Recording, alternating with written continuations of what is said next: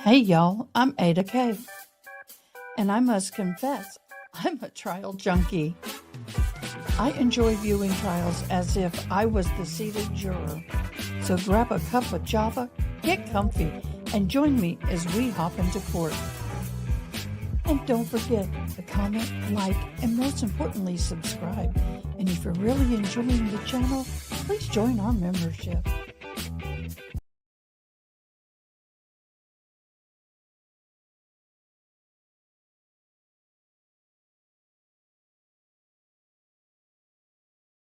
Good morning. Wonder why my sound isn't working. Am I not hearing it? That is weird. Oh, that's why.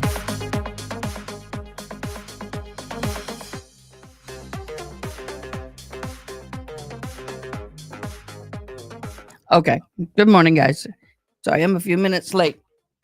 Actually, it's got some sleep. Today is Saturday, casual Saturday. So that's where we're going to be. All right, guys, we're going to hop into court. They've been going for a few minutes, but I will tell you, same shenanigans all over again. There's that. There's that. Here we go. So, welcome everybody. I'm AdaKay. Nice to see you on this Saturday. We are with the Ole Miss murder trial. I'm going to zoom. And let's see what they do today on a Saturday. Yeah, Saturday court. Who does that? They do. So here we go. Yeah, you better get all that in right now. We get it plugged up and everything.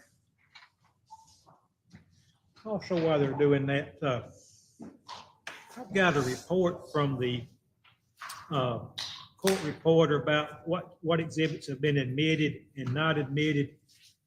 Me and her insisted on everything except D7, which I'm almost 100% positive is court reporter correct. I got distracted and I believe I did not swap it from ID only to admitted. That was the return of search warrant from Jay Lee's apartment. Does anyone dispute that exhibit has been admitted? No. Okay, all right. I'm changing it on my list to admitted, but I wanted to make sure.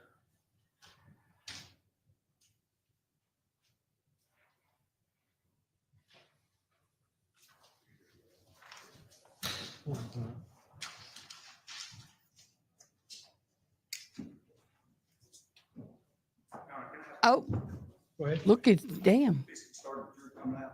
I'm gonna listen to this. Go, you got some time to do something you need to. Yeah, you can pre-mark something.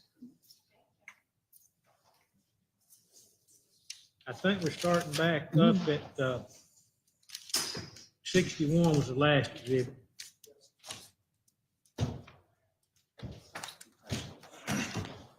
And once again, this lawyer's coming in late.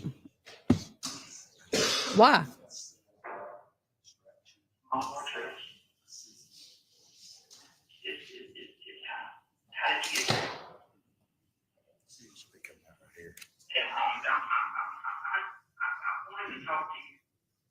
Making sure I had the right stream because yesterday she was late.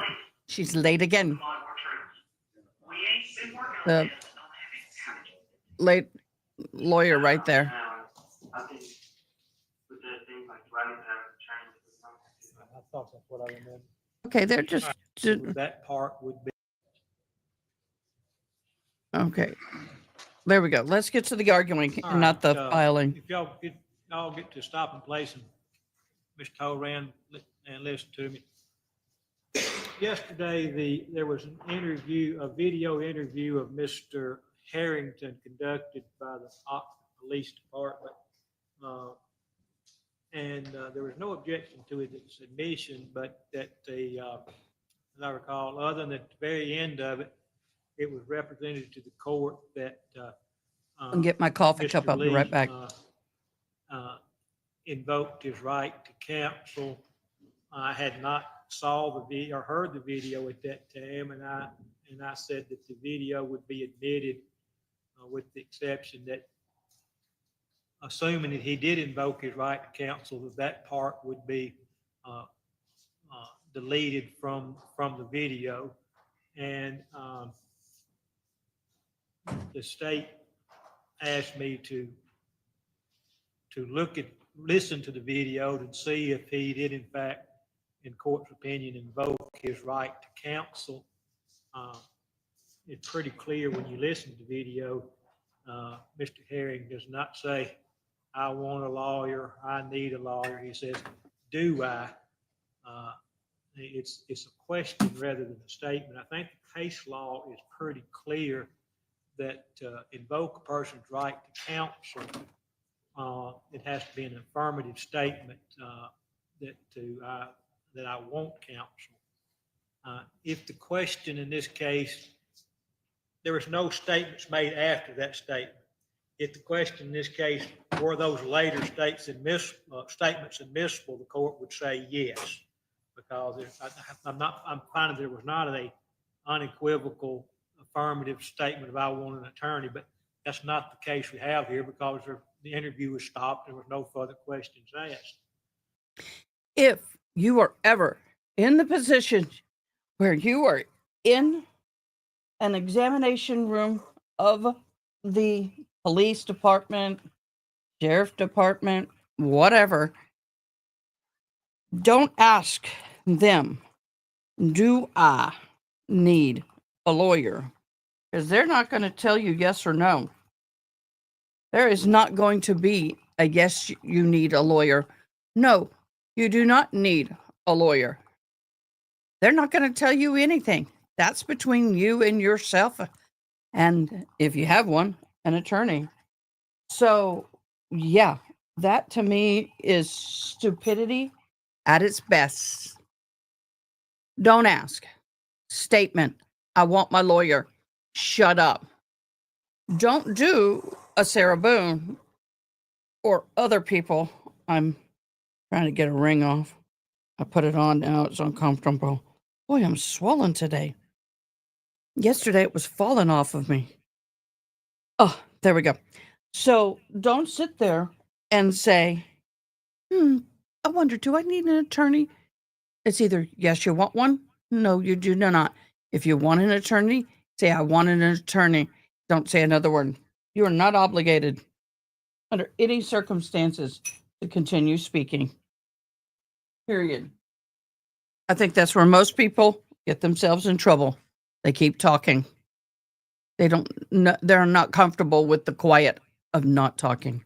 At one point yesterday, and I'm not holding you to it, because there's been a little change in the weather anyway since then, but you at one point said that you would withdraw your objection. I'm not holding you to that because the question before the court now is whether or not if the defendant asked the question, do I need an attorney or do I want an attorney? Is that something that should be redacted from the video? And I'm gonna let Mr. Horan go first because he's the one that's moved to redact it, and I'll hear your thoughts. Still our position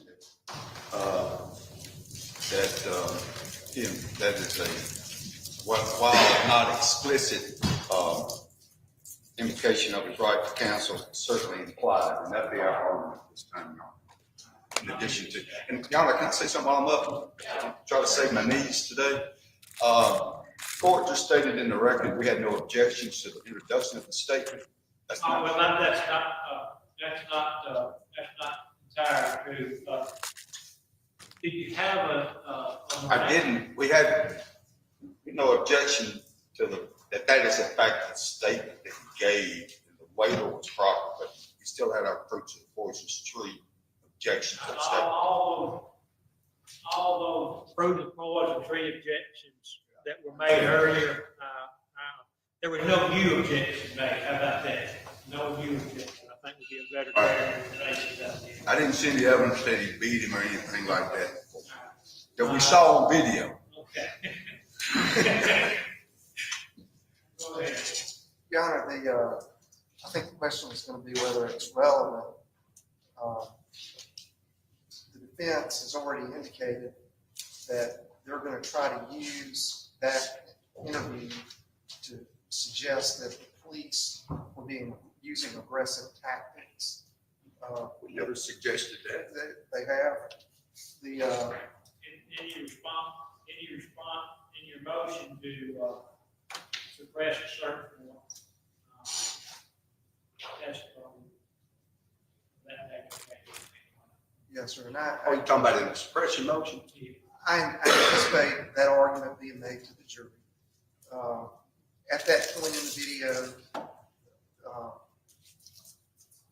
Shane Fortner moves the table and moves his chair closer to Tim. Changes the dynamic.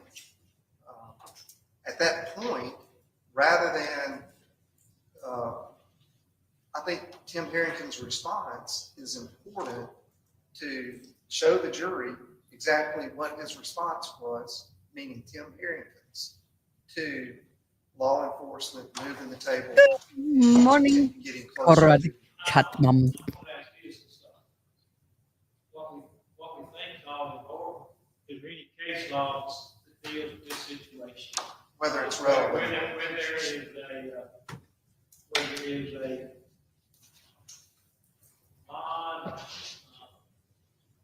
where there is a mention of an attorney, not an affirmative request for an attorney. Is that something, if no question, Mr. Harrington says, I want an attorney, or I need an attorney, that anything he said after that would not be any questions after that, which were none in this case, would not be admissible, and that request would be excluded from admission in the record. Right, I understand. But this case, there's four times it was not an affirmative request for an attorney. What bearing does that have in this situation? I don't think the statement, do I need an attorney, is really the issue. The issue is not about any statements being made after. It's about the dynamic at that moment in the interrogation. There's no question, there's no statements after that. Right. But if he had said, I need an attorney, or I want an attorney, those words coming out of his mouth would be excluded from the video. I'm sorry. What? I didn't hear you. I didn't catch that. If Mr. Harrington had said, I need an attorney, or I want an attorney, there's no question in this court mind that those words coming out of his mouth would not be heard by the jury. And I think that's the law. Okay, guys, Law is if- clear on that. It's real echoey in there today. Here's the situation. The defense is arguing the video where the defendant said, do I need an attorney, when apparently they are trying to get this stuff thrown out. Typical defense stuff. The thing is you don't ever say, do I need an attorney? You say, I want my attorney. And so the judge went and went and reviewed the video and everything, and he said, nope, he didn't ask for an attorney. He asked if he needed one. Therefore, it stands. And they're still arguing that. Never just to ask if, you just say, I want. So, once again, same arguments we've heard before. And if he had said anything after, do I need an attorney, those statements would come in. In this particular case. Because he didn't In this unequivocally. particular case, Mr. Harrington had continued to be asked questions and answer those questions. The court would find that those statements would be admissible. So there was not an affirmative request for an attorney. But I think the issue is if you cut that portion of the interrogation. I'm asking a legal question. I'm asking a legal question. Is there any case law that the court, Mississippi Supreme Court, has answered this question?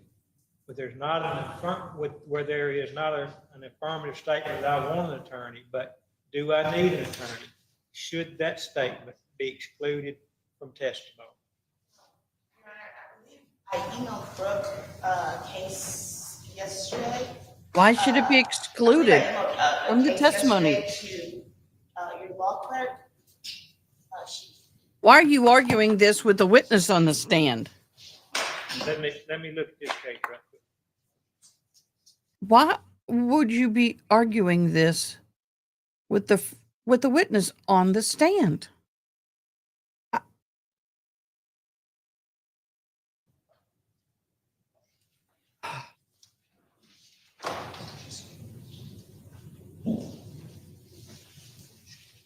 I don't know, y'all.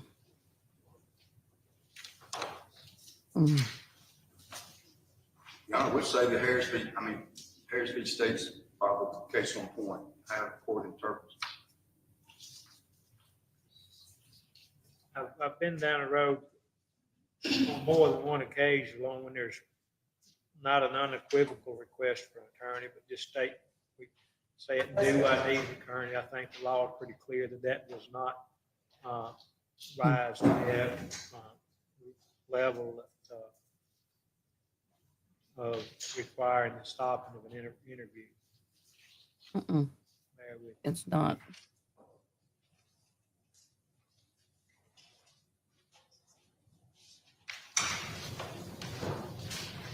And I get it. The person's in the room.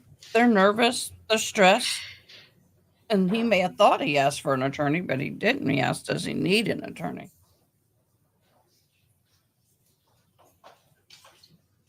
I don't know how. I baby my glasses. I don't know how my glasses got so microscopically scratched up in less than 2 months.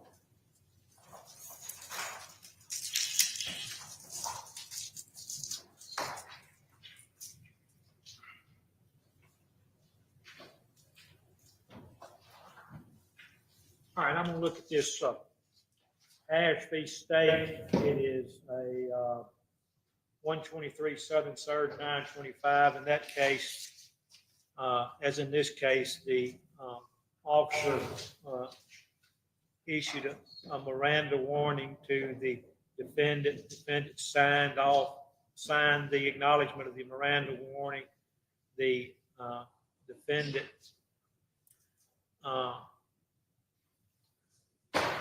answered all questions. At the end of the interview, the defendant asked, "Can I ask a lawyer for legal advice?"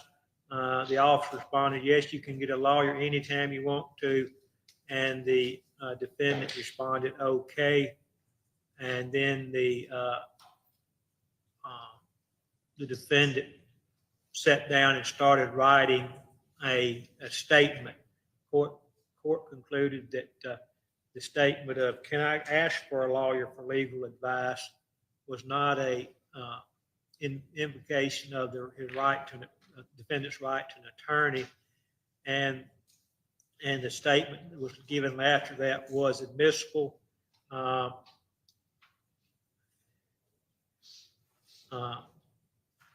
The Harris case goes on to say at paragraph 26, additionally, Harris argues that he was incurably prejudiced by the jury's hearing his request for an attorney, yet we cannot see how. The statement was not an implication of guilt. Throughout the interview, Harris denied injuring the person.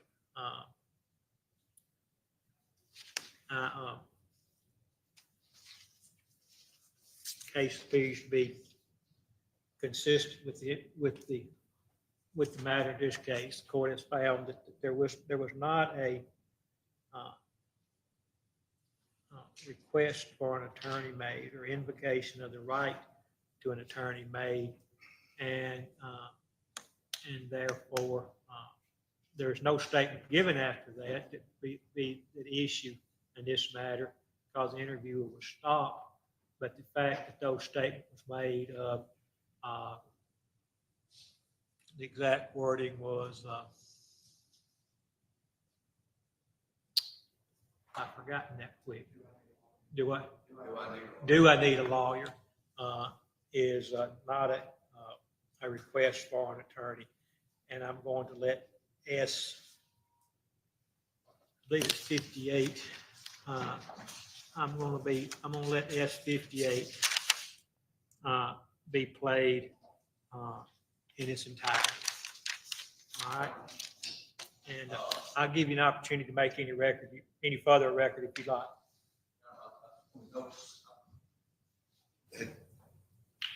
He'd been tendered, I think. Had he been tendered? Sorry about that. Yep, he did not ask for an attorney. He asked if he needed one. Understanding that there would Doesn't qualify under the law. So every bit of it is admissible. And we're then going to go ahead and substitute a new S58 for it. So with just the requirement that they stop it and then substitute a redacted S58 is where we stand at now. So S58, of course, S58 can be played in its entirety. All right, I guess I'm asking procedurally, if he tendered witness for cross, we just gonna play the rest of the tape? Where are we? That's it, Your Honor. Right, play the rest of the tape. You want to play is that where we stand yet? We had, Tendered him, and yeah, play the rest of the tape. I'm gonna let the committee play in the remainder of S58. I don't think we even got it close to that point. We didn't. We were right there. We were getting right there. Okay. But while he's setting that up, can counsel approach them? Please do.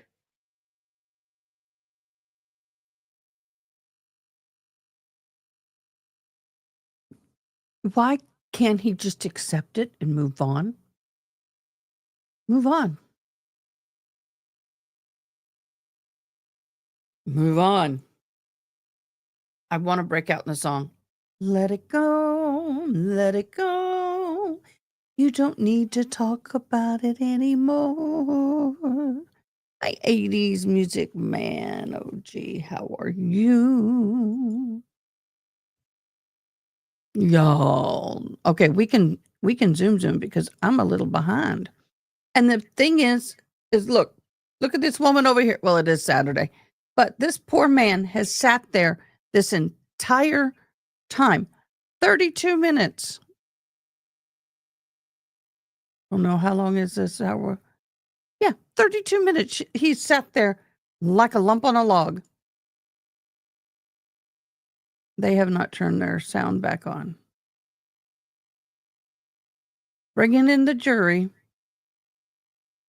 Bring the jury. It was the very edge. It was about, I would say, maybe a second. The jury. You can see, I believe it was just one juror sitting at the very end there. As soon as that person was on there, camera operator came back to the left. It was inadvertent and very brief. If necessary, you can scrub that video, but. Scrub that portion to the extent possible anyway. Oh, he's talking off record to the camera people because they got the jury yesterday. Scrub that portion to the extent possible anyway. All right. But make sure I have it. understand, Everybody okay, else has it. moving forward. It's out there. I can see if I can scrub it or blur it. Let me see if I can blur that. I don't know how, but we'll see. You know, in the court system, 15 minutes late, 30 minutes early. Y'all give me one minute break and I'll be back and we'll get you. He got to go, TT.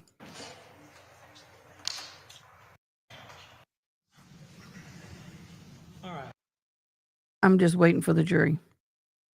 Okay, Detective Fortner, I think There we go. yesterday at the portion of the interview with Tim Herrington at CID on July the 22nd, 2022, we were at the point where he was talking about the route he took, or the route that he described that he took that morning Yes, sir. after he went to Walmart. Yes, sir. Okay. And that was in Exhibit 61. All right. Now, just for the jury, the where we are on the interview with Tim Herrington at CID in Exhibit 58, just tell the jury about how much time is left in that interview with him. At this point in time, I'd say approximately 2 to 5 minutes roughly. Not much longer, right? Not much longer at all. No, sir. All right. And we had stopped at that point. Yes, sir. All right. And if you could just describe what you're about to do and why. I want to move into Mr. Harrington, move in closer and really discuss the information that he provided us. Tim said he ran from from Lafayette Place, which would have took him down Anderson, turned on Anchorage Road, down to Old Sardis, up McElroy, by Rockets, going up Molly Bar Road to Highland Square, and then back to Molly Bar Trails, which you saw him on video leaving at 7:34. We never see Tim go by Rockets. But we see Jay Lee's car. So I want to discuss further with him how he really got to Molly Bar Trails. Going to confront him with that.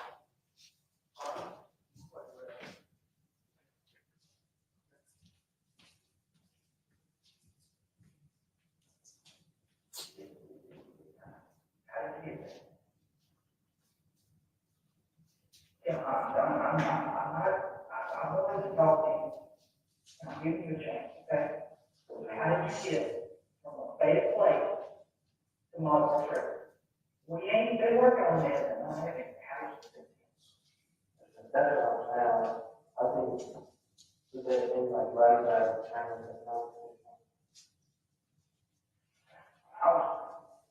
I was trying to say you can get it.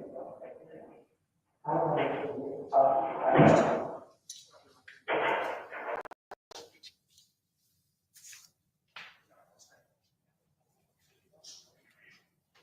I'm done.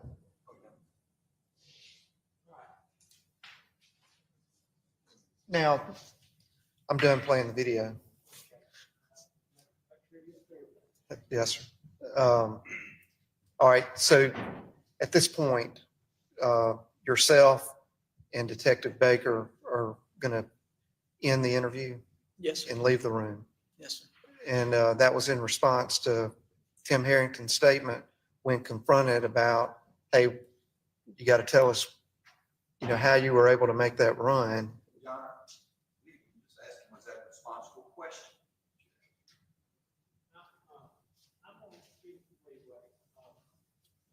What was his response? Tim's response to how did you get from Lafayette Place to Molly Bar Trails was him asking on the paper, is this where I need a lawyer? Okay. Did that answer the question that you posed to him? No, Was it responsive to the question you posed to him? no, Okay. And you ended the interview at that point? yes. Okay. All right. Now then, after that, the investigation proceeded into other search warrants Yes. that were conducted. Were you aware of search warrants to Tim Harrington's parents' house in Grenada? Yes, I was. Search warrant of Tim Harrington's car, Yes, I was. search warrant of the box truck.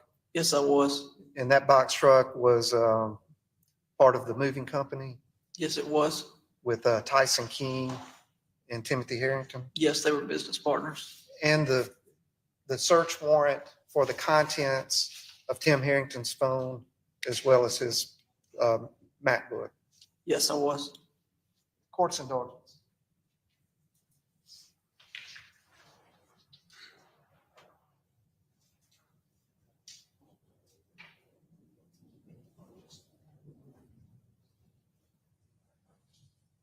Into the witness shop. Take over.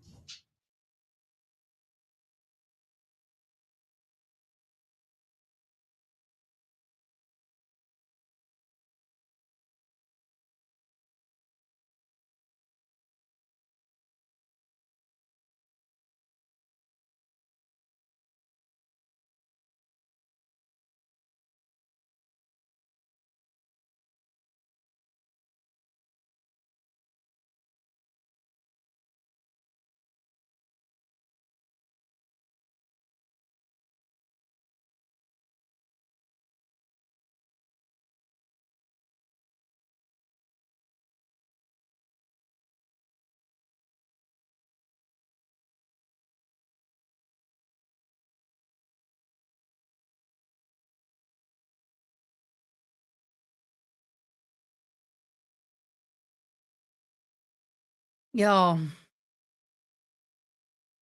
it's too early on a Saturday morning for this.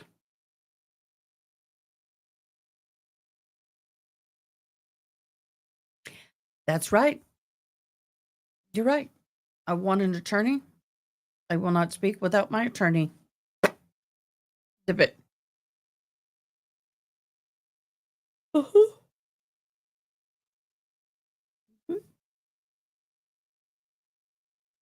I think that every high schooler should, or before they become an 18-year-old, before they leave the house, have certain things that they learn. This be one of them. I know some people go, well, that's not right. If they ain't doing anything, hey, you can be investigated when you've not done anything wrong. So, yeah. I taught my kids, if you are ever arrested, ask for an attorney and say, I do not wish to speak without my attorney present. I request my attorney. I don't care what the offense is. Doesn't matter how little or how big. Don't talk without an attorney. Your Honor, at this time, the defendant on, counsel on Or at behalf of least the without defendant mama went for present. mistrial based on officer's testimony as to what his interpretation was, what, Mr. Herrington said. And the statement was, I need an I'm sorry, attorney Your at this Honor. time. His interpretation, Contemporaneous he's with that not comment, Your Honor. been admitted as an expert.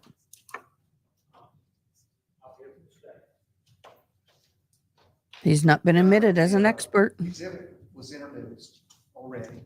Oh, As the statement that Tim Harrington made, that was. wish the other basis of side would pop. this ruling. Witness testified, I think I need an attorney, which was not consistent with what's already in evidence. And I believe the defense can clarify that.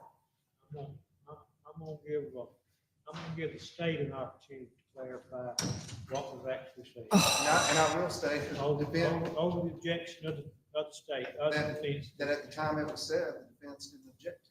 He's gonna put me I've got back to sleep. contemporaneous objection. He would wave his hand and everything else. Your Honor, I'm kind of concerned about drawing it, if you're gonna get into, I don't know how to. I'll say this, I'm gonna deny your motion for mistrial. I'll let you and or the state, clarify what was said on the video. Well, I think, State to do it, I'll let you do it. If you want, you do it. Somebody's gonna clarify what was said on the video. Just well, play the speak dang for itself, video. I think, but But anyway, if you don't, I don't know how to handle it, to be honest. I don't either. You I've should already know run you're into an the ring of the seasoned bell twice, attorney. fallen 2 or 3 times. I'm just saying.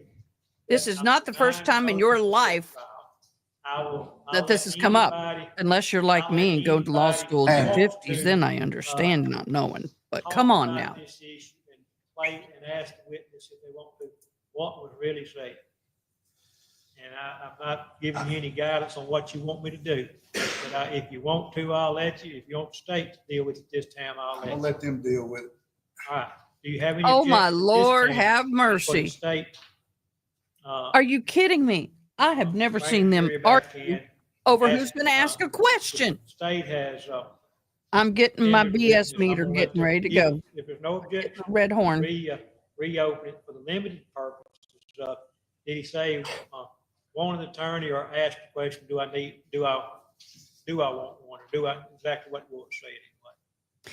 We have wasted so much I time hate on to- this, y'all. I hate to object to it, but I mean, I have to. The reason is because primarily I think if you leave it alone, don't clean it up, the tape's out there for them to listen. I don't want them. Play it. I'm denying your. I'm denying the motion. I want you to ask the question, play the tape as is. Then, if I was an attorney, I'd play it and I'd say, okay, detective, while you were sitting there questioning on this video, did you see him deny or request for his attorney? No, he didn't request. Okay, what did he do? He asked if he needed one. Move on.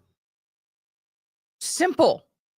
Why does this court have to take everything and not only put it under a microscope, but explode it and look at every molecule when the law is clear on this?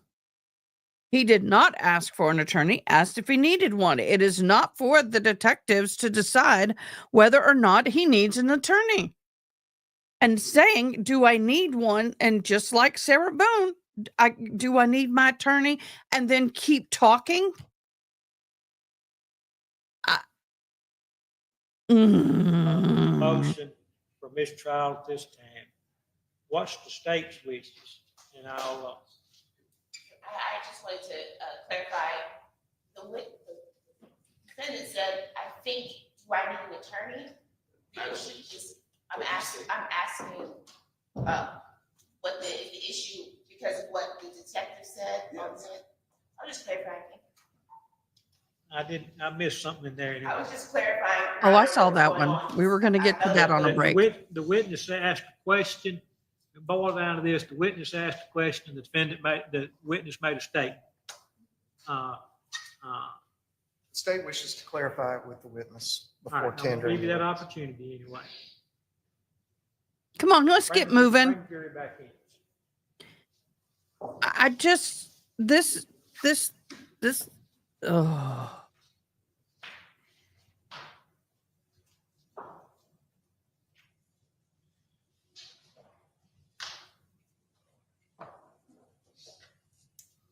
Bring the jury back in and then they go up for another sidebar. What? I'd asked you a question about his response. Did you tell the jury exactly what he said to you on the exhibit? I don't know if it's exactly word for word what he said, but if it can be replayed, I can tell you exactly word for word what Tim Harrington said. All right, let's play that portion. Okay. Boo. That was all you needed. Why did we have 15 minutes of all this shenanigans? And here's the other thing. Why are you arguing all of this in front of the witness? It could affect their testimony. Why was this witness privy to that entire exchange of arguments? I'm about ready to go red. About ready to go code red. We haven't even been in this 35 minutes. I'm sorry, I'm yawning. I just want to be back in bed. My body, not my brain. How did you get from the state of play?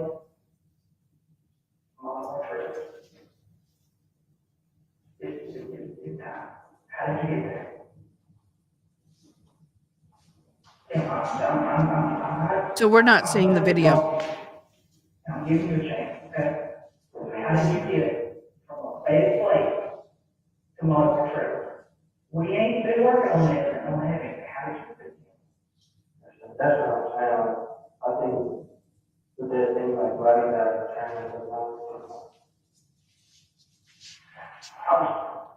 What he said on that exhibit, was that his exact response? Yes. Tend to the witness, Sean. But then, y'all listen. He had already signed away his rights to an attorney. At the beginning of questioning, they read him his rights. He signed a document waiving the right to an attorney and agreed to speak with them. Now, You make if he goes, ready to cross examine? if he says, stop, I wish to speak to you no longer, I need an attorney, that's when the interview must stop. But that's not what happened. I've got that cleared up. Shane, what's your official position now? You director? Emergency Management Director. Director. City of Oxford. At that time, you were, Lieutenant for the Oxford Police Department Criminal Excuse me, I'm Investigation getting- Division. Tell me whether or not you were over this entire investigation, or were you just assisting as far as Oxford PD? Did everyone answer to you? It sounds like from your direct examination that basically they're reporting to you, giving you reports, things of that nature. Is that a fair statement? So the Lieutenant over Investigations supervises the Oxford Police Department Criminal Investigation Division. At that time, it's investigators or detectives, a sergeant, and then myself. Okay. So my understanding is that UPD initiated missing persons investigation on the 9th of July, correct? Then they reached out to y'all even during that time frame on the 9th, maybe some phone calls to some folks, and sometime around the 10th of July, y'all actively began investigating with UPD, correct? Yes, so Okay. we got involved on the 10th of July. Okay, so on the 10th of July, after y'all had received, and I assume you're aware of the fact you've summarized a bunch of other stuff that you were familiar with, that Ms. Lee made phone calls during that time frame to, about Jay Lee being missing, correct? Yes, the mother of Jay Lee, made phone calls up to UPD to let him know. These he were was actually missing, which some I of my think In favorite. turn, initiated the welfare check and moved. And likewise, she reported to y'all that she had reached out to a number of Jay Lee's friends trying to locate him as well, right? I did hear that, yes, sir. Yes. And one of those names, I'm just gonna go through some of them, maybe one or two of them, that she reached out was Jose Reyes, some of the other ones. She reported to you or to y'all that she had reached out to those individuals that she knew to be his friends in the Oxford area. That's fair. A number of people. I don't know all the names, sir. Jose Reyes does, I do recognize that name. Right. And Even though you signed the document, once you get to a certain point in the interview that maybe you go, oh, snap, I really do need an attorney. At any time, you can stop the interview and say, I wish to speak no more. I want my attorney. what I mean is she just basically was reporting to y'all, he's gone, she was concerned about him, and that she represented to y'all that she'd reached out to other people looking for her son. Absolutely. I think in the case, the mother wanted to first let the police know, hey, my son's missing. And hey, here's some people that are he's familiar with, friendships with, and all that, to try and see if we could track down Jay Lee. I'll be right back. And that was well in advance of any UPD or OPD notice of any missing person at that time. Mr. Ranner, you're referring to like press releases? Any release of any information, press release or otherwise, it was a missing person. It was at that point in time, it was not technically a criminal investigation, right? The mother reached out before any press releases were, or any kind of media information was put out. Yes, sir. And it came to your attention that she had contacted her daughter or the family members. Her daughter had called people at Oxford, right? Like I previously stated, I mean, she was probably trying to contact as many people as she could. As expected. As expected, it Right. was. And correct me if I'm wrong, but y'all assisted pretty early on in the game in this investigation with UPD. We began working with UPD on July 10th. July 10th. Yes. Wasn't any contact with UPD until that time. I can't say there wasn't any conversation between anybody from UPD contacting anybody on the 9th once they first known about it. I sent Detective Ryan Baker and Detective Mike Burks to go meet with the University Police Department Criminal Investigation Division on July 10th. Okay. And again, I'm not trying to say that university's right here in town, right in the middle of town almost. Sure. Town's kind of grown around the university, hasn't it? Yes, sir. And y'all in constant contact with them. Anytime they have a report of a missing person, they're gonna call y'all and see whether or not, I mean, they're laying in the, it's Friday night. You know what happens up here on Friday night? A lot of bars open. Y'all come in and say, well, let's see if somebody just drank too much right here in town. Is that right? That's how y'all do it. Y'all work with them. Y'all work closely with UPD about looking for people that may not have shown up on these missing person reports. Yes, sir. So when you got involved in the investigation, can you tell me the date that y'all had your first debriefing where all the officers got together? That would have been July 11th. UPD and OPD met at the Criminal Investigation Division. Okay, that started, but you were familiar with the first executed search warrant was July the 10th. Based what you testified about previously about the. That's the search same warrant degree being I'm on. executed. Is that right? July the 10th? Can you, would you tell me Congratulations. which search warrant you're referring to? Hey, what college? you have any reports that reflect that the first search warrant was July 10th on anything, whether it would be cell phone records or anything?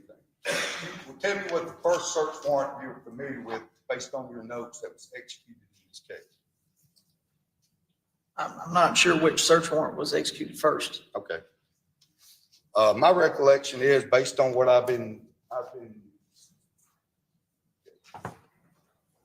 my understanding is that there's counsel for the state went over a few of the search warrants, but apparently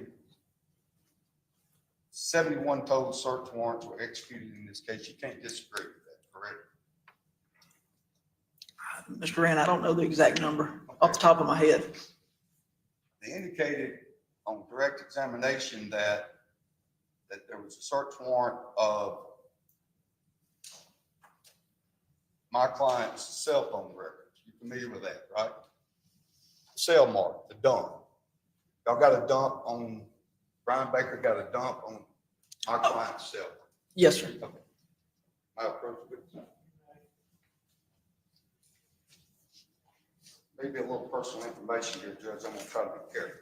All right, be careful and,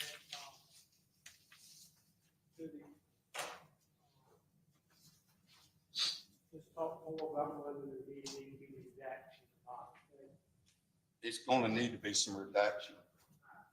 Just don't give out any personal information, and since the exhibit will be a public record of some sort, just redacting.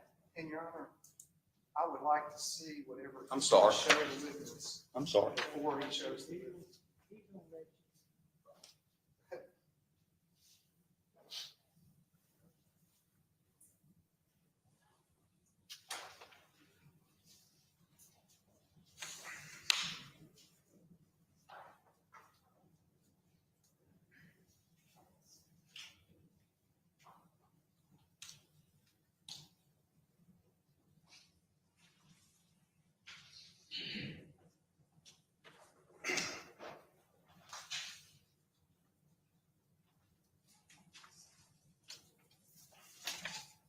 That's the mark for ID.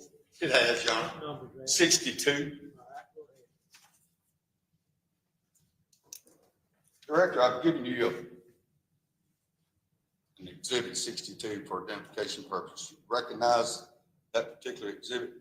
It's a text message between, Hold on one second. Those are Cell Bright extraction records that y'all got from the dump of Tim Harrison's fair state. yes, Okay, look at it for me if you would, please. Okay, and the text messages on both pages are what were received by, there's part of that sale, right? yes. I'm moving into those. And it is July, the time reference that we're concerned about in this case, fair state. Can I say it one more time? Any objections, issues?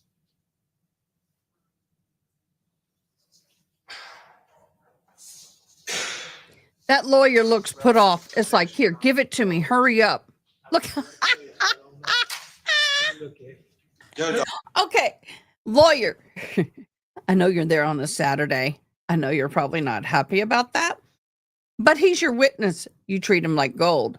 You don't stand there with the look of disgust on your face and pull that stunt. I'll ask a few more questions. Don't care what's going on. Your Honor, I can explain. Testimony was talking about Hang on. text messages from the Mr. From who to who?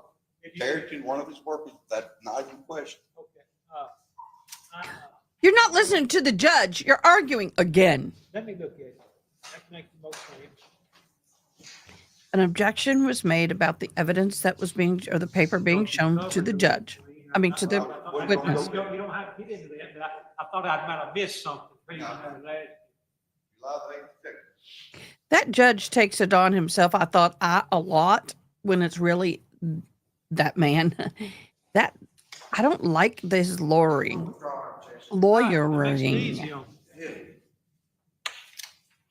Look at that disgust with the court. He's frustrated, but you created the frustration. You created it. You've been doing it since day one. Okay, I don't know what's going on with their camera. From, again, I won't mention the phone number, but this is from C Love. The date and time is 7/8/2022. And you want the time as well, Mr. Rand? Yes. Okay, it's 1 a.m. and 28 seconds. Okay, what's the content of that message?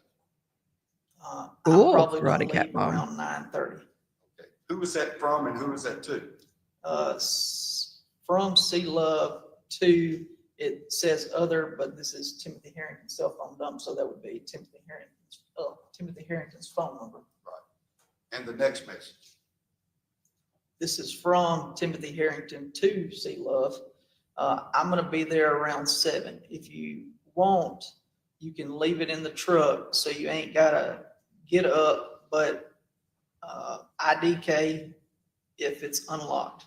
Okay. I don't next know if message. it's unlocked. This is from C Love to Timothy Harrington. Okay, bet, I will put them in the truck and leave the door unlocked. Your investigation revealed previous viewing of the Cellbrite records, that conversations with references some screws that would need to be delivered to an Emily Watson. Is that a fair statement? Yes, Okay. And that messaging right there up to that point in time, that's what they're talking about based on your investigation, what you have viewed in other Cellbrite records. yeah, they're talking about screws. Yeah, all right, go to the next one. Go ahead. Read it? Yes, Okay. This is from C Love to Timothy Harrington. I put them in the truck, bro. all right. And Bro. response going back. From Timothy Harrington to C Love. Appreciate it. All right, is that it? That's it, yeah. I want to talk to you a little bit about, Can I, can y'all hold on to it? can you? I just reference in case you have questions. Oh, yeah, sure. Talk to you a little bit about the cell phone. You know, that's a message back and forth from devices based on what your investigation revealed. Cell phone back and forth, is that right? Text message back and forth. Text message back and forth, whatever. Mhm. Yes, sir. But as far as any other messaging app or anything like that, that appears to be coming from cell phone. These messages based on what Yes. the extraction shows. Yes. Okay, thank you. Hold on to it. I'd like to have you look at sheet 63. Judge, I want to be clear. My understanding is what the court's previous ruling is that we're going to introduce some of these records and extract some of the content. I can't jump pages without introducing the entire document unless they stipulate. So you understand? I understand we're going You're to talking about, what is that, personal information? personal information and other messages in between two messages that may not be relevant. I got to get from one day to the next day. I'm gonna let you introduce it all, then we're gonna be doing some redacted. Yes, this is I'm live. gonna say, if it's admissible, I'll introduce it. I don't know what it is, but Right. on all these documents, you have to introduce a whole package to Get it up. get it all in, we'll work with you, okay?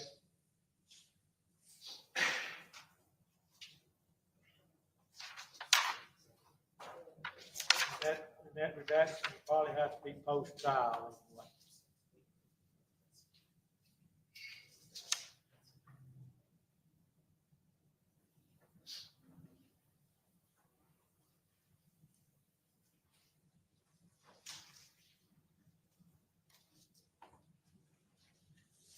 Everybody good over here?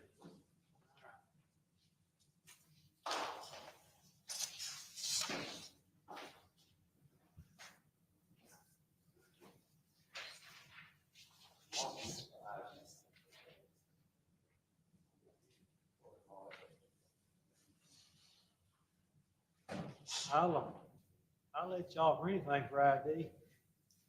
Go ahead. That's what I'm trying to get done at this point in time. I want to look at it. Director, I want you to look at D63. It's pretty obvious what it is. It appears to be self-right extraction that was performed on behalf of your agency by, I believe, Mr. Detective Baker, correct? It does say Celebrite, and Detective Baker does do Celebrite. All right, Celebrite is an extraction tool pretty commonly used as to providing y'all, it's an investigative tool first, statement. That's about all I know about it. And also that you use that information considered to be accurate, right? Yeah. Never had anybody come into court and say, hey, look, this stuff didn't say what it says, right? It's just, yeah. All right. I want you to, I'm going to move introduction at this time, Your Honor, with the understanding that portions of it may need to be. Let's first talk about the admissibility of it. Is any objection to its admission? Good morning. Depends on what it is. Some Yep. states And use that. possibly Sunday. Maybe like relevance. So I'm not Hey, sure which Toxic, specific state. did you see my message in Discord? I'm going, I'm typically I'm going to do, Judge. I'll pull out the pages that are relevant, make them, now these. I guess you did. by the whole Thank you. report. I'll pull out the pages that are relevant. let's start. I'm just gonna mark the entire report. This Mr. Harrington's phone, is that correct? I'm heartbroken over that, Toxic. All right, be pulling out, I'm gonna mark the entire Thanks. They're report kind as of ID on. not doing their thing at the moment, but thank you. They're in honor of my sister. She kept telling me I should get bangs, and I kept fighting her. If Go you have figure. Particular pages that you wish. to She place always with Pull them knew out, best. Judge. Okay, next subject. Or start Pages crying. Different number. 12, 13, 17.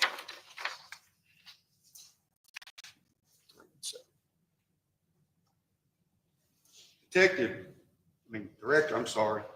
Are you familiar with the content of the Good morning, y'all. timeframes relevant to this particular case as far as You got no sound? 12-8 extractions Do y'all have sound? on a particular date in question where you previously testified that It's all a green on my end.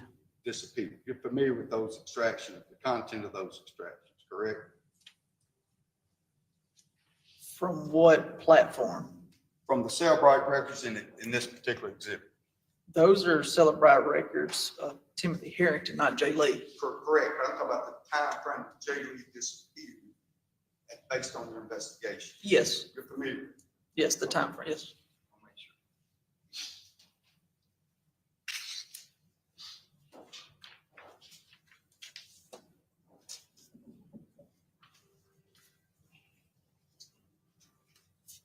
And what's the last number you got for ID? 63. 63, okay, I wasn't sure how many he marked for ID earlier.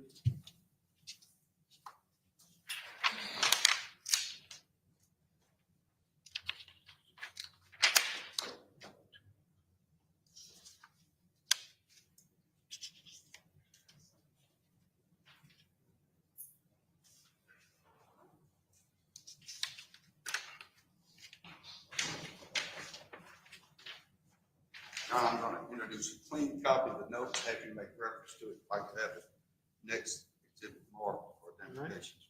It'd be D64.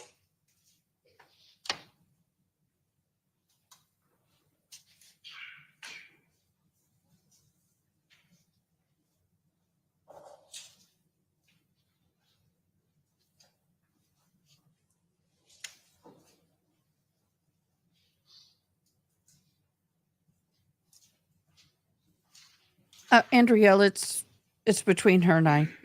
Sorry, I shouldn't have said anything.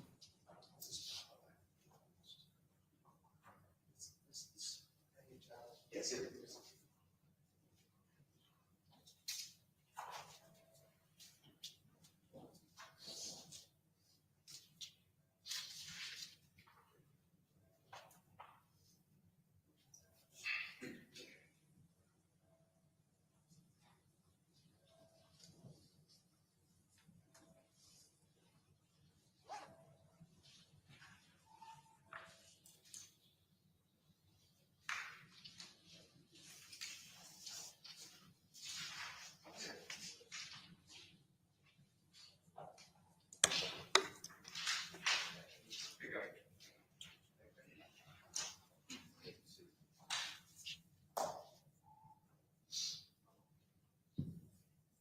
Y'all, this is getting to be ridiculous.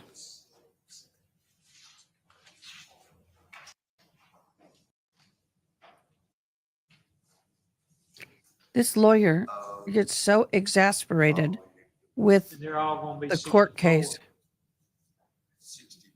Are you going, are you? And the have another judge. 60? But he himself is, 65, 66, and 67. Okay, that's what, okay. 3 different pages. Now it's gonna keep the record clean. I think the judge is handling this guy quite well. I would have already lost my cool and had them back in chambers and been giving them the what for.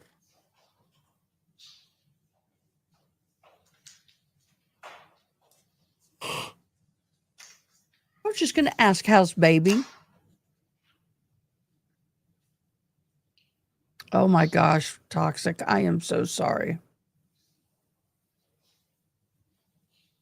I am so sorry. Praying for you, babe. My interpreter's finally, she's had it since the 11th of last month, and she is finally getting sort of okay. Why you haven't seen her? She's been sick. How long does it take to get them to enter a piece of paper? Appears to be something that Celebrate would have generated. Yes, sneak. All right, go to the bottom of the page. It has page 2 on it. Okay, I'm there. Entry 12. 12? Entry 12 on that page. Okay. Now, it appears to be, don't identify Ms. Watson's contact information, anything like that. Please provide the message from Ms. Watson, Jimmie Herrington about getting the screws and what time that transmission occurred. Hey, Tim, could I come grab those screws from you today or tomorrow? Message was sent July the 7th, 2022. And it shows 9:28:15 a.m. Okay. All right. And that went from,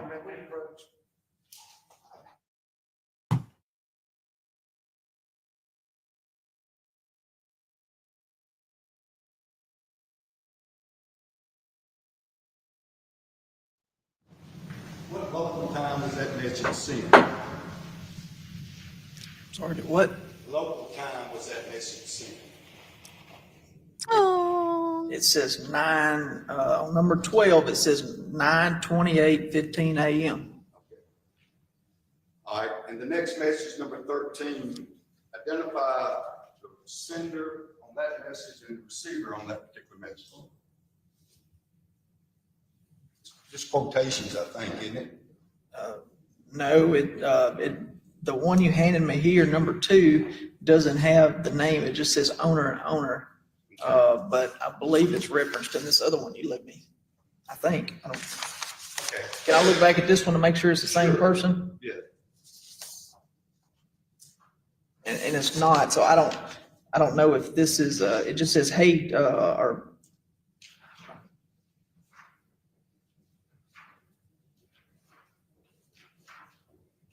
The next message.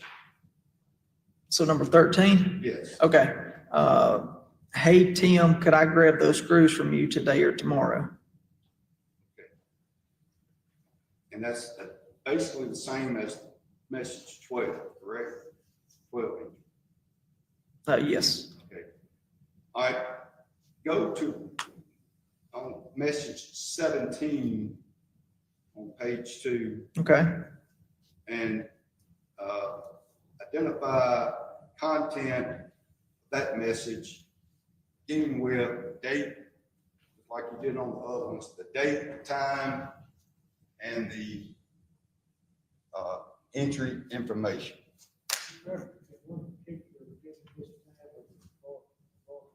Excuse me, I'm sorry. I got to go to the second. Go to the next exhibit.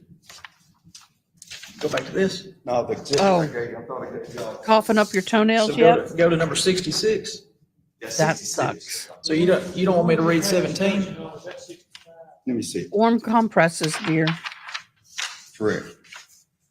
Number 65, you identified the message from, hi, Tim, could I come get these screws? And it basically repeated itself again, correct? That's the same message is what I'm saying, right? Yes, All right, that's exhibit number D65. Fair statement? yes. Okay.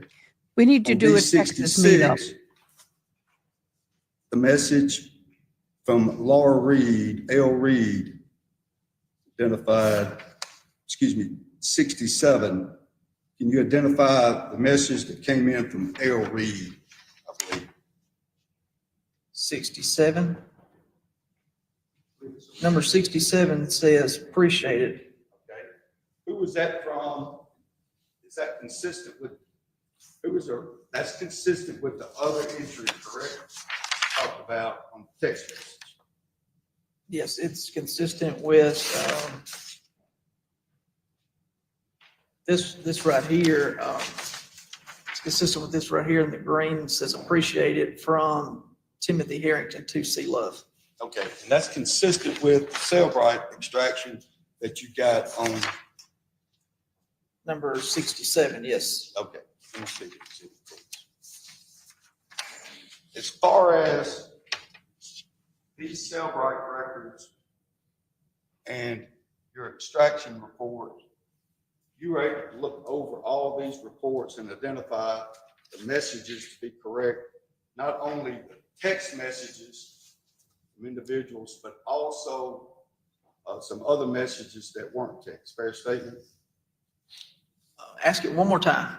This cell phone gave you records of both text messages and Instagram messages or Snapchat. It Right? gave Instagram, Snap. It give whatever's in the phone, it provides it. Gotcha.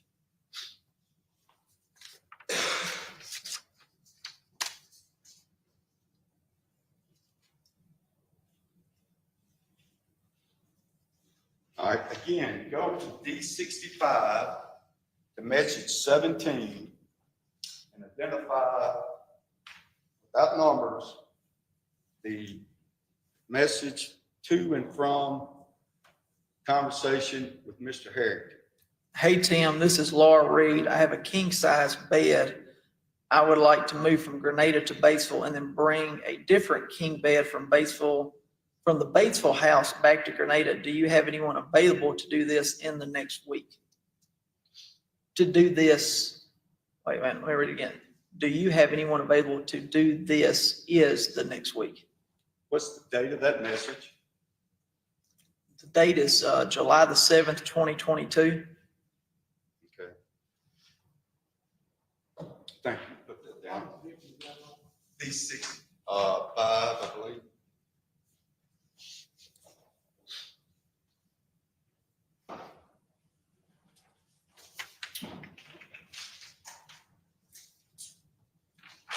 If you would, I want to show these in a little bit. Would tell me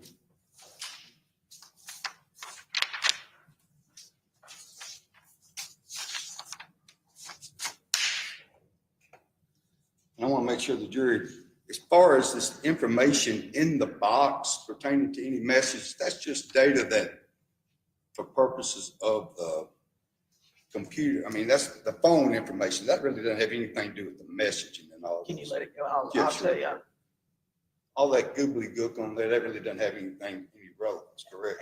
As you said, the googly gook, I don't know what it means. I got you. Yeah. I just want to make sure that if we redact that information off of an exhibit, it won't affect the veracity or the integrity of the message itself.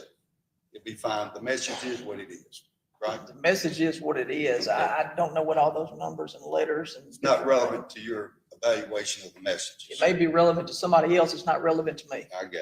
Appreciate it. All right. This is, Exhibit 67. okay.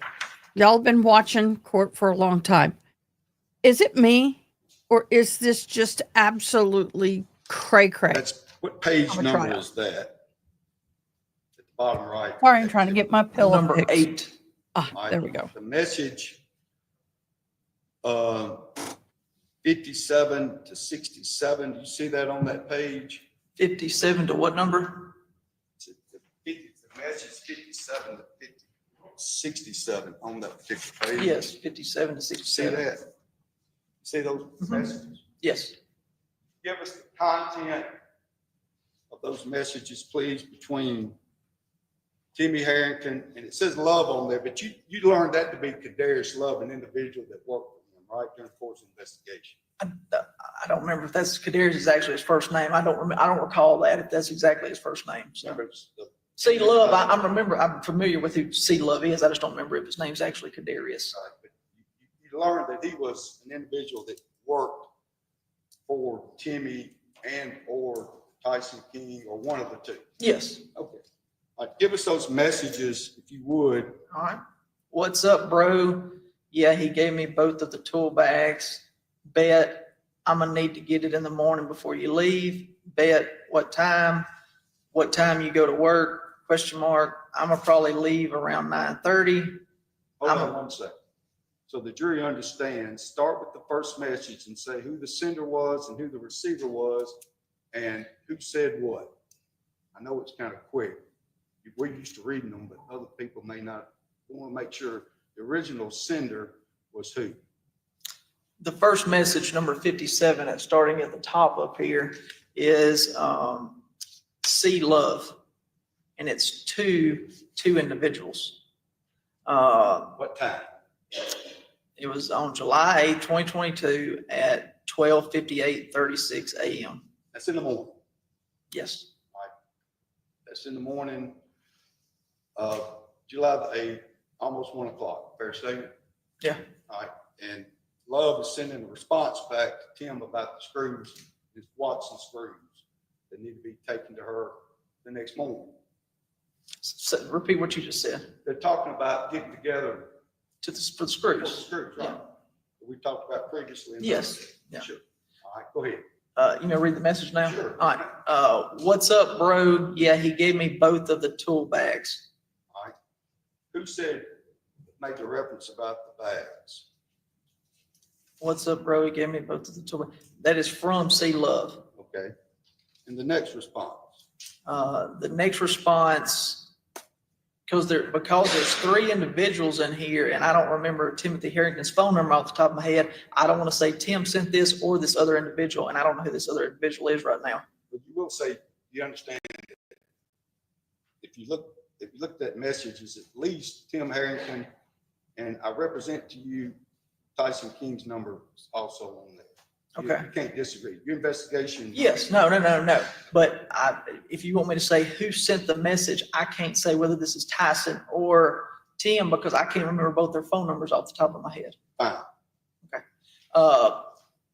Will you be okay if I say just, it ain't C Love that sent it? Yes. Okay. This come from either Tyson King or Timothy Harrington. Bet I need to get it in the morning before you leave. Message sent 7/8/2022, 12:59:09 a.m. That's right after the previous message being sent, basically, right? Yes. All right, keep going.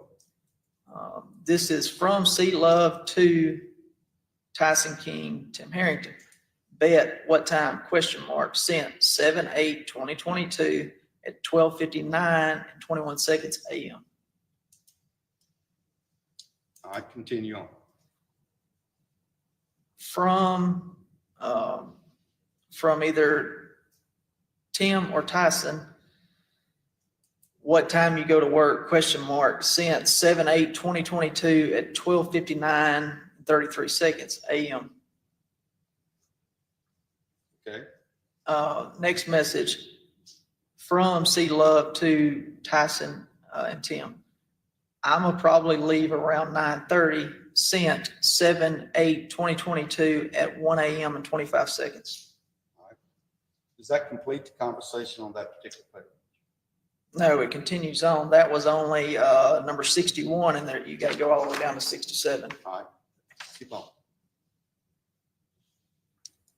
From either Tim or Tyson, I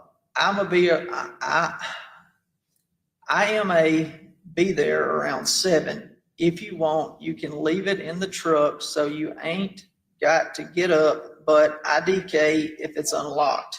Okay, so that's a message from Tim Herrington to Love, making that statement.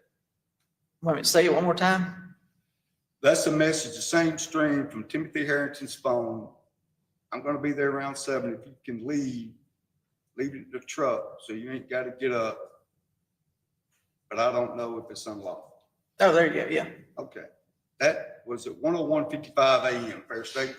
Yes, number 62 is at 1:01:55 a.m. All right, and then you have a response next from Love to Harrington. Okay, bet. I will put them in the truck and leave the door unlocked. Right. 7/8/2022 at 1:04:20 a.m. All right, what's the next? We got to move on July 19th. All right, that's a message from Timothy Harrington to Tyson, telling him that they have a move on the 19th. What it appears to be. Okay. Yeah. And it's sent 7/8/2022 at 1:10:05. All right. And after that, without a response from Tyson, T. Harrington's phone says Oxford to Batesville, right? Oxford to Batesville, 7/8/2022, 1 a.m., 1:11:13 a.m. This is all, again, on July the 8th, in the early morning hours. Yeah. Yeah. All right, and then Love chimes in and says to Harrington, what does he say? I put them in the truck, bro. 7/8/2022 at 1:20:58 a.m. All right, thank you. Y'all, I'd like to have these things. I'm gonna give them to you. 65, I'm trying. 66, and 67. And this time. Any objections?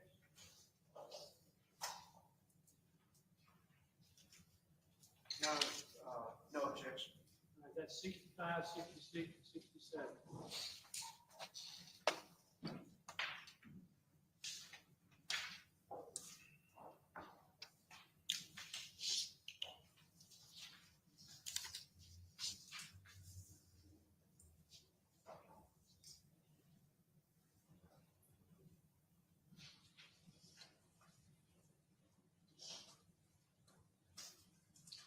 So, is it me or is this Director, brutal? I want to ask you whether or not, in addition to those particular messages, the Cellbrite extraction also will provide you other information for media platforms, right? It's like you previously mentioned, Instagram, Snapchat, and other stuff. Yes, sir. And as part of that, your responsibilities, I assume that you did that in this particular case. You looked at on the Cellbrite, you and Mr. Baker, Detective Baker, y'all looked at additional messaging applications. Is that Yes, right? we would have looked through different ones.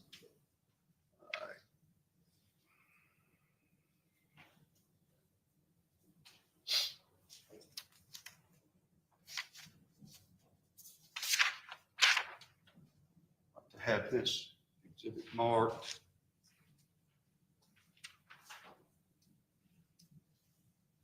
For identification.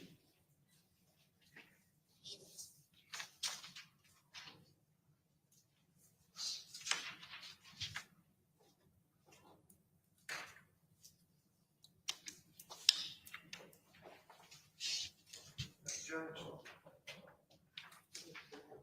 Okay. Let's do one.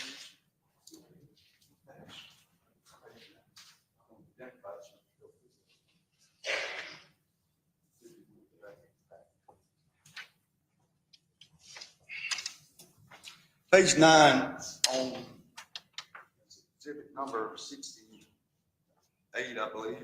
Yes, That's what it says on the bottom here. All right, again, that's the same type of record, right? Celebrate records you've previously identified appear to be in proper form. Is that right? I was reading it. I'm sorry, Mr. Rand. Please say it one more time. That appears to be the same Celebrate records we've identified previously. This appears to come from Celebrate, yes. Yeah. All right, on that particular exhibit, please go to line 68 through 70 and tell me, it appears, as I understand it, there are 3 incoming blank messages from, and I'm not going to give Mr. Lee's account on the record, but it appears to be an account that y'all have identified has been associated with Jay Lee. Fair statement? If you'll bear with me, let me read them real Take quick. your time. Give him the opportunity. Whoa, my hearing aid. If you're going to want him to comment on a piece of paper, hand him the paper, ask him to please review it first. Yes. Then, Okay. and then you ask the questions. And What the hell correct are me if you I'm doing, wrong. man? Try to speed this up a little bit. There Ah! were 3 Ah! incoming blank messages. Did you just say you're going to try and Jay Lee speed this up a little bit? You're going to at take it 2:54 from what I call 35 a dead seconds snail's pace to a a.m. from Jay Lee nail pace? to I don't know. Timothy Herrington. Correct? Yes, sir. I don't see, I don't see any message, here like in the other ones. It'll be blank. I can't say it'll be blank. Again, you talked about the, No. What I'm saying is, I'm not as good as some young folks. There's messages sent. It doesn't say it's a blank message, but it's fair to say that the recipient, who is Mr. Herrington, does not respond. Correct? To that. so you say there, the messages on 68, 69, and 70 are all the same time. It's 7/8/2022, 2:54:35. 69 says 2:54:35, and number 70 says 2:54:35. It's, they're all the same time, sir. Is it one message or 3? It appears to be 3, but is it one message based on your experience of reading these things, or is it, can you tell? I cannot specify whether this is, because, no, sir, I can't, because then the next one, number 71, says 7/8/2022 at 2:54:35. So number 68 through number 71 on the document you handed me, all has the same date and same time. So I can't tell if they're different ones or they're all, I don't know how it reads it and parses it is what I'm saying. I'm not in the internals of how it does it. I don't know. It's a fair statement that Mr. Lee apparently sent a message, whether it was 3 times or at least 1 time, to Mr. Herrington at 2:54:35 a.m. And on that particular message, there's no response from Mr. Harrington's, any number associated with Mr. Herrington, correct? There's something from Jay Lee to Tim Herrington, and as I move down, Hold on, I just want to go to that message first. okay, On that particular message, there was no response. I do not see one. No, sir. Okay. The next message on that page that you see, it appears on my list. What is the next message you see at 2:44 a.m. You see that message? Yes, All right. And who is that from? Jay Lee to Tim Herrington. And what was said from Jay Lee to Tim Herrington at that time? You in Oxford, ? So up until this point in time, in that evening, the first time that any communications ever occurred that evening between Jay Lee and Tim Herrington, or the first someone talking to somebody, is at 2:54:44 a.m. when Tim Herrington gets a message from Jay Lee at that time. Fair statement?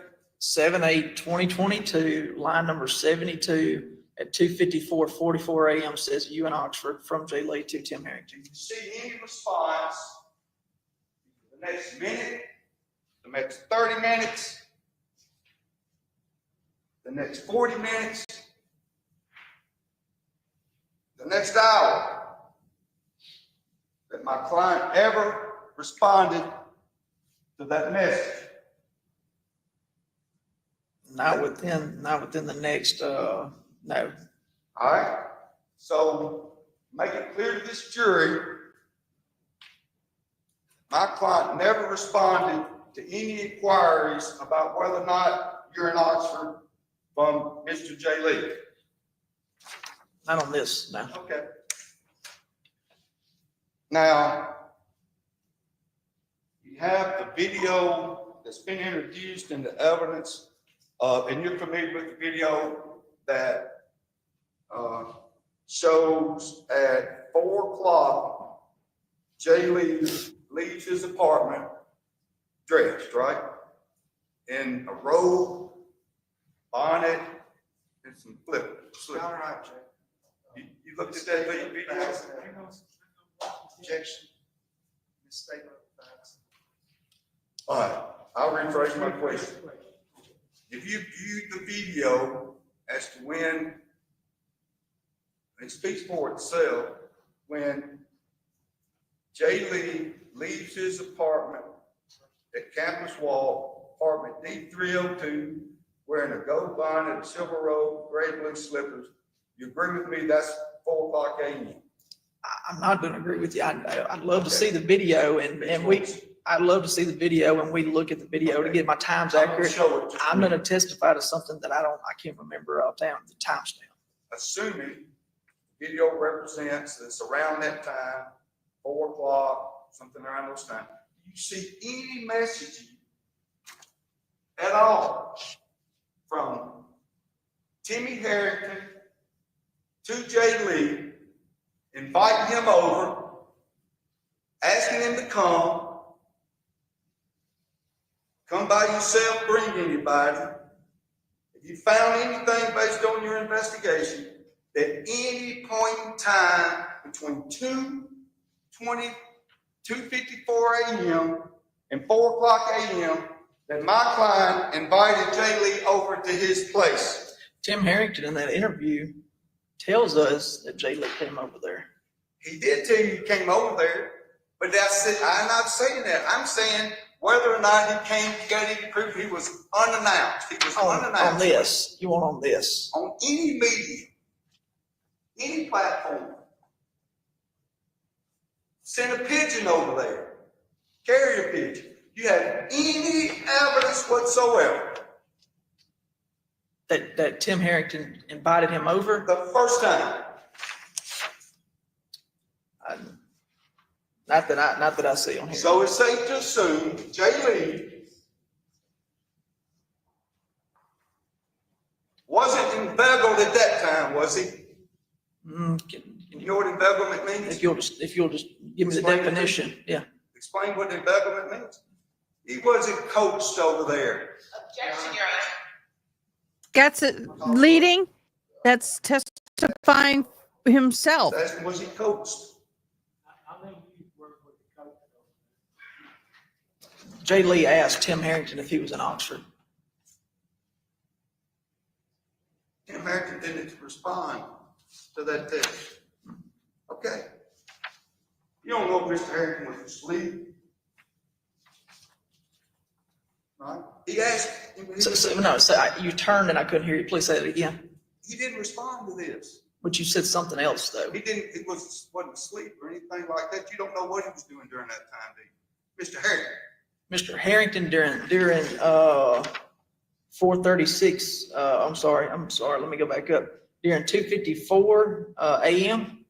I don't know if Tim Herrington was asleep. No, I didn't say 64. I said the time when he did not respond at 2:54 a.m. You don't know what Mr. Herrington was doing. Not at 2:54 a.m., I don't, no. We're talking about the first time that Mr. Lee, Mr. Herrington didn't respond, right? Not that I see, no. Okay. And my understanding is, based on what's been introduced by the state, is at 4 o'clock, he leaves, and at some point in time, around 4:30, he returns. You've been deep into this investigation. Are you talking about Jay Lee or Tim Harrington? Jay Lee, sir? right. Jay Lee, yeah. Sometime around 4:30, he returns back to his car. Okay. You don't disagree with that, do you? Around 4:30, I don't have the specific time, but no. Okay. All right. So go to what page number do you have? I got page, it looks like 9 on the All bottom. right, go to line 74. Okay.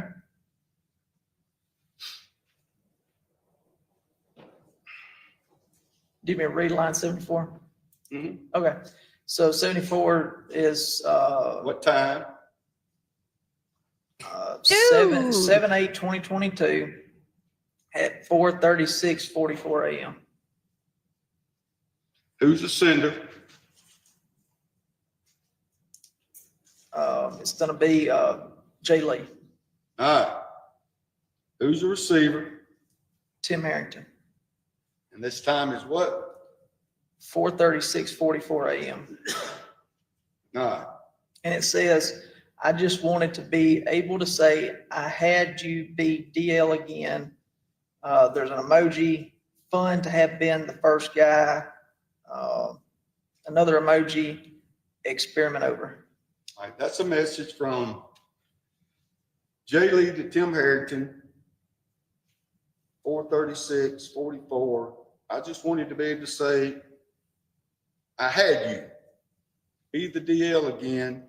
Fun to have been the first guy, experiment over, with 2 emojis embedded in that statement. Fair statement? Yes. Okay. And then number, do we continue? What number? Yes. Okay, number 75 says on the date 7/8/2022, 4:53 a.m. Also, I noted on Hold your, on. From who? from Jay Lee to Tim Harrington. Right? Also, I noted on your floor, so you should get that up, BTW, O, and the nude was fake too. Okay, back to block now. Okay. Back to block now is a statement that Jay Lee made to Tim Harrington, right? Yes, and Tim Harrington admitted in the interview that he was blocked by Jay Lee. Right. But Jay Lee's saying back to block now, right? And during the course of your investigation, Director, y'all interviewed a number of people that knew Jay Lee and other individuals that y'all asked about conversations in connection with Jay Lee. And in some of those interviews, they referenced the fact that they were blocked by getting an argument with somebody, and they blocked somebody because they got an argument with somebody, didn't want to talk to them anymore, right? Basically, I blocked him. That's not uncommon. You see, I've gone through all these messages. It's all over the place with people blocking each other. Sure, I block scam calls all the Kind time. of like hanging. Yeah. Okay. All right. Now, go to the that message that you just referenced from Jay Lee to Timmy Harrington on the back to block now, and tell me the time frame between 4:53:00 and the next message that you made reference to that's already been introduced in the evidence. There's a Snapchat. You're familiar with the Snapchat message that's been introduced by another exhibit at 5:17 about who TF is this. Are you familiar with that particular message? Yeah. If you could give me, if you could show me the conversation.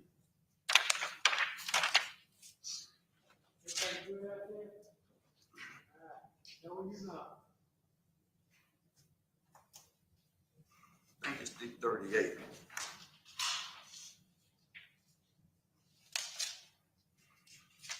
Make sure. Because I am not gonna get these things out of order, I hope. Okay, 38. I believe so. Snapchat record is 38. Yeah, I'm trying to find it. Yeah, I just wanted to get close. All right. I'm referencing State's Exhibit 28.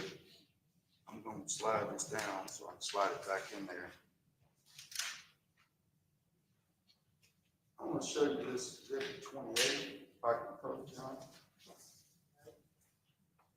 What I'm referencing is this already been introduced. It's been shown up on computers where it says who the TF is this. I just, for the fun and the spice of it, I would like for him to have to sit there and say, what does TF mean? Guys, I'm having a hard time staying awake. Okay. That's a message from Jay Lee, sucker for Jay. And what apparently, correct me if I'm wrong, I'm kind of new at this Snapchat stuff. Me too. But what happens is if I want to send you a message, kind of an invite, if you accept it, it pops up on the screen, and you touch it, and you open it up. Technically, If you want to accept that red eye, like we're going to get started, it's red eye, right? Okay, yeah. Red Eye You touch 24. on that screen there, if you don't care who Red Eye is, you don't want to talk to them, or that's kind of like if I get a call from a solicitor or a bill collector, you know, I'm behind on my credit card, I don't want to talk to them, I'm going to get to them next week. I don't answer. So in order to circle for Jay Lee, right? Yes. For him to say,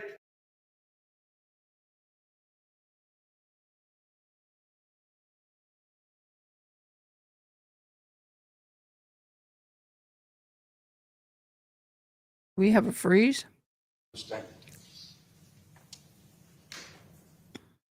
for Jay Lee, right? Yes. For him to say,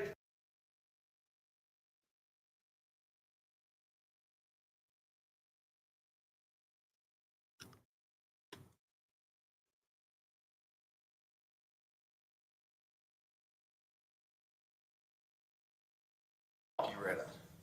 Basically, I'm willing to Sound like you asked him, who is this? Right, he did. Yeah. Who is it? Yeah. And then the conversation starts. Okay. After. Yeah. Fair enough? Yes. All right. So that's how that went down, so the jury will understand. Now,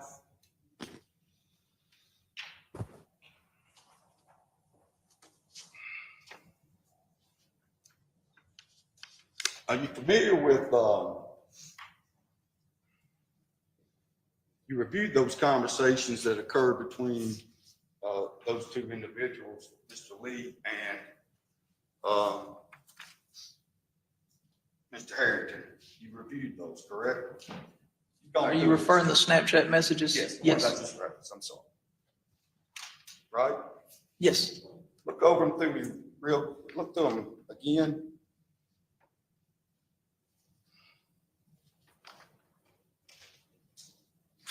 Can we approach? I think there's a page that will be on.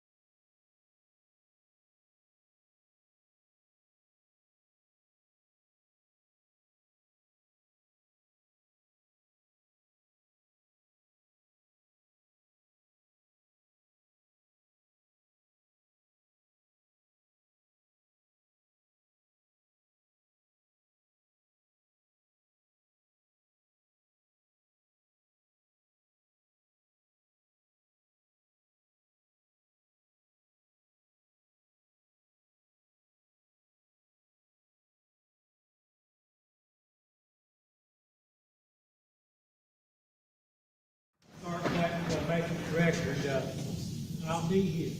Okay.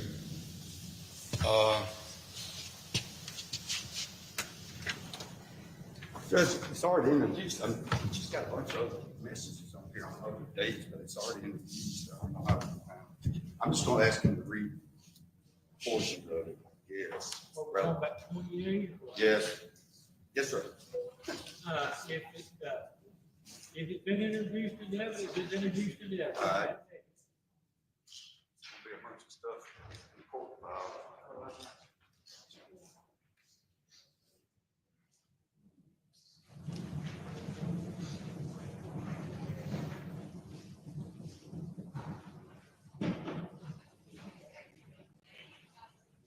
You're ready. All right, y'all ready?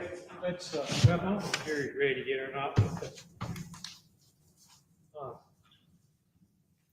anything else we need to put on the record before the jury comes back in? Can't think of anything. I'm gonna, our bailiff's in back in there with me. I gotta run back there, and I'm gonna tell the bailiffs, bring it out when they're ready.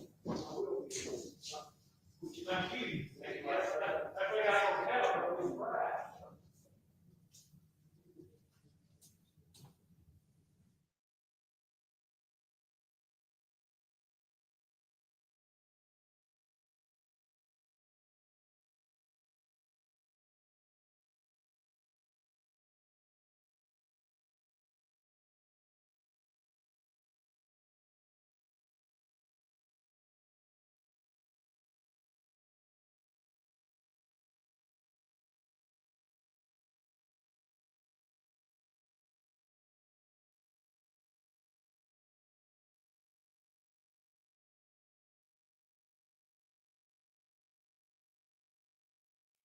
I'm sorry about that, y'all. I had a customer come in. Yes, we're open on Saturday. So let me zoom back just a second, catch up to what's happening. You mean to tell me they left that witness on the bench? Really? What are they fighting over, y'all?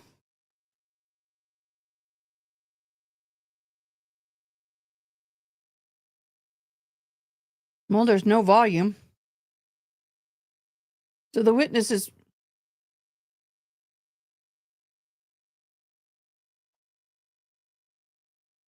These poor witnesses, they're horrible. It's horrible. No, we don't work on Sunday. No. I'm not committing at this time. I got something to get done today, but I will take y'all's preference into heavy consideration, okay? All right. You may resume your cross-examination. 28, I think.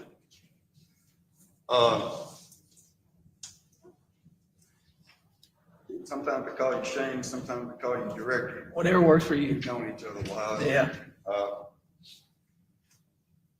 Shane, I want you to look at. I'm saying some not nice words. I'm freaking arguing with the judge. Cross-examination is... Going back and forth from Snapchat, Instagram, FaceTime and all that stuff. Yes, sir, we've looked at a lot of different A lot things. of different moving parts on these conversations between these individuals. So we'll try to work our way through it. But if you look at 28, now can I approach from this side? And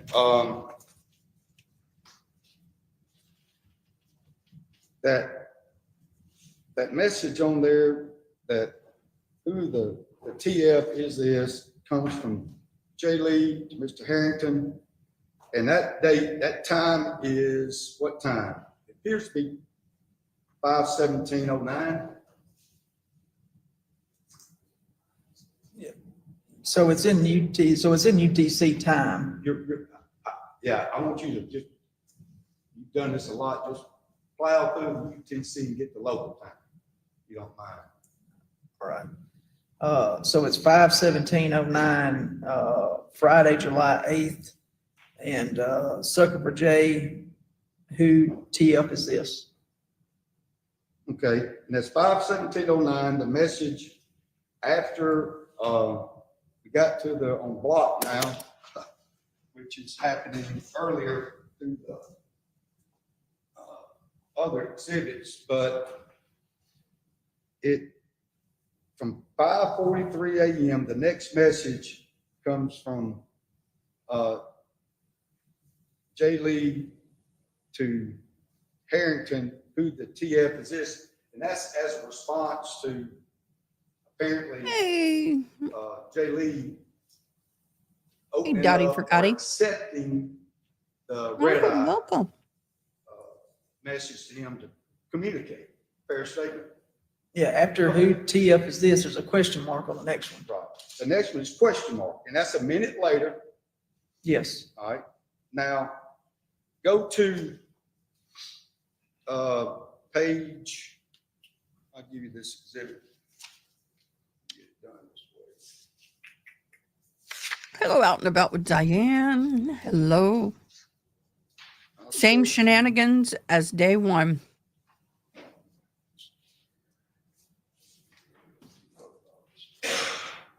This court needs to be in a law school on how not to do a trial.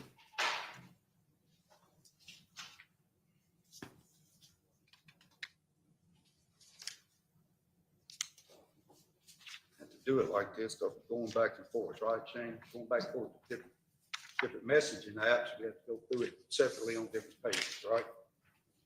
Yes, sir, they. All right. All right, have this marked for identification. Page 13 in your packet. Ms. Sharan, may I hold on to this in case you reference it I don't again? mind. Okay. You're gonna need it.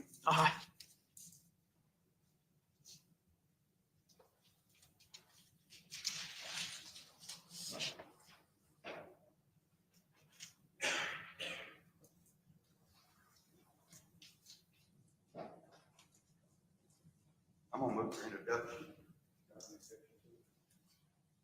69, Dana. Yes, sir. Go get it.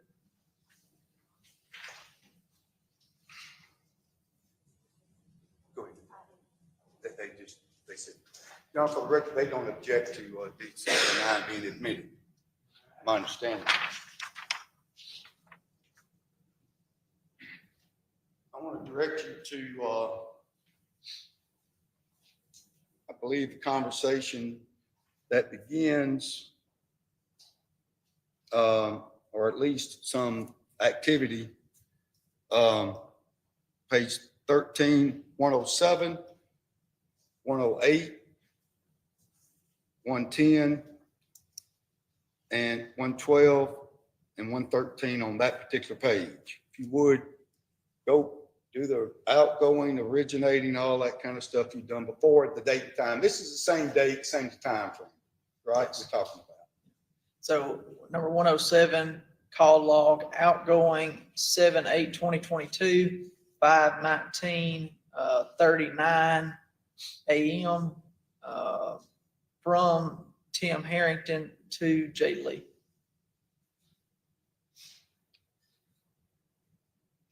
Okay, go to the next. 108, call log outgoing 7/8/2022, 5:19:50 a.m. Call outgoing from Tim Herrington to J. Lee. Good one, Mary Kay.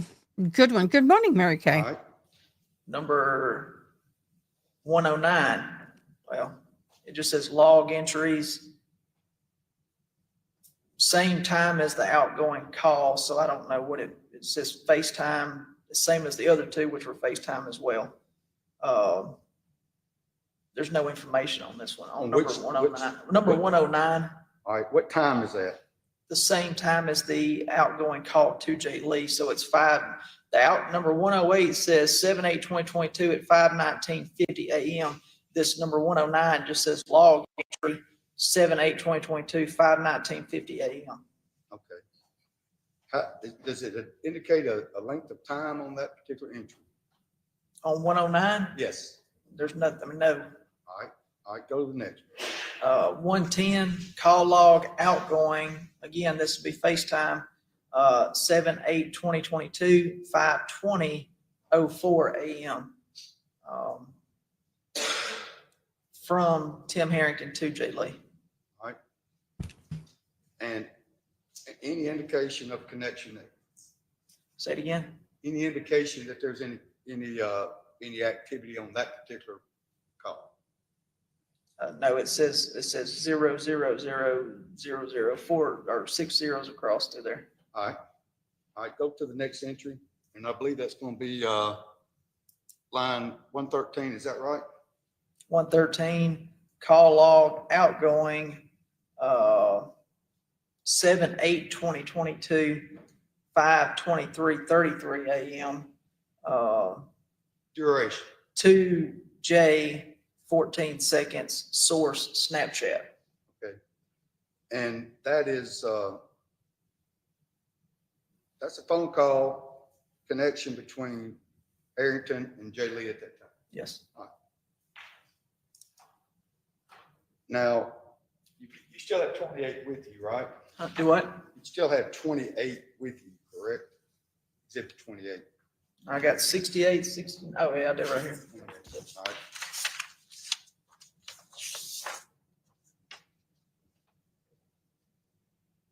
I'm trying to see if we missed anything. Okay. Give me look at 28 if you don't mind. Okay.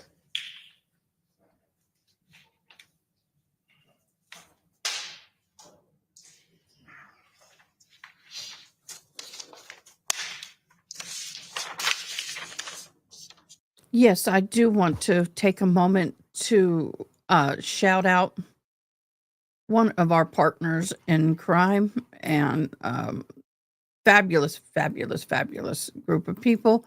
They are over at As the Gavel Drops. As the Gavel Drops is where we get the majority of our court documents that we share with you. If you are a court junkie and love to read documents such as motions, please go to Discord, As the Gavel Drops. Make sure that you verify your account so you can access all the documents that you could ever want to look at. They're simply amazing, and thank you for partnering with us. They are a fabulous group of people over there. All right.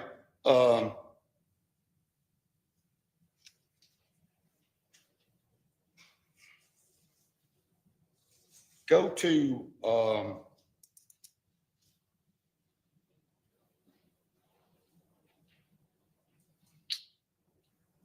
think it's already been introduced into evidence. If you look at 28, the state introduced item 124 into evidence pertaining to how long does it take to strangle someone? And How's long that's it's going to previous be forever in my testimony was brain. That the Gabby Petito were portions of that type in what was auto, it automatically added some language to that. You familiar with that? Are you saying somebody else testified to that or I did? No, someone else testified.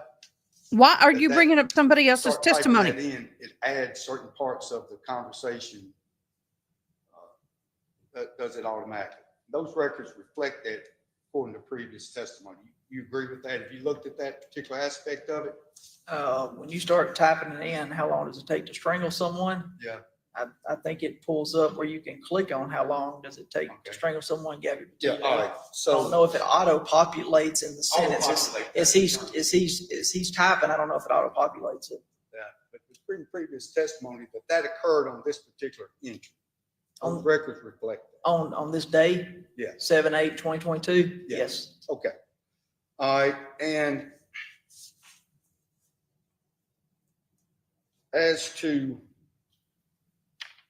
that particular entry, can you show me, you look at line 125, if you, I'm gonna give you page 14. Already been introduced as an exhibit, maybe it's quicker for me to just do my own. 125 Hold on on, one second. oh, not 125 on this one?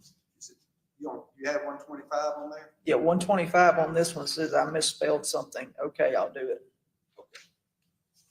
All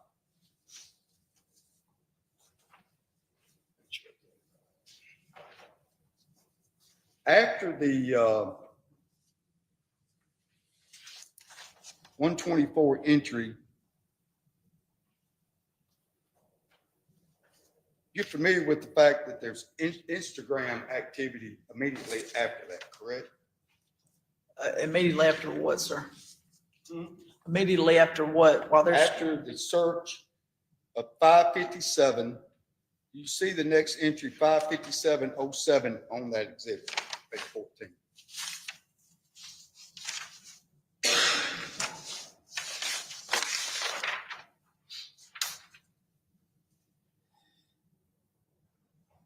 Mr. Rand, you may have to come up here and show me what you're looking at. I don't know what you're looking at.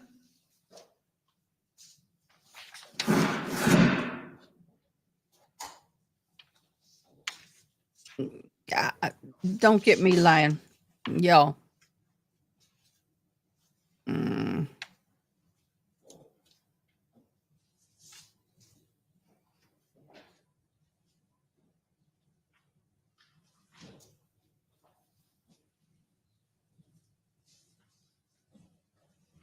Look at 126. It's on my list at 125. I'm sorry. Look at 126. Instagram activity. See that on there? Page 14. Are you referring to the Excel spreadsheet? No, I'm talking about- You have a page 14 on Snapchat, I mean on the cell, right? You have a page 14? I got a 13 and a 9 sitting up I'm here. gonna have this marked. It's been previously introduced, but I'm gonna introduce it. Okay.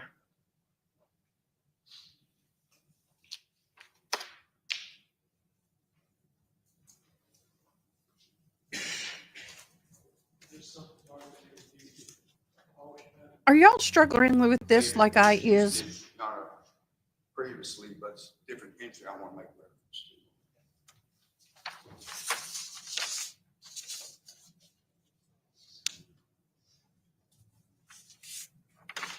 to. I move for introduction at this time, John.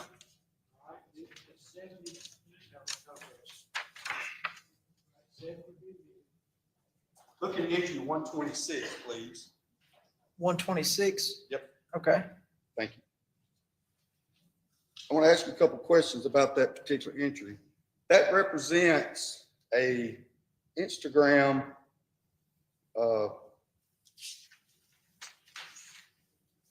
activity by Mr. Herrington at that time, correct? That appears so. All right. Give me the time of that particular activity. 5:57:07 a.m. All right.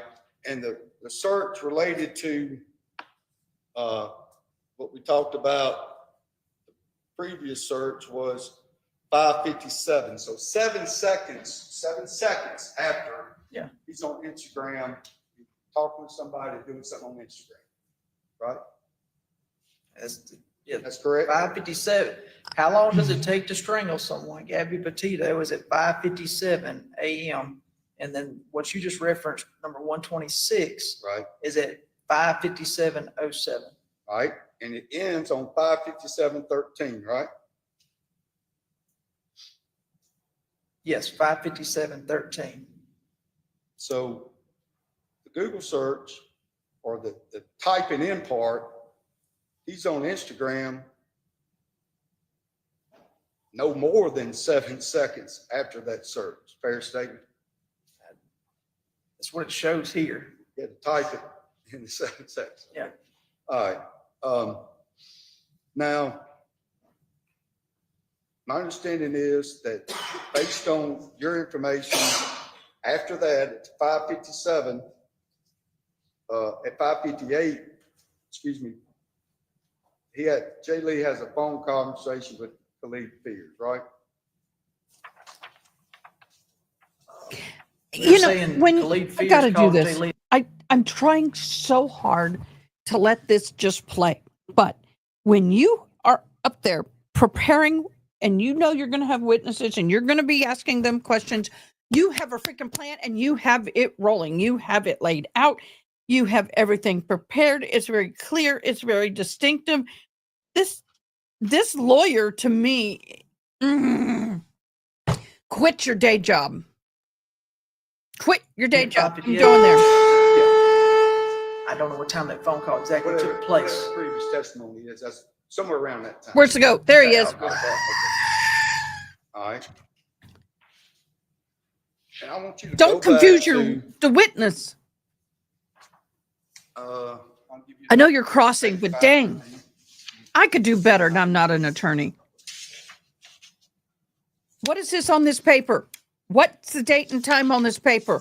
Read these paragraphs. Is that what it says? Yes. Done.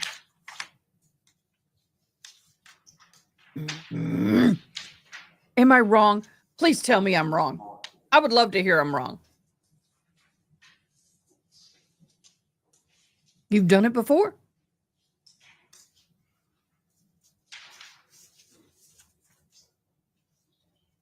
This guy is like, I've been on the stand for 2 days. This is his second day. All right, 71 to be admitted.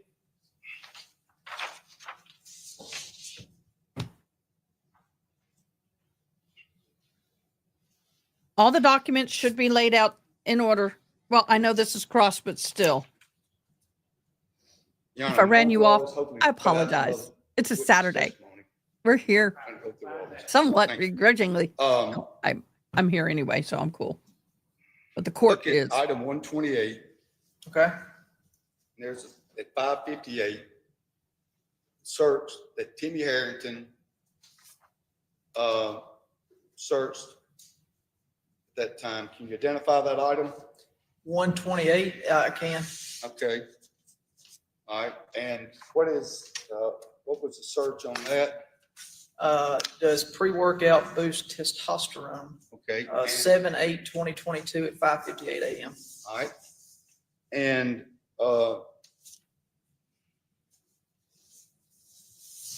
does it, okay, all right. And that was search item at 557 that Mr. Herrington did, right? Yes. All right. Now, look at item number 132. It appears to me to be a message to Emily Watson. We talked about her earlier about dropping the screws off. That apparently Bob and some moves that T&T did for Miss Watson, correct? Yes. That's what that's about. Yeah, it's dropping screws off. Look at 132. Good morning. I can drop the screws off right now. No, Instant they're not in a message hotel room. outgoing They're not 7/8/2022 at sequestered. 7:59:53 a.m. The time of that was? 7:59:53. Oh, I don't doubt it, Ronnie. These are the Celebrite records. Oh, Oh, I don't drink Oh, old fashioned, but I'm about ready hold on, to. Judge, don't make me lie. Instagram, Snapchat. I was helping a customer. I'm sorry, I don't know where that is. Hold on, it's got Oh. this on here. I'm trying to get back to it.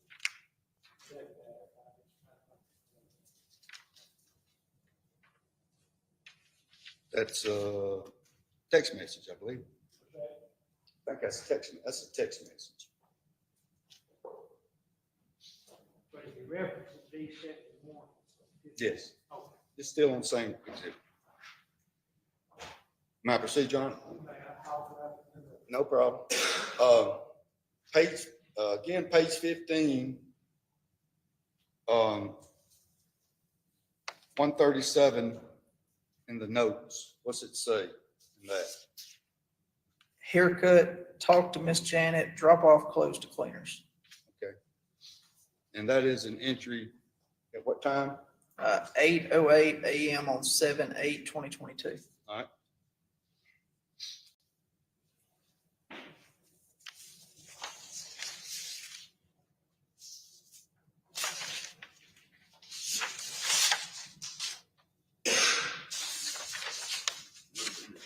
I think it might be the last one, Judge. I'm getting paid, take your time. And here, me and the jury, you're sitting back, what, drawing overtime pay today, anyway.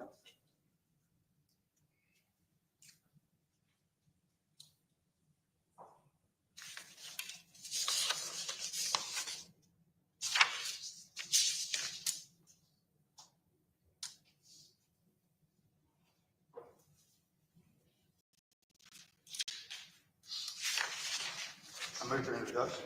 No objection, right? I'm in disbelief, y'all. I'm sitting in disbelief. That's correct.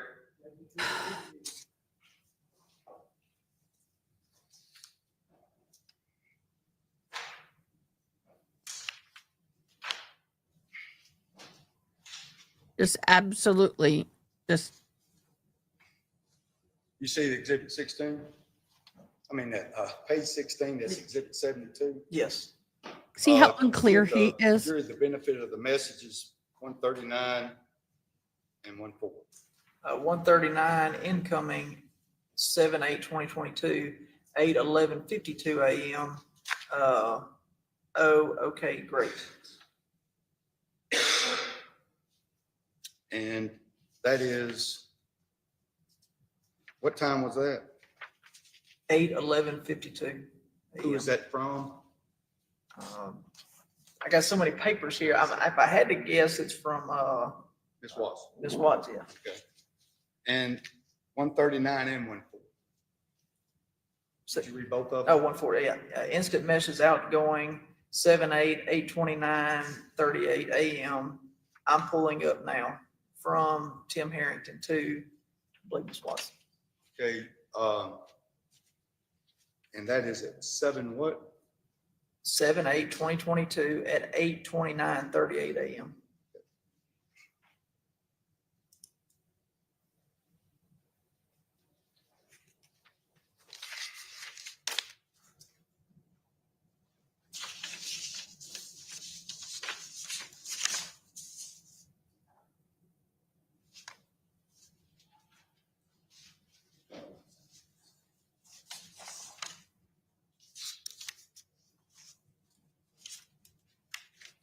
It's page 16, correct?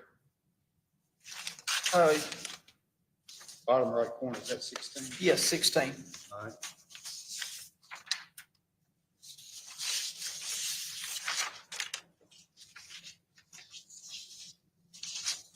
Y'all. Hello, Miss Gabby.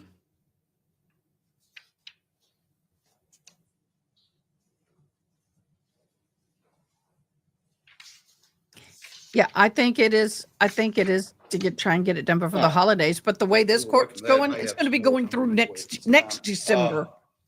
Get those in the stack. Santa baby, just live to save one the green for me. You got them all? I got a lot of it. Let me look at it if you don't mind. They're just in different orders. I understand. I'm gonna put them in order. You know, at this time I moved for introduction of 70 that hadn't been introduced.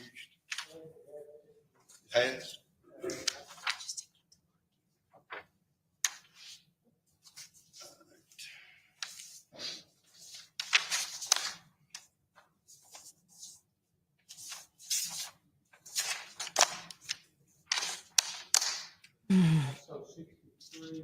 What do you say to Simba when he's moving too slow? I moved for introduction of those. Mufasa! What do you say to Simba when he's moving too slow? Mufasa! Which say, huh? That's cute. That's not what I have to say, you have to give objection 63, 64, 68. Hold on one second. 64, I withdraw introduction. That's the one that's marked up. 63 is, I think, the big odds. 63 is a phone, it's a big phone, though. Withdraw on 63 and 64. 68, I think, is 1 or 2 page portion of that big phone. All right, that's right, we'll move introduction 68. Let's see what you think about 64, okay? 63 and 64. Where is that? 64. Any objection to 64? No objection. All right. So 64 is the one that's marked up, it's withdrawn. No objection. All right, detective, What is at the bottom of the ocean little bit and about- it shivers? some of the, Anybody know what's at the bottom of the ocean that shivers? as far as investigation and things that were not. A nervous wreck. found, as a result of the investigation. I'd like to show the video that references what we talked about, leaving up, I believe it's campus walk video, S5. Now, I'd like to have it shown at this time. All right. I would coordinate that. Everybody good?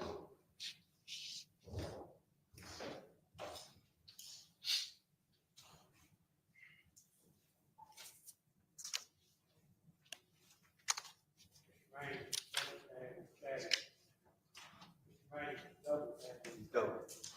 Sorry.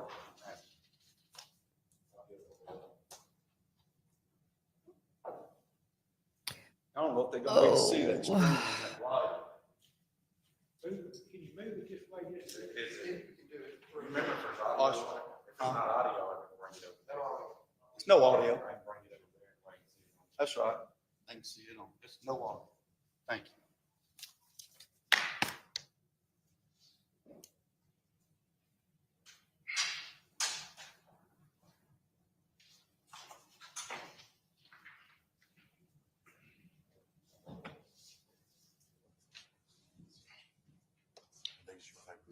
Yeah.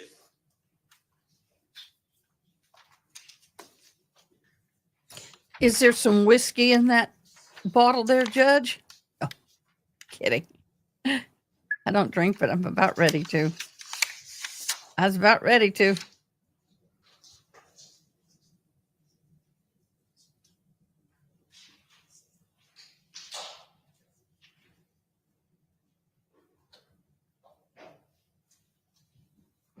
Mm.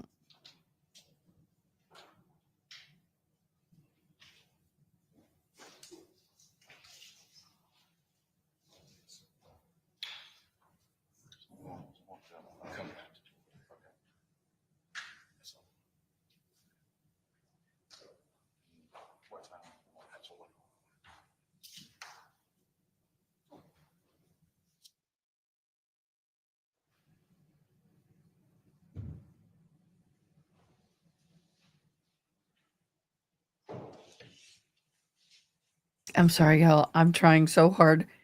Can I zoom? Oh, I can zoom. Oh, we're getting more video. Before we started, you've seen this video, have you not, Shane? I assume you haven't been involved in this, right? Of Jay Lee walking out of his apartment. Yeah. All right.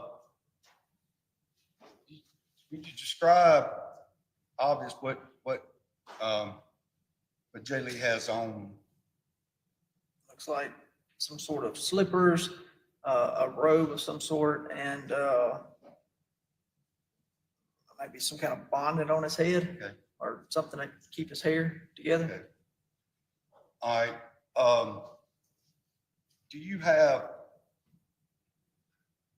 access? You have all the That's evidence submission cute. forms, in this Gabby, case? that's cute. Access to Those are the any kind of jokes I can laws, appreciate. any, I don't have them with me Okay. here, no. Play it up.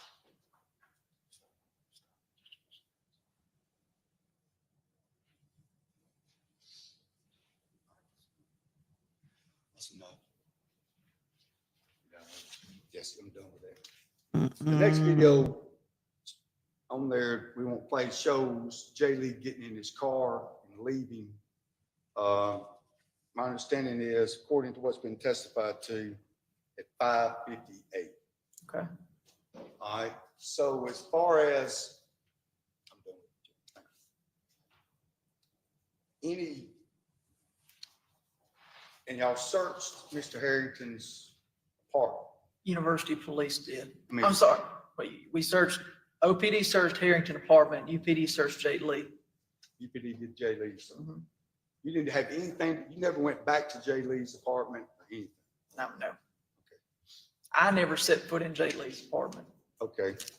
As far as Mr. Harrington's apartment, as a result of a search warrant, at the time that you did that search warrant, you were familiar with what Mr. Lee had on when he left his apartment? The slippers, the robe, and the bonnet, yes, what they classified as. And I'm gonna try to speed this up because there's a lot of exhibits y'all took out of his apartment, right? Sure. Mr. Harrington's apartment. And my understanding is, correct me if I'm wrong, after y'all searched his apartment, y'all took all kinds of did y'all vacuum like, did you sweep, anything like that? I was not there for the search warrant, and I can't remember what all they did at the search warrant. Well, first of all, whoa, you were not there for the search warrant. So you cannot speak to as what they did, even if you were told what they did. So why in the heck are we going here? You have clarified this yesterday. Why are we doing this again? Yo, I'm going to go back to bed. Whew, this is moving so slow. It's putting my butt to sleep.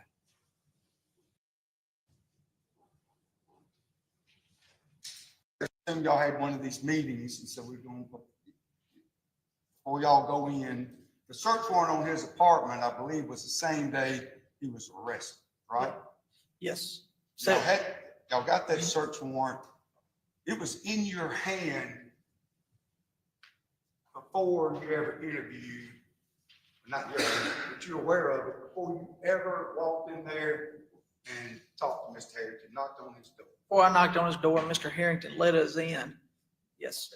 So, correct me if I'm wrong, I know it's, we familiar with all these terms and stuff that the jury may not be, may or may not be. You're looking for whatever evidence you can find at that scene that will help you determine whether or not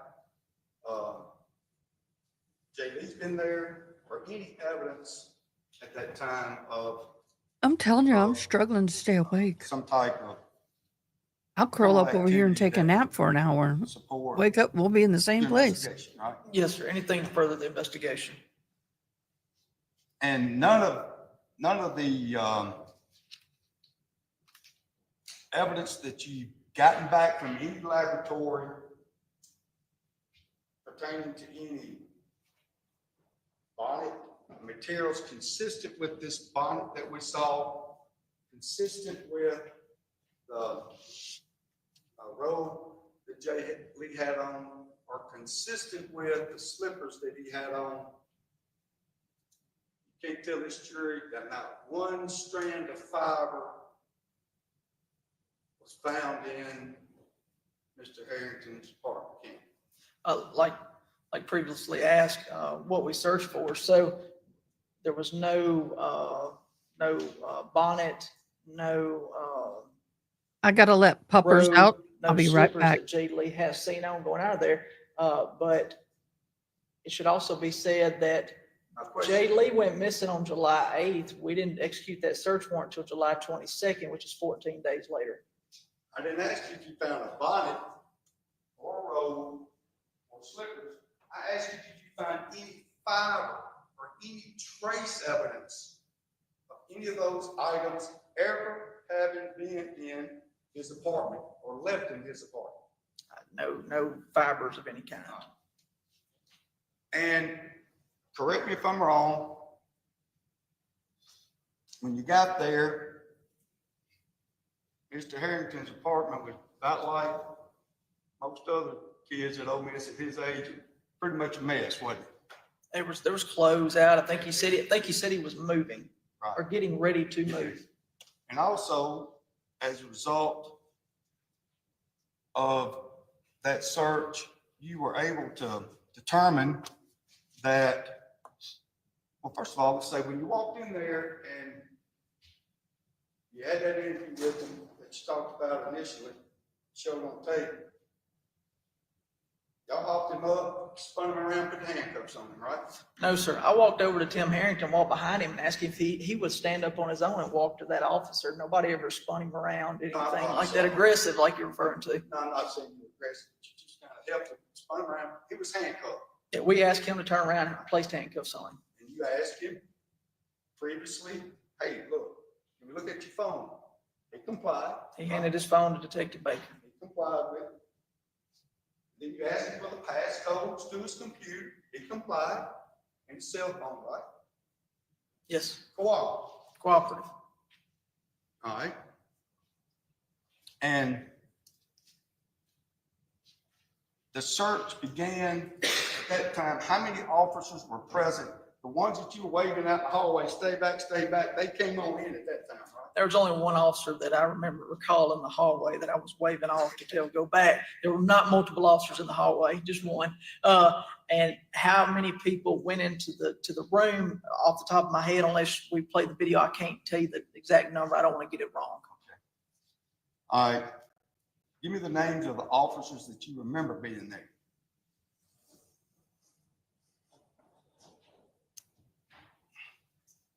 Detective Mike Burks would have been one. He had the search warrant. He had the search warrant. He's the one that's responsible for the warrant, get the warrant from the judge, right? Yes. Y'all had a meeting earlier that day to discuss on how that was going to go down, right? It's in the report that y'all had a meeting before y'all went to Mr. Harrington's apartment, right? It's in my report. In a report that's been provided to me that y'all had one of these meetings. I haven't seen the report you're referring to. All right, anyway, did y'all have a meeting before y'all came over? I'm sure it was discussed, yes, sir. So y'all come over there, did the warrant, Mike Burks.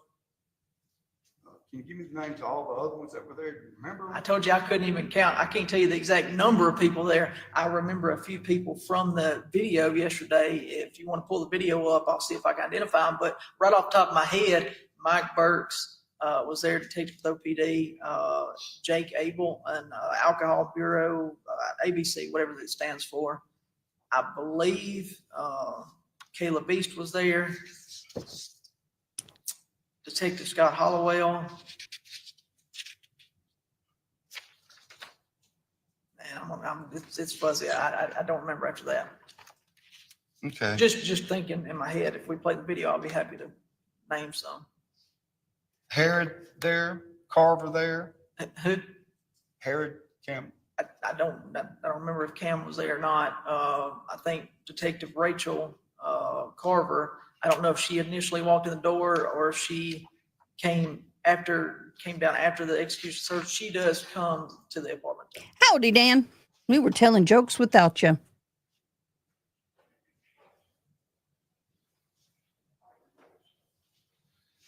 So I want to run through this kind of quickly. Y'all searched this apartment and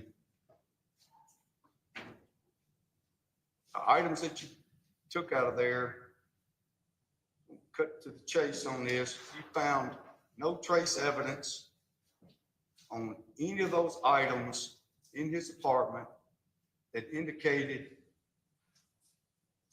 that there was any blood, correct? No blood? No blood, No urine, no urine, no DNA, no DNA, no saliva, no saliva, no evidence of an assault. The room had clothes around it. I can't No broken chairs. You're asking about trace evidence and DNA evidence now, not whether in. Let him Um, answer the freaking question. And the items, out of any item that you took out of that apartment, you agree with me, Director, day one, this is a pretty massive investigation, wasn't it? All right, you talking about day one of Jay Lee missing? Yeah. Anytime a missing person case comes, yes, we want to try and locate that person. So yeah, we bring it in. We bring everything to the table. So what evidence do you have? Trace evidence, physical evidence that Sensei, David didn't leave that go lay down. apartment alive and well. Repeat it one more time for me. All right, what evidence do you have that Jimmie Lee didn't leave but trace evidence, physical evidence there at the scene, saliva, things that you've talked about. So- Tell this jury from the scene what evidence you have Gotcha. that shows Jay Lee's life ended in that apartment.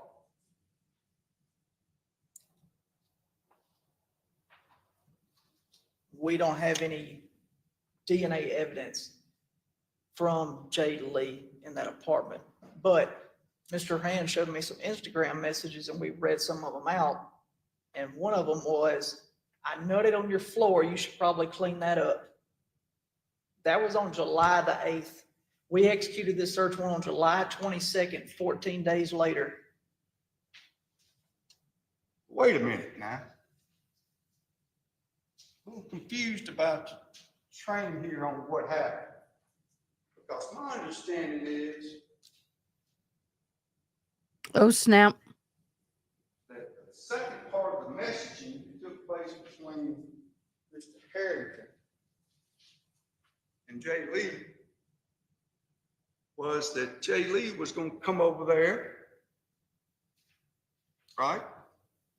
And do something. When you You keep have got- turning, I'm missing half of it when you turn. All right, listen to me. Yeah. That message. Don't say, all right, listen to me. When you're walking around and turning away from somebody in a situation like this, they're going to miss some of what you say. And we're going to have this cluster. Where did I put it? The cluster of communication.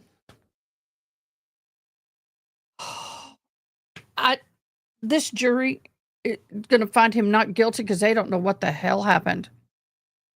They're going to go, Message was in response to the first time that Jay Lee apparently made excuse a me. comment. That was between the visit between 228 and 403, correct?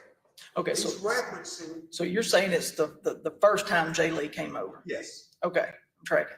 the message that contained the comment, you better clean that up because I nutted on your floor.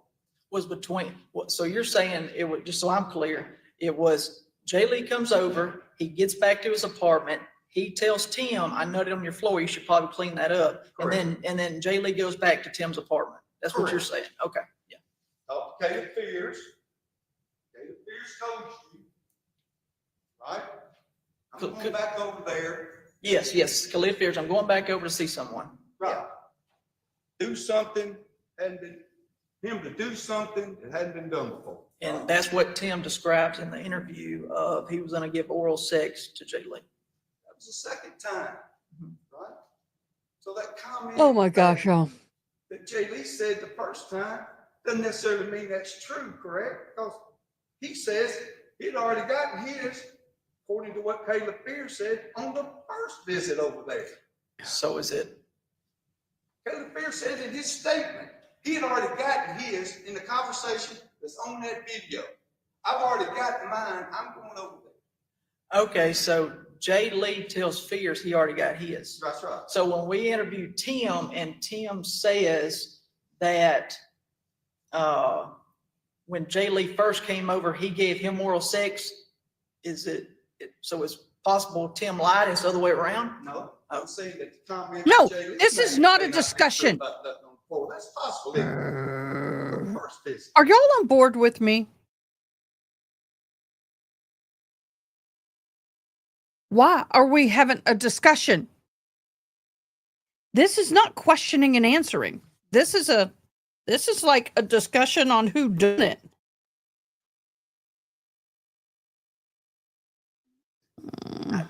We have to go with what's in the phone and All right. in the Instagram messages and We're all. talking about a lot of possibilities here, aren't we? Correct? Well, About a lot of possibilities, right? Things happen during this whole time frame, right? I'll be Yes, back. you My say you bottle asked empty. Probabilities I'm and listening. possibilities. You've asked me about possibilities, Right, yes. possibilities. I want to get back to. You're not here for the possibility. You say there's You're something. here for the facts. About him saying that he did something on the floor. You can't necessarily represent to this jury that ever occurred between those two individuals. Mr. Herrington didn't respond to that aspect of it, right? So we don't really know, do we? I'd have to go back and review what you handed me, but if I'm not mistaken, it's going back to block now. And that's when Tim Herrington turns to red eye 24 and reconnects with him. All right, let's just pass that. Again, let's get back to the, say that you switched from whether or not there was any evidence at the scene to say that apparently you ejaculated on the floor, but you didn't find any evidence of that. But you didn't find any evidence that there had been any cleaning agent on the floor or in the apartment whatsoever, right? You asked if there was any evidence that was found, and I wanted the jury to understand that that message was sent, and Jay Lee tells him, you should probably clean up. Okay. Did he tell him to clean up anything else over there? I don't think there's any message about any clean up anything else. He specifically said, I noted on your floor to it. In the Instagram message, he discusses nerding on the floor. Jay Lee does to Tim Herrington. You should probably clean that up. And that was on July the 8th, 2022. We executed the search warrant on July 22nd, 2022.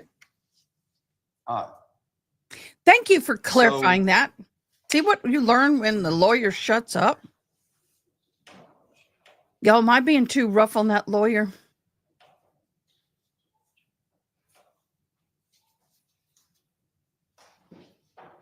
You not representing to this jury that my client used any agent to clean the floor or anything like that, are you? I didn't find any evidence of that. I never said that, sir. All I told the jury is Jay Lee told Tim Herrington, you should probably clean that up. That was on July 8th. We did not go speak to Tim Herrington until July 22nd. That's 14 days from July 8th when Jay Lee. Let's stick around in Lafayette Park. What's it called? Park? Lafayette Place? Lafayette Place. That's where Mr. Herrington parked, right? Yes. It was at the time. Yes, at the time. All right. So time frame that you're talking about, we've seen all these videos. This traffic is busy over there in the summertime, like every day summer at that apartment complex, right? How many units are there in the Fed? So, how many units are there? I'm not sure how many units are there. Well, I mean, it's a lot. It's a lot. I'll give you that. I don't know the number. All right, and according to your timeline, no doubt that apparently Mr. Lee found his way over after conversing with my client. There's somewhere around 6:03, sent a text that open. We don't know what time he actually went in, correct? We just know open. Yes, right after Tim Herrington searches, how long does it take to strangle someone? There's a message from Jay Lee that says open right around that same time. Right. Now, that conversation is right after that says open. We don't know when the door was open at all, right? No. Okay. And the search warrants you executed on that day, and the next day were the ones that y'all got were, you eventually got for the cell phone, his MacBook, Jay Lee's MacBook, the lock audit on the apartment complex for all the apartments, or lock audit, and close proximity to that time. Let me see what else, if I'm missing anything. And you got DNA from Mr. Herrington, right? Yes, yes. Okay. You got, I'll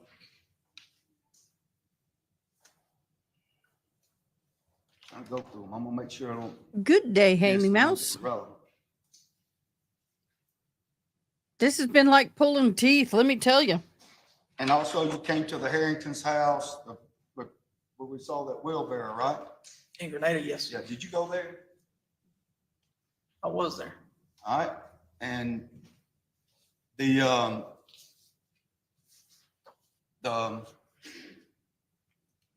wheelbarrow, DNA samples were taken off of that, not only DNA samples, y'all cleaned it to see whether or not there was anything else in that wheelbarrow stuck on it, like fiber, clothing fiber, shoe fiber, saliva, all that kind of stuff. I know it's sometime later, I understand all that. But it was in the condition of it was apparently had never been, it wasn't clean, was it? It wasn't like it'd been scrubbed out. I don't recall the exact condition. I mean, it was just a wheel, I don't Just a recall. wheelbarrow. Yeah, like if you show me a picture, it may help, you You know. saw the video of the wheelbarrow that was taken. You've seen that video, right? I've seen it before, yes. Did you inspect the wheelbarrow at the Herrington house? Yeah, we saw it, we took it. All right. And it didn't appear that it cleaned or anything like that, right? Y'all didn't make note in your report that anything was unusual about it, but you did take samples out of it for the purpose of determining whether or not it was used during the course of Mr. Lee's disappearance, right? Yes, sir. Found zero. Found zero. So the wheelbarrow was, that Mr. Rand's describing, was loaded, unloaded, July the 8th. I don't recall the, date of the search warrant at the Herrington, at Tim Harrington's parents' house, but it was well after, July 8th. Well, if you didn't expect to get any DNA evidence off of it, why'd you send those samples to the lab? I think in any investigation, we have to be thorough. If we're not thorough, we're not doing our part.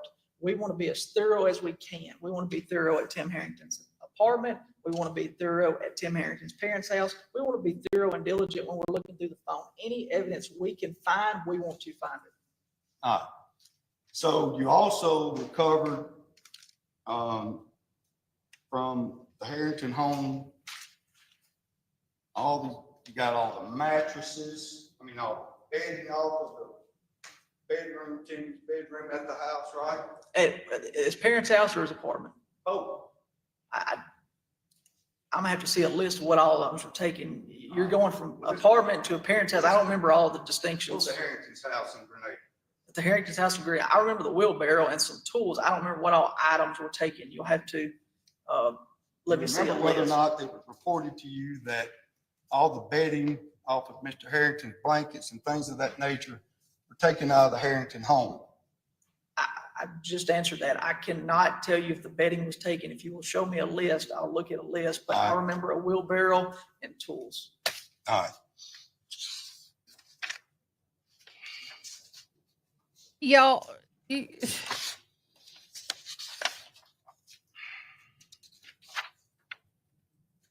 Regardless, whatever was taken from the Herrington home produced no trace evidence or any anything of value from an evidentiary standpoint, as far as trace evidence.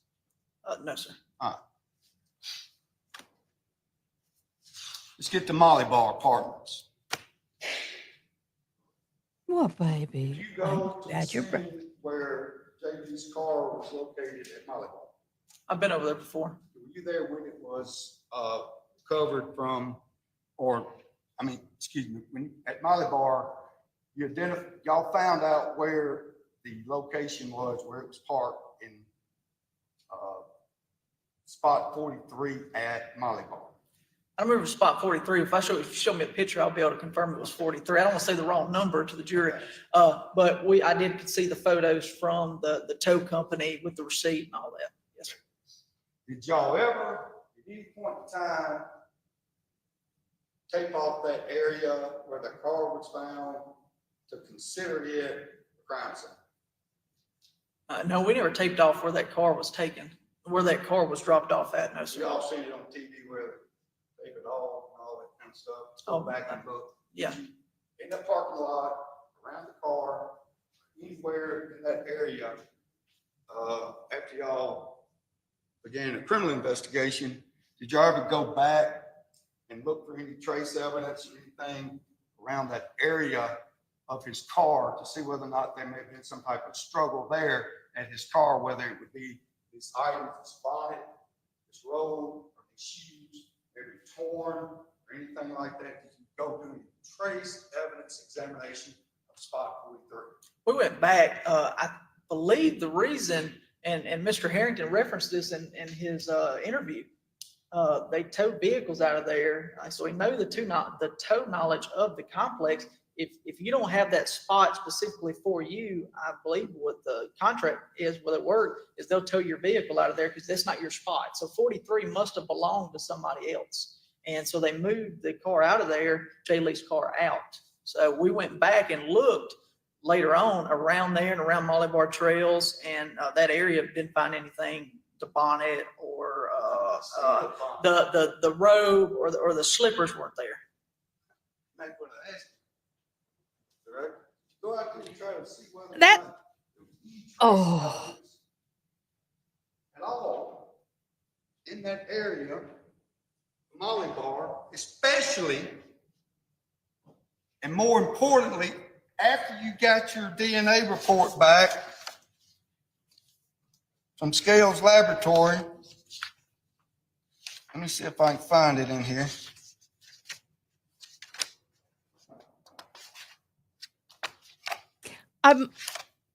I'm trying so hard to keep my tongue in good control. The way these questionings are going on, what is anybody else want to put their 2 cents in on this?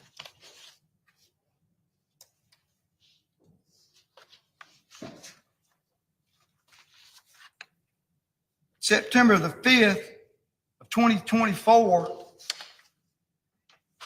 you received a Scales Laboratory report saying no DNA evidence, no trace evidence, nothing from anything involving Timmy Herrington as far as any activity in this apartment. Did you say, hey, wait a minute, guys, let's all get back together and let's go see if we can find some trace evidence at Molly Bar, where his car went? Did you do that, Director? We went to Molly Bar Trails after knowing the vehicle was there, looked around, looked in the front where the car was parked, looked in the bushes, walked around the buildings, watched the individual run out, went the path he run out, which is identified as Tim Herrington, went down the path he went down the side of the road of Molly Bar. I'm saying after September the 5th, Director. After September 5th, what year? 2024. Did y'all go back after DNA evidence? Y'all, I think we've entered a pissing match. Yes, I said it. Doing anything in this apartment? Yep, I said it. Go back to the scene We've entered and say, a wait a minute. pee contest. Let's go back to Molly Bar and see if Timberland Mathis is lying to us, Jose Reyes. I'm not saying they're not even suspects at that time, but we got to find out. Let's go back to Molly Bar. Because my understanding is, when y'all went to Molly Bar the first time, according to Mayhem, y'all knocked on a few doors, and that was basically it. Objection to the form of question. I'll rephrase. True or not? First Yes, have part of the fun, investigation, Andrea. OPD, in conjunction with the University Police Department, went to Molly Bar, according to the report, and I can get them up here and testify. I know you're familiar with it. They knocked on a few doors. Some people answered, some people didn't. And that was it, as far as Molly Bar. Knocked on doors, some people answered, some people didn't. Fair? Fair. As far as the Molly Bar location, Y'all, I'm so excited that's that basically the extent of. I don't know if y'all remember a couple of years ago that the Notre Dame church burnt down. Majority of it burnt, and they have totally rebuilt it, and they're having the grand opening ceremony today, and that's a feat in and of itself. Crime scene, if you want to call it that, investigation of Molly Bar. No, sir. I just told you that we went back out there after we learned the car was there. So yeah, people knocked on doors, talked to people in the neighborhood, but I told you we searched around 43. We searched in the bushes in front of 43. We searched around the buildings. We searched the area that the individual was seen running out of that complex who was identified as Tim Herrington. All right, fair enough. Again, Yeah, that was the extent. I've got it kind of going over here. So if y'all see me looking, Olive it's stunning. They did a fabulous job. September 25th, The craftsmanship and the dedication it took to do that is amazing. Correct. That was And the original bells were I do restored. not recall going to Molly Bar Trails after September 5th, 2024. Talking about your agency, Oxford PD. Never went back to Molly Bar. Oh, he is. Continue He's your giving it right back. investigation.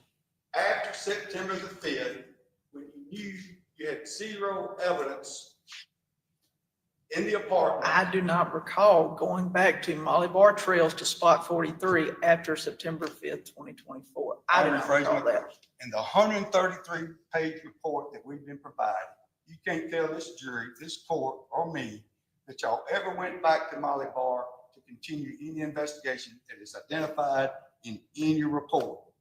Of these 22,000 pages of documents that have been provided to us, you can't say that y'all ever went back to Molly Bar after you checked in on. I'm about ready to just go curl up right here and go to I'm sleep. not sure it is. Referring to the 20,000 pages or the DNA report from scales. I rephrase my question. September 5th, 2024. Fair to say that you didn't go back and investigate anything at Molly Bar after September the 5th, 2020. You've already said it. 2022, I'm sorry. Because it would have been in a report, would it not? No, now you said, I think you said September 5th, 2022, That's correct. but you've been talking about 2024, so I'm talking about confused on. September the 5th. Thank Got you. the lab report back, 2022. You got the lab report back from Scales Laboratory. 13-page report, I think. But you kept referring to it as, This report, September 5th, 22 and 24, like it's been going. you've been saying, I'm sorry, 24, I'm sorry. There you okay, so will you please? confusion refresh- is all on the just Ask attorney. the question again now that the dates are right. When you got your lab report back, Scales Laboratory, Yes. you never went back and investigated anything at Molly Bar Park, right? What's the date that you're referring to? September 5th, 2024. As I previously stated, I do not recall going back to Molly Bar Trails. Okay. And he can only speak of to what he himself physically knows, not what anybody else didn't do, unless he physically was with them. I'm just My understanding is. don't like this line of questioning. That Pure Gold, are you familiar with the fact that some of this DNA evidence was sent to a location called Pure Gold? Excuse me. I know it was sent to, I don't know if that's the name, if you'll show me a piece of paper saying that's the name, I know it was sent to a forensic place. Okay. And I understand that everything y'all searched Mr. Harrington's, got a search warrant for Mr. Harrington's car, correct? Yes. Right? Yes. And also, y'all got a search warrant for the infotainment system in his car, correct? Yes, sir. And that report, you got a copy of, placed in your file, correct? I don't have a copy of any report from the infotainment center up here. You'll have to provide me with that, sir. So my understanding is, That's fair. try to get this into a previous witness, but Detective Douglas received a report indicating that there was no evidence of value out of the infotainment system in Mr. Harrington's car. Fair enough? If that's what you're saying, he said it. All right, but again, that was reported to y'all, back to you, that nothing out of his car provided any valuable evidence, right? You're saying that's what Mr. Douglas testified to? No, I'm asking you to get a report to that effect. I've not reviewed that data, sir. I know we got it, but I've not reviewed it, so. All right. And you got a search warrant for the the box truck as well, right? Yes, sir. Thank And you. the Let's box move on. truck, y'all took blankets out of the back, right? Yes, yes. You, searched the back as far as took samples, DNA samples off, evidence for the purpose of DNA, right? Yes, sir. And there was no DNA evidence that you got a report of zero evidence showing that Mr. Lee's body was in that box truck, right? Mr. Lee went missing on July the 8th. We did not get the box truck until July 26th, I believe. And in an earlier document that Mr. Rand handed me, it was referenced in a text message thread between, I believe, C. Love and Mr. Herrington about a move that was supposed to be done on the 19th. That's not the only move they had. They had other jobs, I'm sure. So that box truck was continually used for business, and it was still being used 4 days after Timothy Herrington was arrested. Okay. But you didn't find any evidence, and you asked that when they pulled these samples, you also investigated whether or not cleaning agents to scrub it down. It appeared visually that any of those things had occurred to the box truck, right? Not that I'm aware of. No, sir. Part of the investigation, you can determine, you can send samples off to a certain laboratory, and several laboratories in the country that will tell you, hey, this is a cleaning agent, Clorox, it's a cleaning agent that's been applied to this surface. Correct? You can do that, right? I don't know what all forensic labs can do around the nation. I don't know the specifics of each one versus one. I've seen stuff done on TV, but I don't know about each forensic lab. If there's one out there you're referring to that we sent, that you know of, I'd be happy to hear about it. I'm asking, have you ever been trained to take samples, DNA samples off of surfaces or fingerprint samples off the surfaces?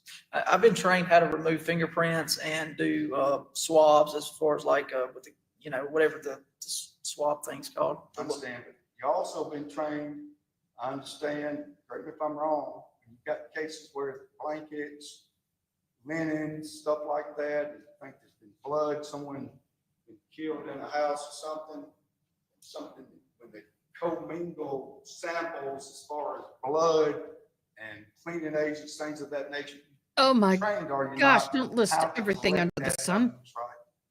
All I can do is pick up the blanket and put it in a bag. I don't know how to test all that to determine if there's bleach or anything like that. But you're looking for things. That's not like my that. job, If sir. someone's cleaning up a crime scene, that's part of an investigation. My job? Fair enough.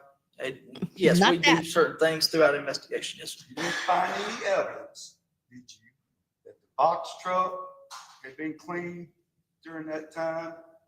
The wheelbarrow had been cleaned during that time? Excuse Mr. me. Harrington's floor had been cleaned during that time with any type of agent or anything didn't appear to be cleaned at all? And you took all those samples, all that evidentiary value out of those 3 locations, and you didn't have, you can't produce any evidence or reports to this jury that occurred, right? That we didn't collect any DNA from any of those places. Cleaning agents used to scrub the scene or any location or any evidence. You can't produce that. You're not telling this jury he did that, are you? No, the only thing I mentioned to him again is with the apartment, Jay Lee said, I nutted on the floor. You probably should clean that up. We arrested Tim and took him down for CID on the 22nd. The wheelbarrow was after the 22nd. That I don't know what the purpose of the wheelbarrow, how many times the family uses it or anything like that. And then the box truck, we didn't get until the 26th of July, I believe. And it was being used continually to move whatever jobs they had. So as far as the submission to Pure Gold,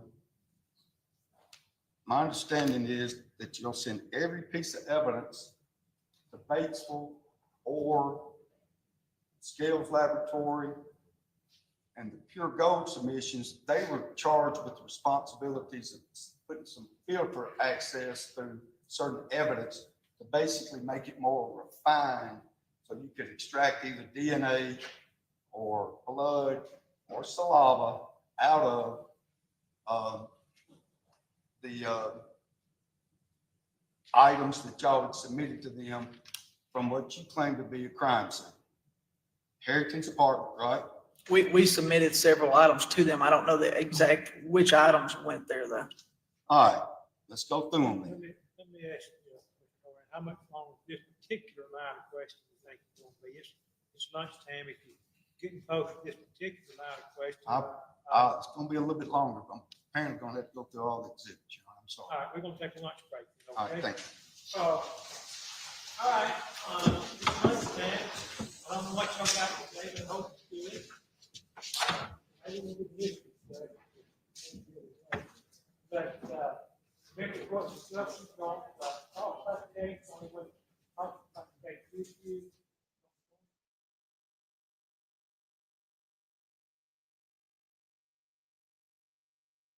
Y'all, this, mm,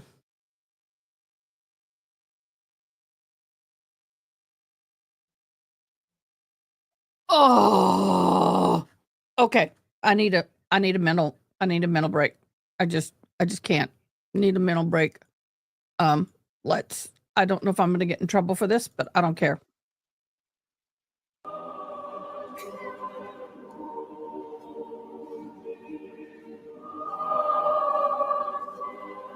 Okay, you heard a little bit of this music, but I just don't want to get copyright.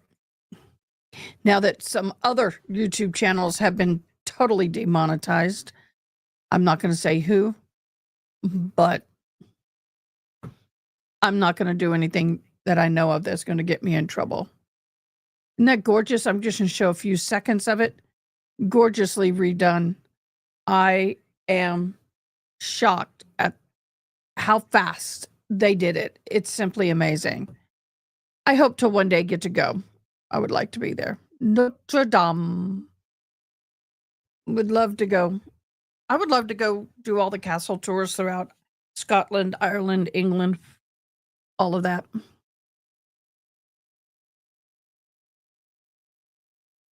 I would love to be 6 months overseas.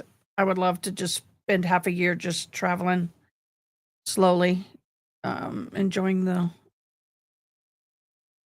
vacation.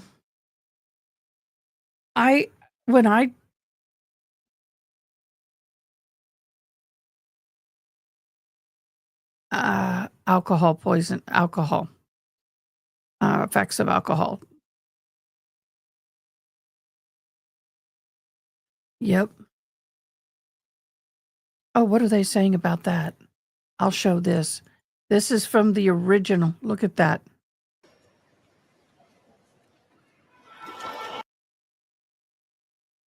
Oh.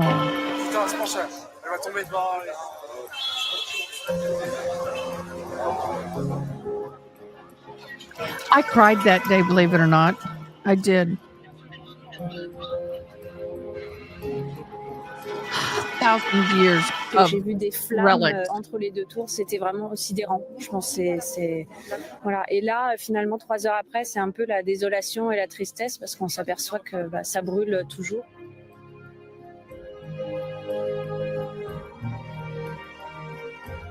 That was so devastating.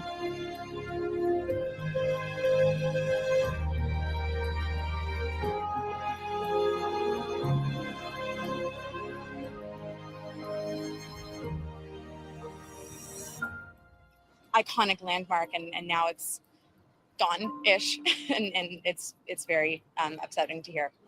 It's shocking. Thank God Absolutely some shocking. of the stained glass survived. That to Comment me ils is vont some of the most rebâtir, comment ils astonishing vont, work. redonner cette touche très très ancienne à cette pièce vraiment incroyable.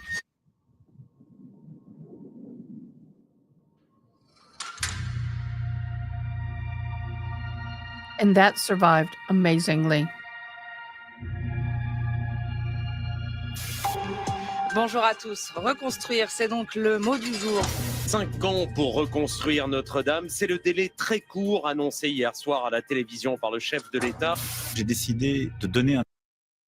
All right. I don't know if I'm going to get a copyright, so I'm going to bounce it. I don't want to get in trouble.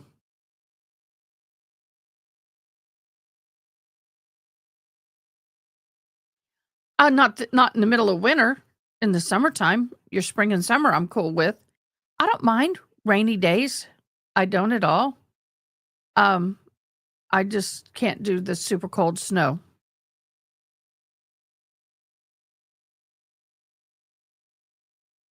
Look at that. All the tapestry. They had, what was it, over 3,000 pipes in that organ?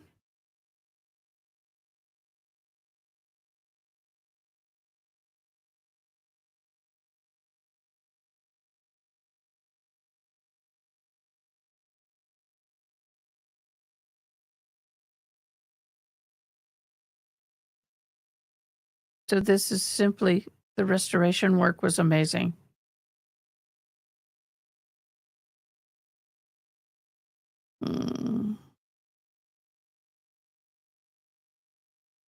Oh, I'm okay over here.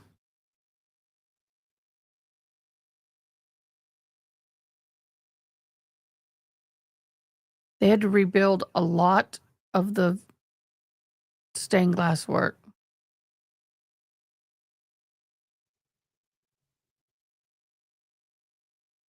Wow.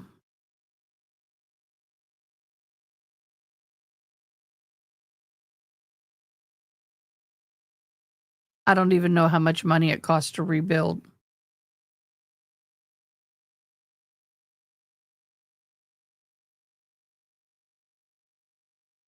Just the scaffolding alone.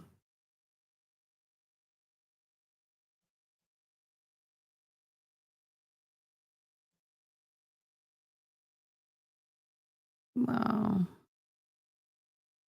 Gorgeous.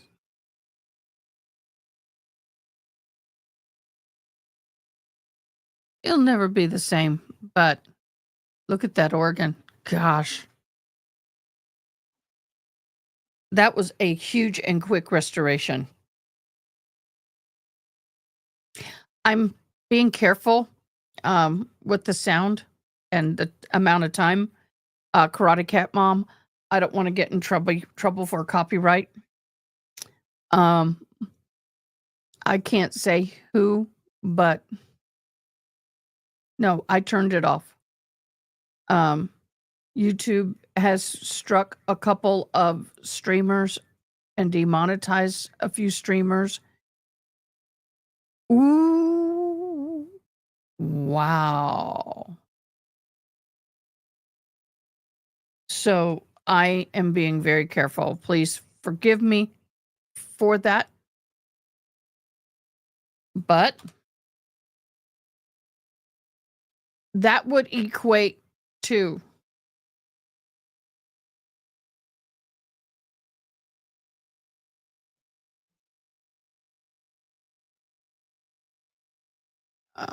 in US dollars to $898,280,000.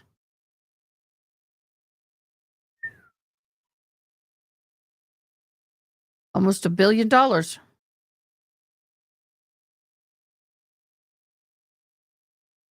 Oh, I'll share this. I'm trying my best, like I said. Oh my gosh, screw it. They're thanking all the firemen. It's the music that I'm worried about. Okay. They're thanking all the first responders.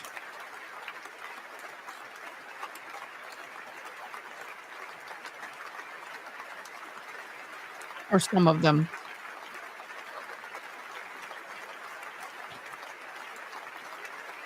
That gonna make me cry as a first responder, firefighter.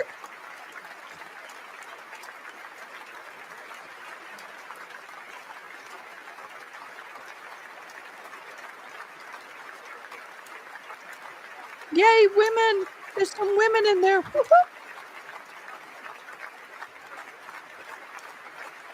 And they're putting the word you in different languages in smaller print all over the outside, not just in Mercury.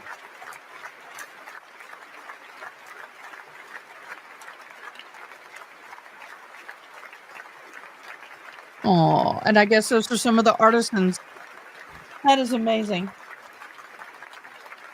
That should be a proud moment. And to think that what you've done to live in history until there's another fire, which I hope there never is, to be able to walk in there and say, I did that, is amazing.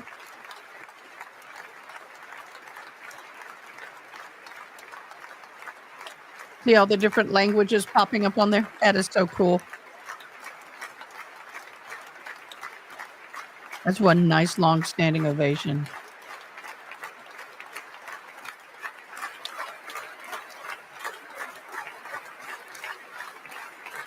And I guess these are the captains.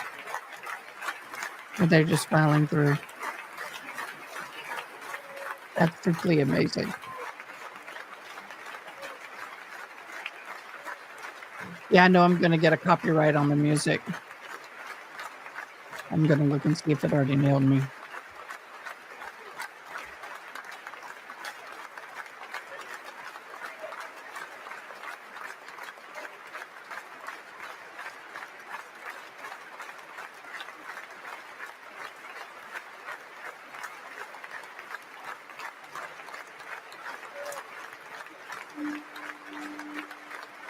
That's a shofar blowing. Hope you'll know that vibration.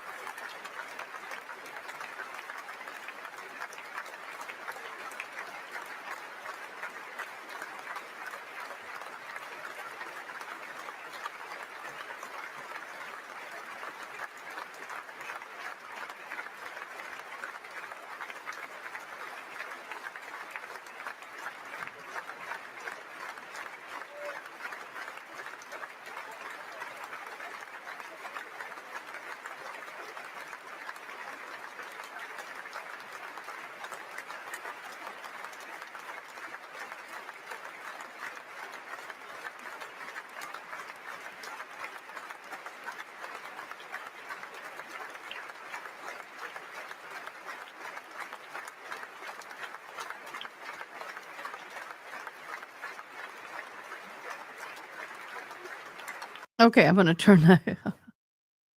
It's getting a little much in my ears.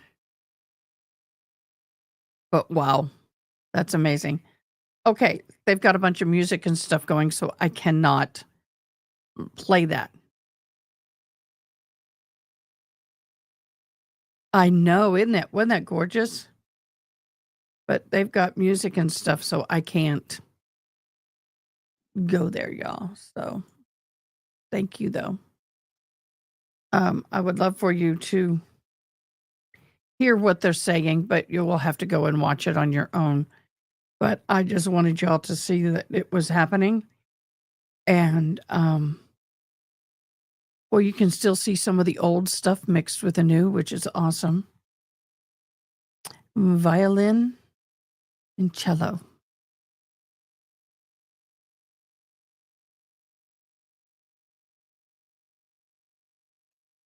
Next to iPad, you can put it on the floor and look at it. How astonishing. Once you know they're nervous, I wouldn't want to be playing in front of all those people. Honor it would be. Queens, kings, princesses, princes, presidents, dignitaries of all kind. So, yep, definitely. That's amazing. Okay. Don't be mad at me, but I'm risking a lot doing that with everything that's been going on. So, of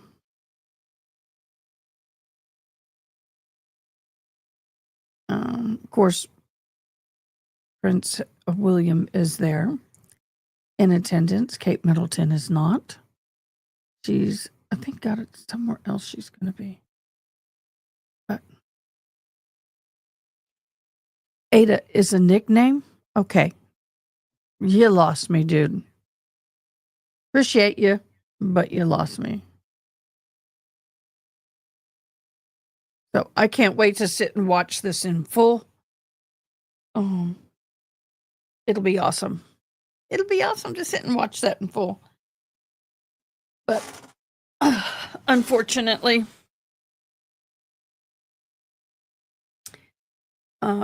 so what are your guys' thoughts on this case so far? Excuse the yawn. I have to be honest, I'm struggling just a little bit with it. I think like everybody else is. Okay. What time is it? Okay, so the I'm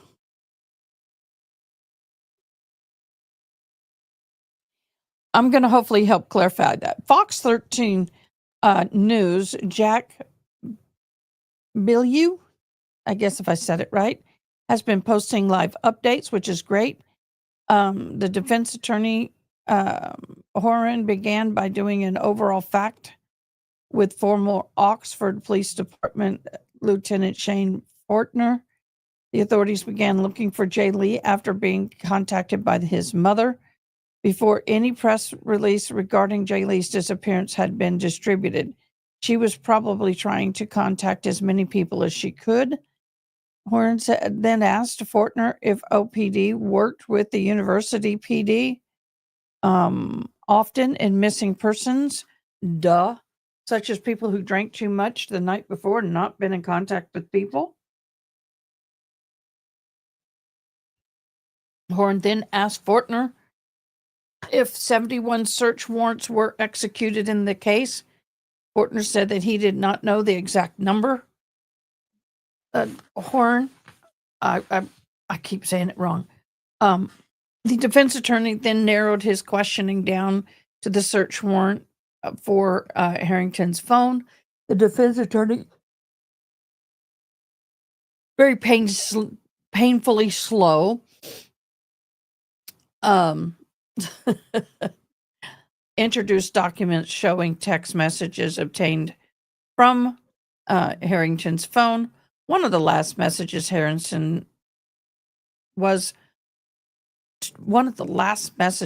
to Herrington from C-Love.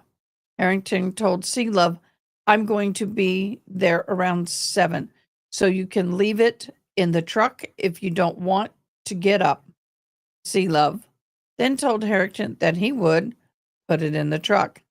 That conversation was in reference to some screws that needed to be delivered to a customer from the former day. C-Love told Herrington that he put the screws in the truck. Herrington said, "Appreciate it." The customer the screws were intended for told Tim, "Hey, Tim, I came grab those screws from you today or tomorrow. I can. Come grab them from you today or tomorrow at 9:28 a.m. on the 7th of July. Another text was sent on July 7th showing someone asking her if he or his company would be able to move a king-size bed. Herrington and one of his employees then messaged about getting a tool bag from employee. C-Love texted Herrington at 12:58 a.m. on July 8th, telling Herrington that he got 2 tool bags.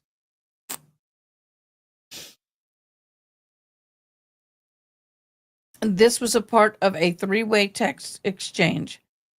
Either Tyson King or Herrington told Love that they needed to get the tool bag before Love leaves. Love then told King and Herrington, "Bet what time?" Either Herrington or King asked Love what time he was going to work. Love responded that he'd probably leave around 9:30. The text was sent at 1 a.m. Either Herrington or King told Love that they would be there around 7. "If you want, you can leave it in the truck so you don't have to get up. But I DC. I don't care if it's unlocked. Love responded that he would put them in the truck and leave the door unlocked. Herrington told the king that they had moved on July 9th, that they had a move on July 9th. King did not respond. Herrington told King, Oxford to Batesville. Love then told Herrington, I put them in the truck, bro. It just goes on and on. But I learned more from reading this guy's notes than I do from the trial itself.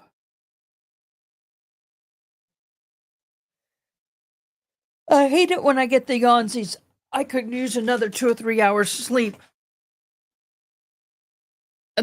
I've been joking this morning. At the rate of this case, I could go take an hour nap and get up, and we'd still be in the same place.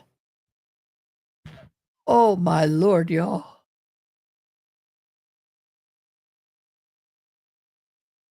How long is his break for?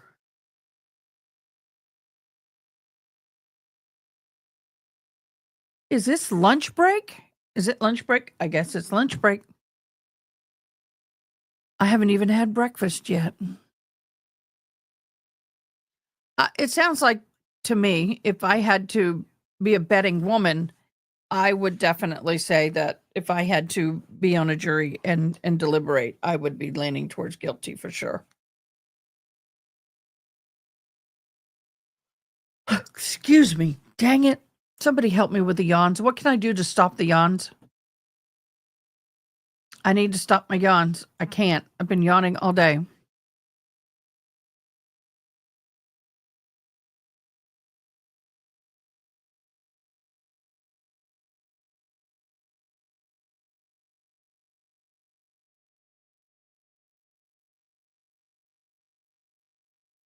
I'm trying to find if there's any kind of breaking news other than the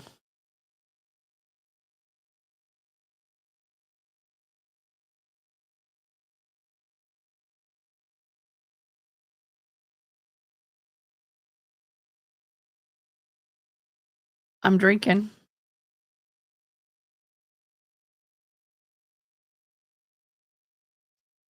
I'm drinking a lot of water.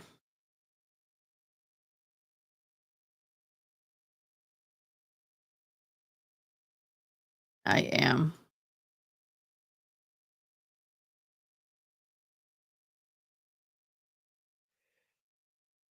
I'm sure he is.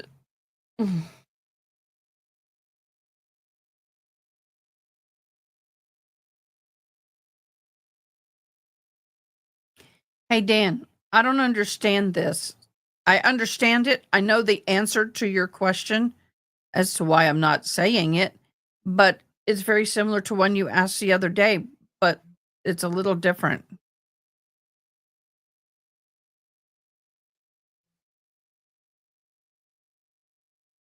Interesting. Around corners, and when they do go around corners, of course, there are taxis. Meow. We have a very move. dangerous It's landing. a new member. Welcome, meow. All the In cats London. in the world watching right now. Meow.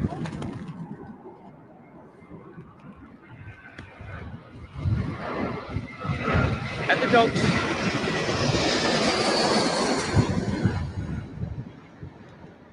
And the budgies. And the parakeets.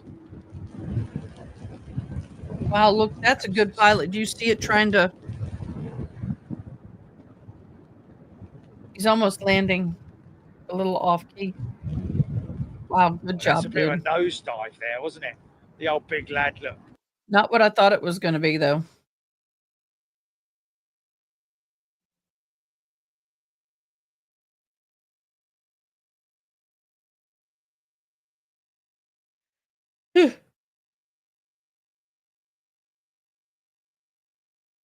Okay, now they're saying they believe that the person who unalived the healthcare CEO has left New York. Anybody have any interesting news on that?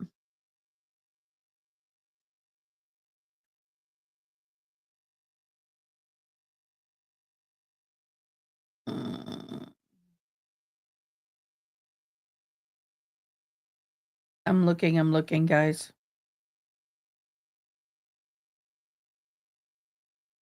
I am excited.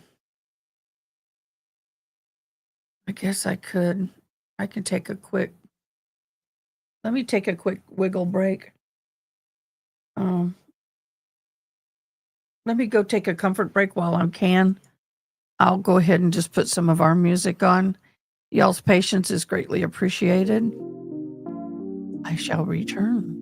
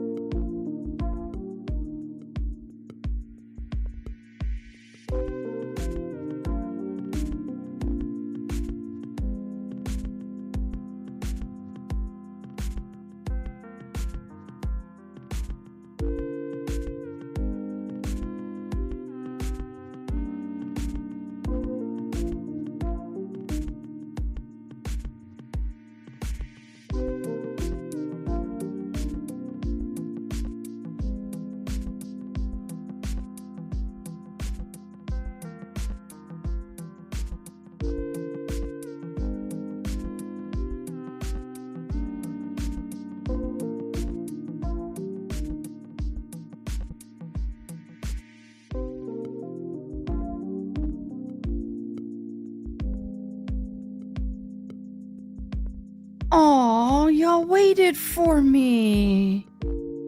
Oh. Well, I went, there's a hamburger restaurant just it's shaped like an L where we are, the building. I'm here, they're there. And I got me to drink. Something that will help wake me up. But I will say, it's nippy out there. It's wet, rainy, and nippy. That is where we are.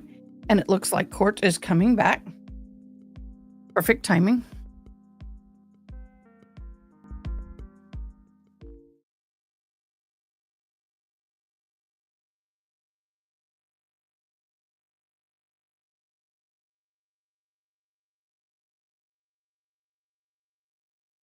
Your Honor is on his phone. All of our sound is up.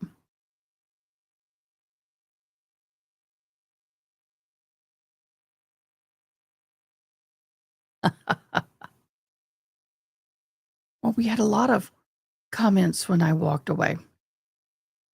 Good morning, Carmen. Good afternoon, Carmen.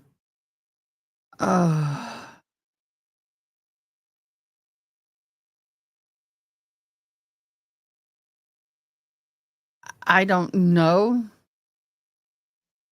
They're checking DNA on the water bottles that were left on the scene. Wonderful. Can't believe they let him get away. Well, it wasn't about let. Well, it's either, I don't have a lot of choices right now.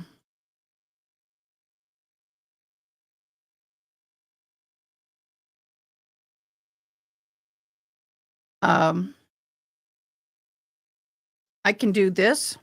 Happy birthday to you.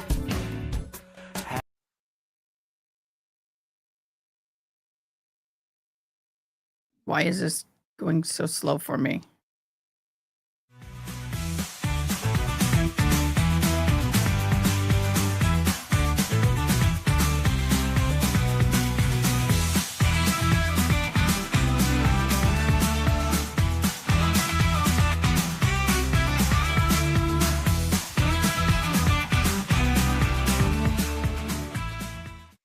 I can also do this one. This is the one that Mary and I love. Marianne and I love this one. I mean, Mary Kay.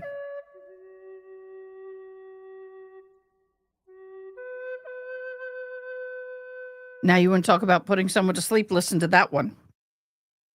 I don't have my flute in here. I could play for y'all. But,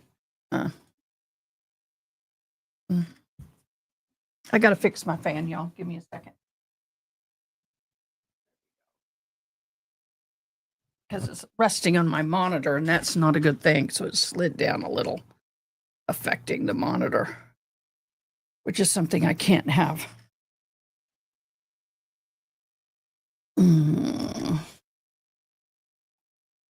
There we go. Fixed. Oh.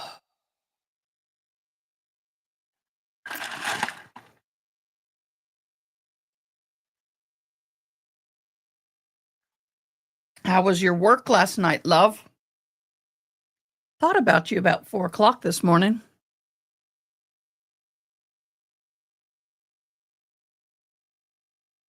I thought about y'all. Ugh. I used to pull a 7 to 11 shift, and then I would love to work doubles, and that's the 11 to 7 a.m. But about 6 o'clock, I'm like, it is relaxing, isn't it? It is. This trial, this I don't know how to explain it. I'm not a lawyer, so I can't go there. But I will say I am very disappointed in the system over there, and I would be utterly embarrassed if that was my county. Do you know what? Dan, ate a melon? Dude, I'm fat already. You're calling a fat woman a melon? Dude, in fighting words. So, yeah. So let's continue. I want to continue reading just a little bit about the testimony that's happened this morning. Okay. Horn then asked if there were any messages of Herrington inviting Lee over to his place. Fortner, the investigator at the time, pointed out that Herrington's confessed to inviting Lee over.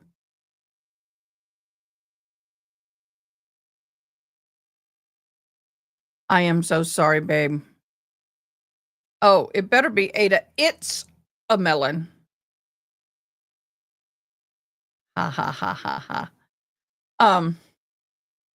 So Fortner's saying, hey, dude, he already confessed to inviting him over. Horan asked if there was any evidence of him inviting Jay over for the first time. The response was, it is safe to assume that Jay Lee wasn't coached over there. Horn said. Fortner replied to what Lee asked Herring if he was in Oxford. Horan pointed out that Herrington never responded. Horan said the investigator did not know what Herrington was doing at 2:54 a.m. Quote, my understanding is based on what's been introduced by the state. At 4 o'clock, Lee leaves, and sometime around 4:30, he returns. Why don't you put her in contact by phone with somebody from DA's office? It's gonna be an option. All right, we'll see and see how. We'll see This what tomorrow lawyer holds needs to anyway, retire. What we're gonna do tomorrow anyway. All right, And I but don't right normally now, jump on that give boat. me 1 minute, and then I'll be back and we'll get started. So there's something going on. The judge needs to go get for him. He'll be back in a minute. So then December 7th, 9:32 a.m., the defense moves for a mistrial. Herrington defends the move for a mistrial. Defense argues that Herrington stated, I need an attorney. The judge quickly denied the motion before allowing both defense and the state to clarify what Herrington said during his interrogation. And we had this big rigmarole back and forth, whether he said, I need one, I want one. They played the video. It went back and forth. And the thing is in the 5-day testimony began with the apartment complex. Herrington eventually asked, is this where I need a lawyer? So bring the jury in. That does not mean he requested an attorney. That also does not mean The jury indicated they wanted to work Sunday. Of course. They want to get this done before the holiday. So let me finish this up. So the whole thing of this is he never said, I'm remaining silent. I want an attorney. I do not want to answer any more questions. I want my attorney.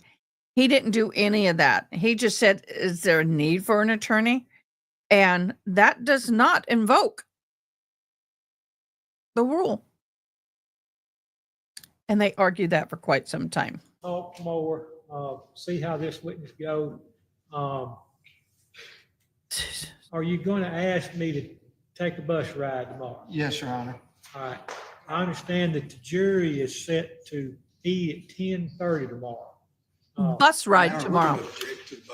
I understand that, and I haven't made a decision yet, but if we do take a bus ride, I think it'll be before 10:30.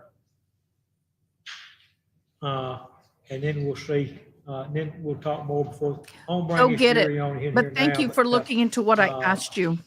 I'm highly concerned and on edge. If we do take a bus ride, it'll be before 10:30 in the morning. Anyway. All right, show the jury in.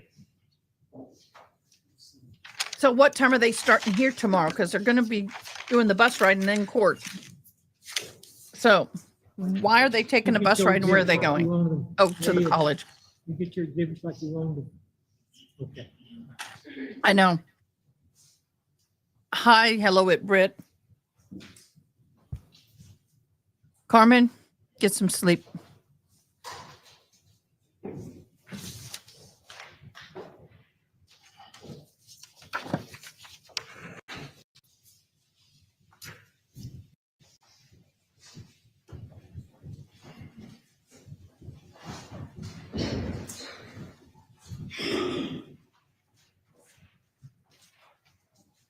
Everybody good on the jury? Left a little y'all left over, it wasn't bad. All right, you may continue your cross-examination of the witness. Thank you, Your Honor. Director, I want to clear something up a little bit. Y'all received your final report on the DNA September the 5th, 2024, correct? That's my understanding. I don't know when the final report was received. You referenced that and My understanding is that things were submitted to the lab immediately after, once retrieved, and lab reports came in periodically as to when things were coming back to y'all. yes, sir. Okay. The final lab report, I don't know the exact date. You referenced that, but I mean, Basically, that's just a couple of months ago, but y'all had reports throughout. The final report that got to y'all combining everything was sent September 5th, 2024. I don't want to confuse the jury, correct? okay. Also, I want to ask you, as far as I asked you about going back to Molly Bar. Y'all also took the fingerprints out of Mr. Herrington's apartment, right? Y'all did print analysis there? I don't know. Baker would be better at telling us that, right?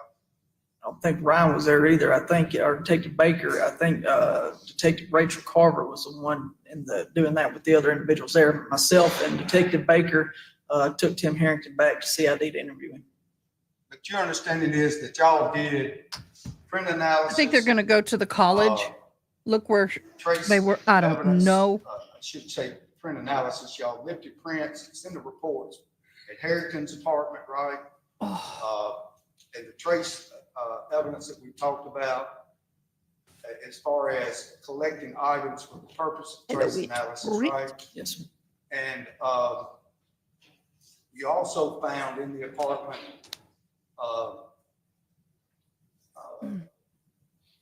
when you searched Mr. Harrington's phone and his computer, right? We talked about that earlier. Yes. So those were done forensic analysis for those two machines, right? Yes, sir. And trace analysis for the physical items out of the apartment. Right? Yeah, they would have gathered, collected items. Right, okay.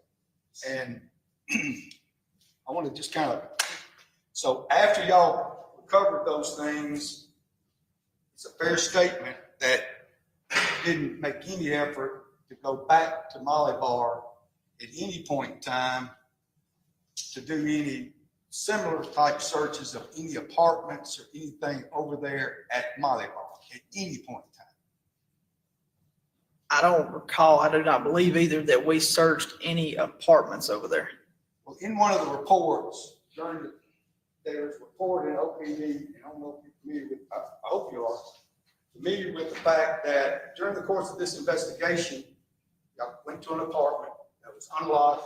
The officers went in shortly after this incident and did a safety search in there. Thank you, Haley Mouse. And unlocked, went in, looked around a little bit in Molly Bar Trails Apartments, right? Okay. Close proximity. That's not a very big complex, is it? It's not just one way in, one way out. Right. But shortly after, and I think it was somewhere around July the 10th or 11th. A nose? Officers. Eyes and noses? Eyes, with yes. OPD That's why I and did say UPD, potato, while because they you said were noses. searching out an area. One of the apartments Potatoes was have open. noses? No one in it, but it was open, and they walked around, looked around, right? Okay, yes, sir. And I don't understand how he's able to testify the backside of evidence and the witness responds with, if you say so. If you ask him if he is aware of that, I think he's already responded that if they did, they did, if they didn't, they didn't, but he doesn't know. He wasn't part of it. he just said he was. I don't think this witness is the appropriate. We phrased the question to ask him, does he know the course of the investigation was this or was it? I will, Your Honor. I guess I'll find it in here for two officers that went in there. I'll take you a few minutes. But your understanding is, based on the reports in the file, that during the search of the area after y'all had found the car, looking around in the area like you testified about on direct and cross at Molly Bar, that some of the officers during the course of that search went into an apartment that was open, basically did their own, they went in primarily because you didn't know if they were going to find any evidence in there, but characterized in the report as a safety search, right? Is that right? I was not there. If you're saying they did that, I mean, if there's a report to reflect that, then it must have happened. Okay. All right. You can't, what? Y'all were meeting, you're going over all the reports and everything on this. If I was a judge, I'd pull this lawyer out of this courtroom right now. And why in the heck is the prosecution not objecting? Objection, relevance. He didn't write the report. He wasn't there during that time. He didn't write the report. It has absolutely nothing to do with him. Why are you asking him about it? This is why I'm frustrated with this trial. He's telling them. There's a lot of reports, Mr. Rand. I'm not sure the exact one you're talking about, but if you'll hand me the report, I'll look at it and see if I recall. Objection, Your Honor. He was not there. It's hearsay. Is it hearsay if it's written in a report? Okay? Yes, sir. But you know what I mean. Now, the exhibit, you're familiar with the, Mr. Harrington's Ford Escape, right? That was seized, identified it on. Yes, sir. And, likewise, Detective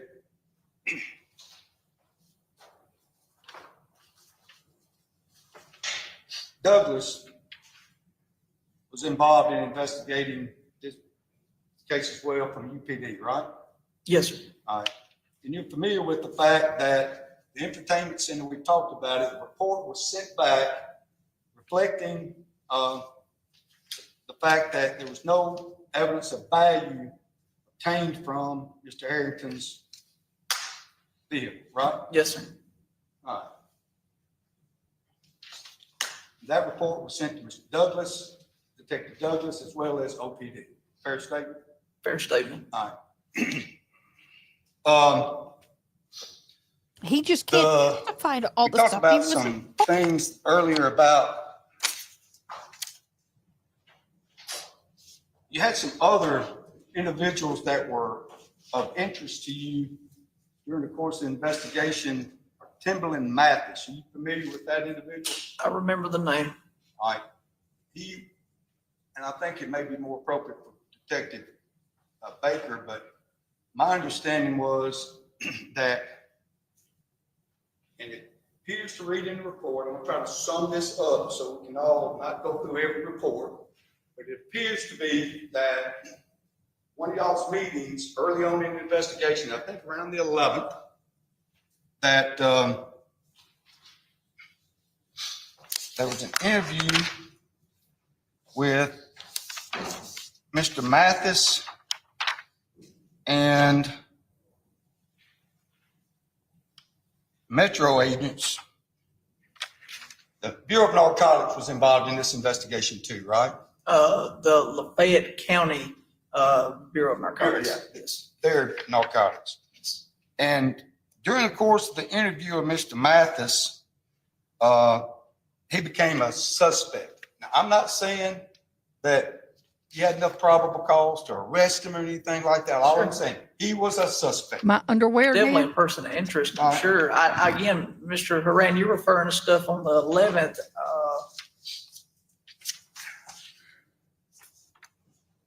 I left on after the meeting on the morning of the 11th. I'm not sure what time he was interviewed. I wasn't there for that interview. I'm just asking you whether or not he was a person of interest. If he's on, I do remember the name. Yes, sir. All right. So during the course of y'all's interview with Mr. Mathis, he gave y'all some information likewise that was troubling to you as far as whether or not he was being honest with y'all about his relationship with Jay Lee. Oh, Fair and that statement. is not correct. You know it. I don't know, Mr. Grant. I wasn't there for the interview. I had the flu. I was out.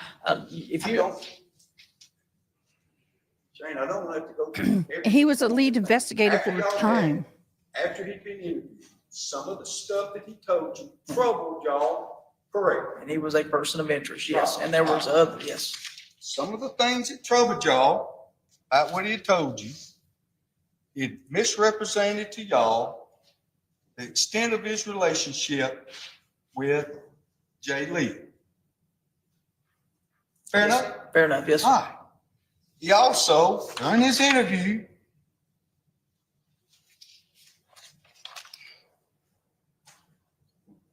gave many signs of nervousness, complained having an upset stomach, didn't have to go to the bathroom, fidgeting with his nails, fingernails, and the table. Mr. Mass moved around a lot. When Jay Lee's name was mentioned, he would sit straight up to perfect posture. Mr. Mathis constantly changed his story and timeline during the interview. Here's the problem I'm having. Yes, he can get the report, read the report, and say, that's what it says. But he's not asking him to do that. He's demanding the report so he can do that. He is asking him of his personal knowledge, the way he's asking. Dang it, I knew I just smeared him. So that's where I'm struggling. If you want him to comment on a document, then you have the document entered into evidence and hand it to him. Have him review it. Look at it. Don't tell me what it says, but review it. Does it not say in this document ... Yes, it does. The problem I'm having with this is this lawyer doesn't lay any groundwork at all. And his tone in his questioning is that of someone who is very irritated and frustrated.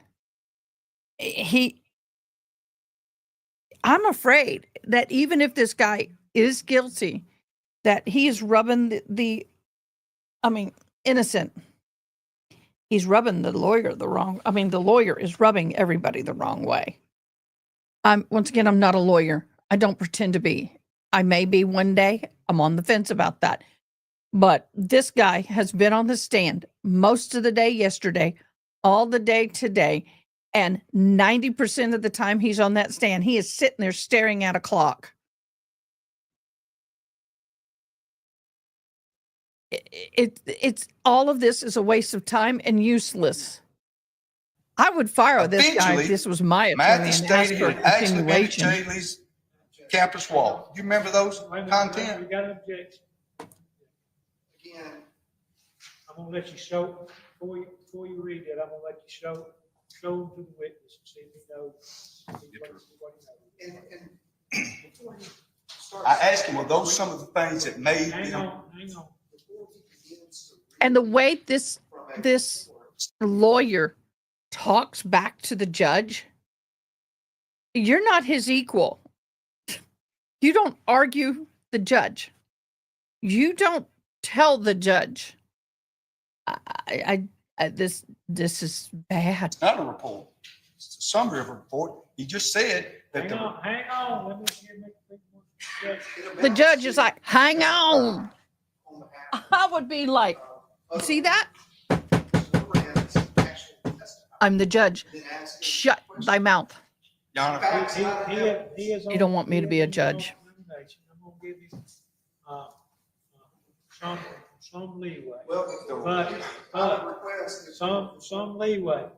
some leeway, but I don't. I'm not going to, Your Honor, I asked him, was he a point of interest? There was concerns about his statement. He was a point of interest. He said yes. All right. Then I want to ask him if these some of the things that concerned him. This is a report in their file, the content of which the summary is. They're like sidebar. And they're doing it correctly. You do not argue like this in front of a jury, in front of a witness. See, all this arguing right now is in front of a freaking jury.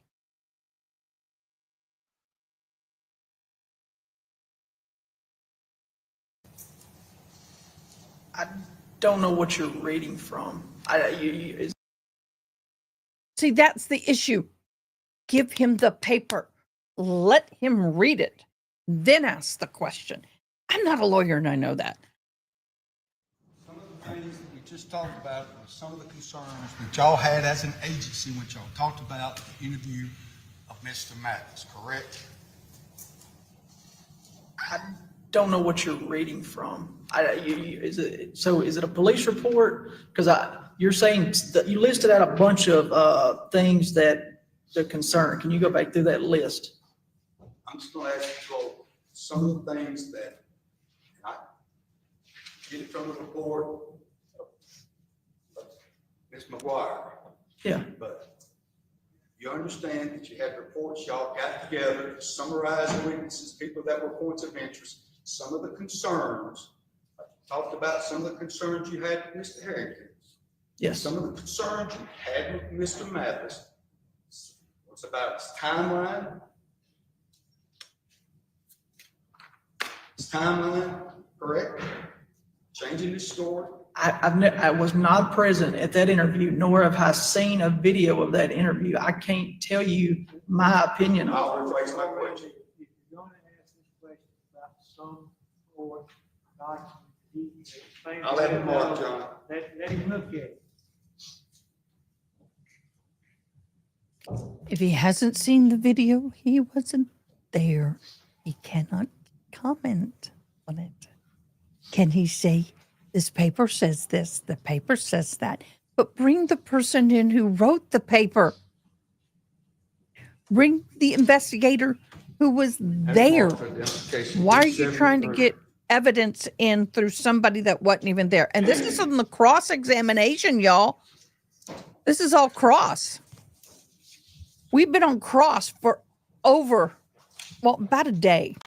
You ever seen this D73 before? Ever read it? Reviewed the contents of it? Or discussed it with any other individual?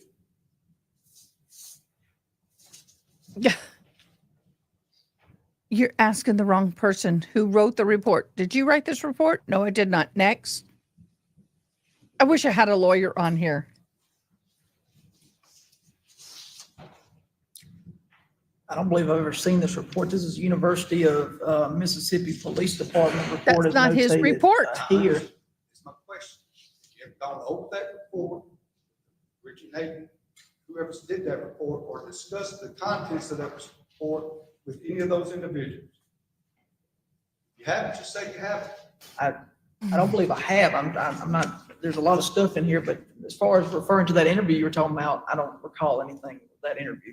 You're not knowledgeable of Mr. Mathis' interview with UPD? Yes, I'm knowledgeable, but you were asking specific things like nervousness and all of that. I'm not. Well, was that reported to you from UPD that he conducted himself? Oh my in God, that manner? the university police conducted the interview. He wasn't there. He can't tell you if he was calm or nervous or not. He hasn't seen the video. You need to get the university PD in to talk about this paper boo-boo. Boo-boo. Hello. Why is the state not objecting? Either that or they're just letting him cook his own goose. Boy, this guy is going to need a big martini after this. That report. Okay, you're asking for those specific things. Gotcha. All right. But if that's not his report, he can't read a university police report when he's not a part of the university PD. He doesn't know the, he could just read what it says, I guess. I think he's like, I'll do whatever you want me to do so I can get off the stand. I would look at the Honor and say, Your Honor, I can't help anymore. Your Honor, what do you want me to do? This has nothing to do with me. This is not proper questioning. This is improper. Yes, Your Honor. Objection, improper questioning. No, I ain't playing around. This is day 5. We should have their shit together by now. We've been live for 4 hours. I can say, has it been 4 hours already? That's right. You had UPD on the stand. Why didn't you ask him about this? Why are you having somebody asking somebody who wasn't there? Even though you led the investigation, that's two different departments. You have your investigation. They can do their investigation and you can work together, but It jumps around as far as Mathis and Yeah. different sections, so I'm just trying to, I understand. yeah. But are you looking for those specific words about him being I'm just asking nervous? you right now, are you familiar with the content of the report as to whether or not you agree with the statements in the report by the reporting officer? At any point in time, through a direct conversation or through a group meeting that y'all had, PD, Metro, you're familiar with the contents? The this is when I representation made say, from Mathis to the reporting officer, yes or no? And so it begins. I don't recall a lot of this that's in Sorry. here. There's a word that ADB uses a lot, and I'm Content of the not going to statements take it Mr. from her, but Mathis, dang. Mr. Mathis, his conduct, as well as the statements, were made to UPD officers. Oh, Gabby, thank with you, yes or no? darling. He made Bless statements you. to UPD officers, yes. You know where Part it's of going to Dog's go. investigation, you Yes, thank retrieved you. that information. Yes, they went to go talk to him. All right. In regards to those comments that he made in the course of this interview, the manner in which he conducted himself, and whether or not he made misrepresentations to y'all, he did that, did he not? Yes. I say y'all, I'm talking about UPD and OPD, right? Okay. Because y'all use the information from UPD to further your investigation, all right? This was on 7/19 on this report. Yeah, everybody's working together, yeah. Got involved in the levels. Y'all get together, right? Yes. All right, we pass that. Is it a fair misrepresentation in that report? Exhibit number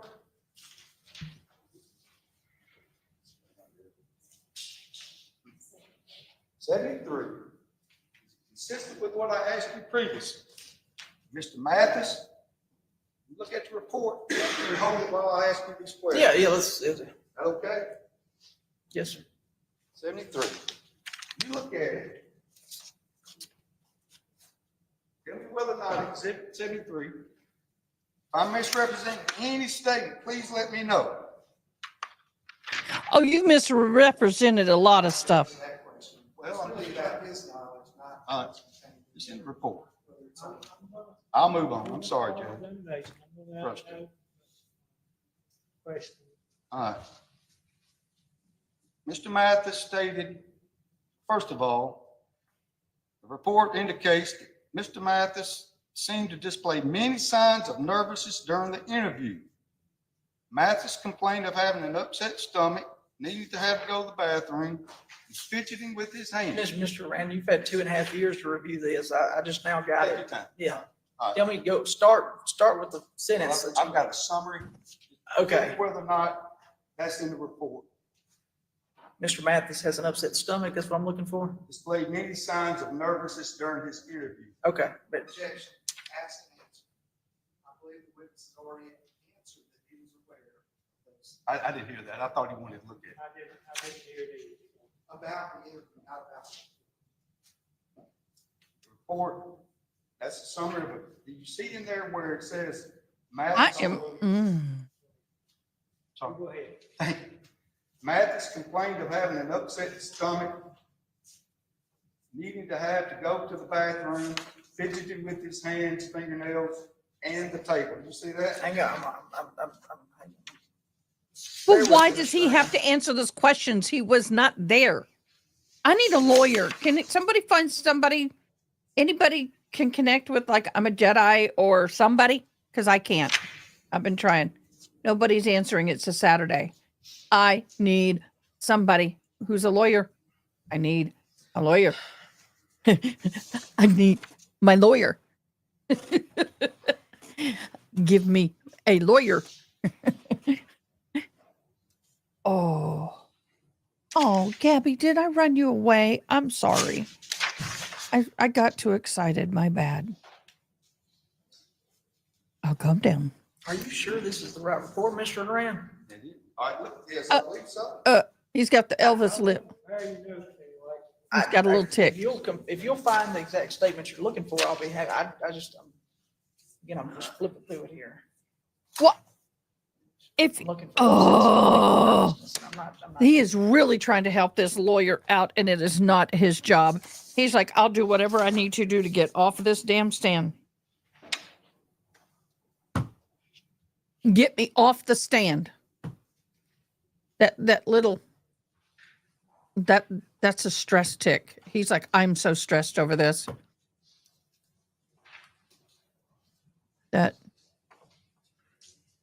And I don't blame him. At this point, I wouldn't blame him. I would look up at the honor and say, Your Honor,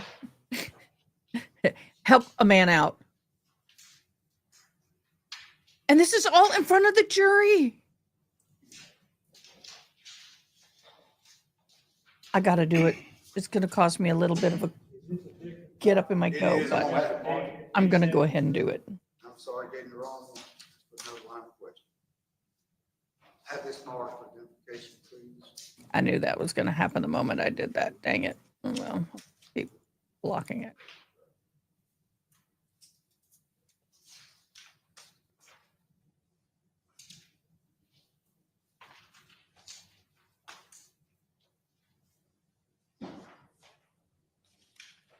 Somebody needs to tell me this.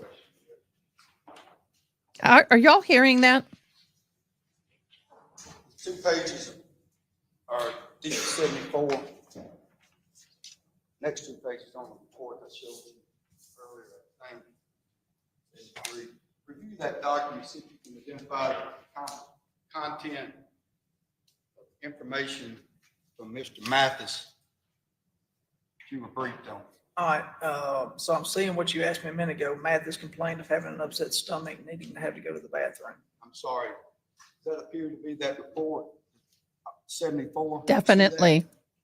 Above that, I believe it's right above it. Thank you, Haley Mouse. Can we also throw up a Makes a copy comment. of the tea periodically? Thank you. You agree with me that Mathis stated he woke up to get ready for his next shift.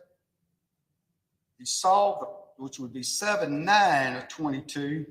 He saw the press release that he attempted to call Jay Lee but did not get an answer. You see that? Yes. When did you say that press release was done?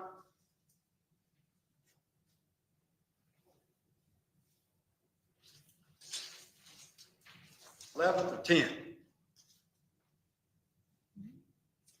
I can't remember.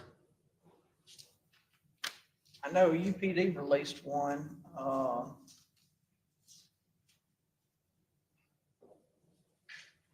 think UPD released one on July 10th, and then another one was released on July 11th.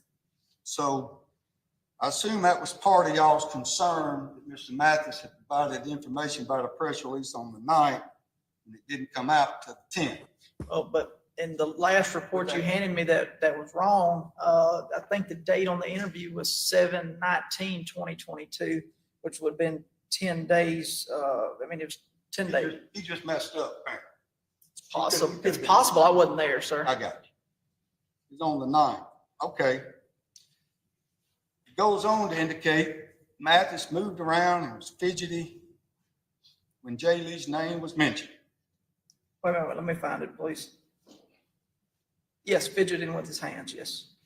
Mathis consistently changed his story and his timeline during the interview. Why are you having him introduce Okay, this I when he found wasn't that. there? Yes. All right. He can just agree with you. And You're then- wrongfully introducing evidence. Eventually, Mathis stated he had actually been to Jay Lee's Campus Walk Apartments, and he described it. Okay. Previously, according to that interview, I don't want to go into the details. Previously, apparently, he lied to them about a relationship with Jay Lee. Later on in the interview, he admits that he engaged in activity with Jay Lee, correct, basically? Is that what that interview represents to y'all? Mr. Rand, you keep saying y'all. I can't. As an agency, I'm talking about UP and OPD. He was Y'all on the share- he was a person of interest at one time. Right. Yes.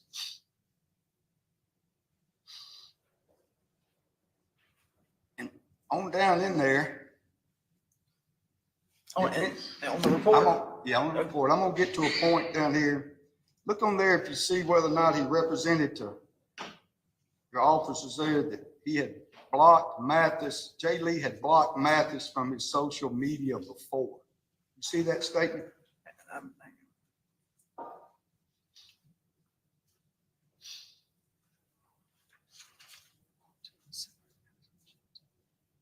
Y'all, this is so bad.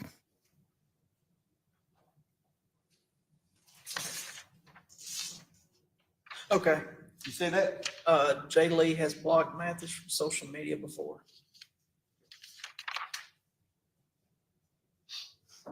Fair enough?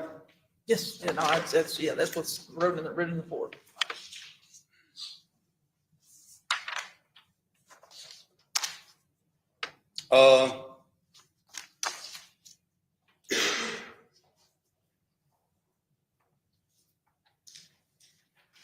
Can you tell me, as you understand it, how it came to be that Mr. Mathis was moved off the list of people of interest? I can't. All right. Let me help you a little bit. According to y'all's reports, that during the time 5:58. Let me ask a question. I know. There's a lot of reports. May we approach the same objection? If he's got it.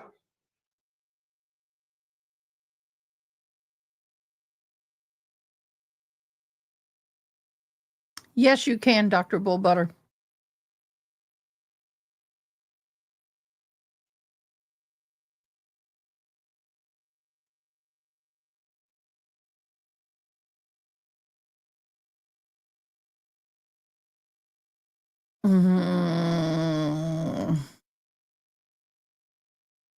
My sound machine, I have to reset every button to the right speaker. Frustrating.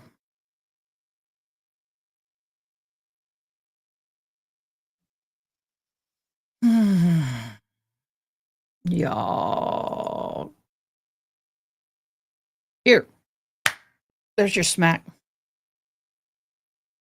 Gave you a smack? You wanted a smack. I gave it to you. Well, it's been for them, not you. And I don't understand why the DA is not objecting to 90% of what's happening.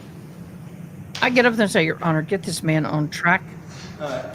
We're going to scream for mistrial ourselves and get him a new attorney.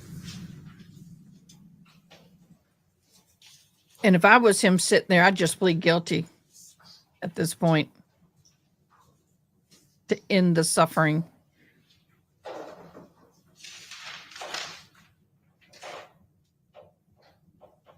Don't do that. We don't need you to break a tooth. I approach you now. You were just there. This appears to be part of the Oxford Police, University Police Department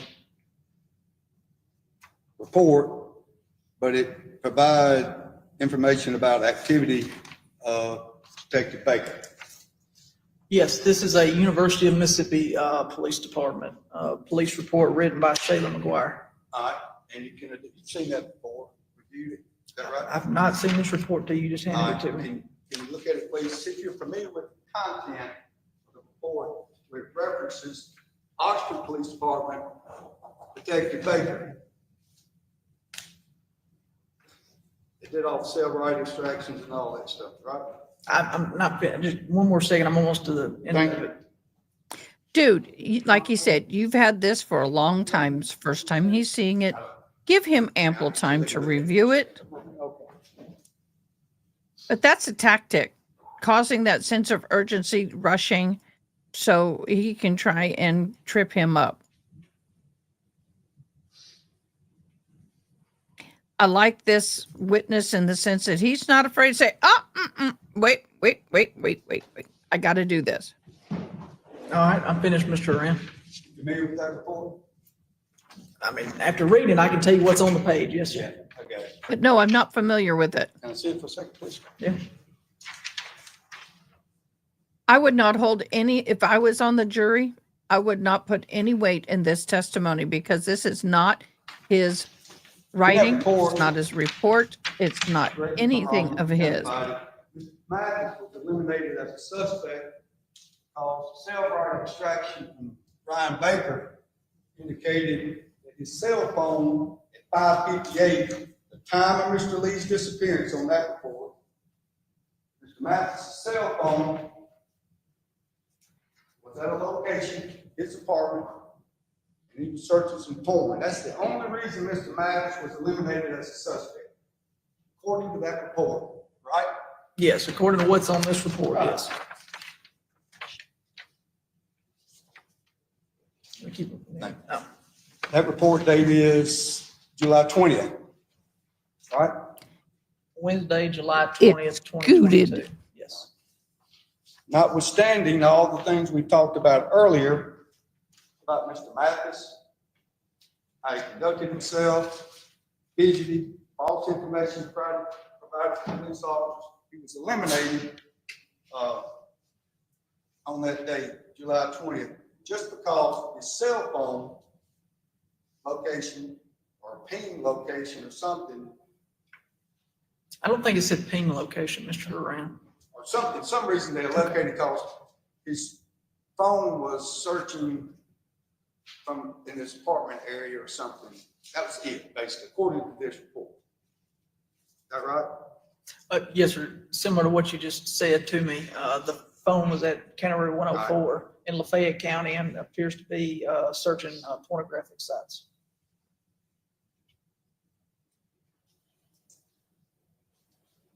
Did I just hear him?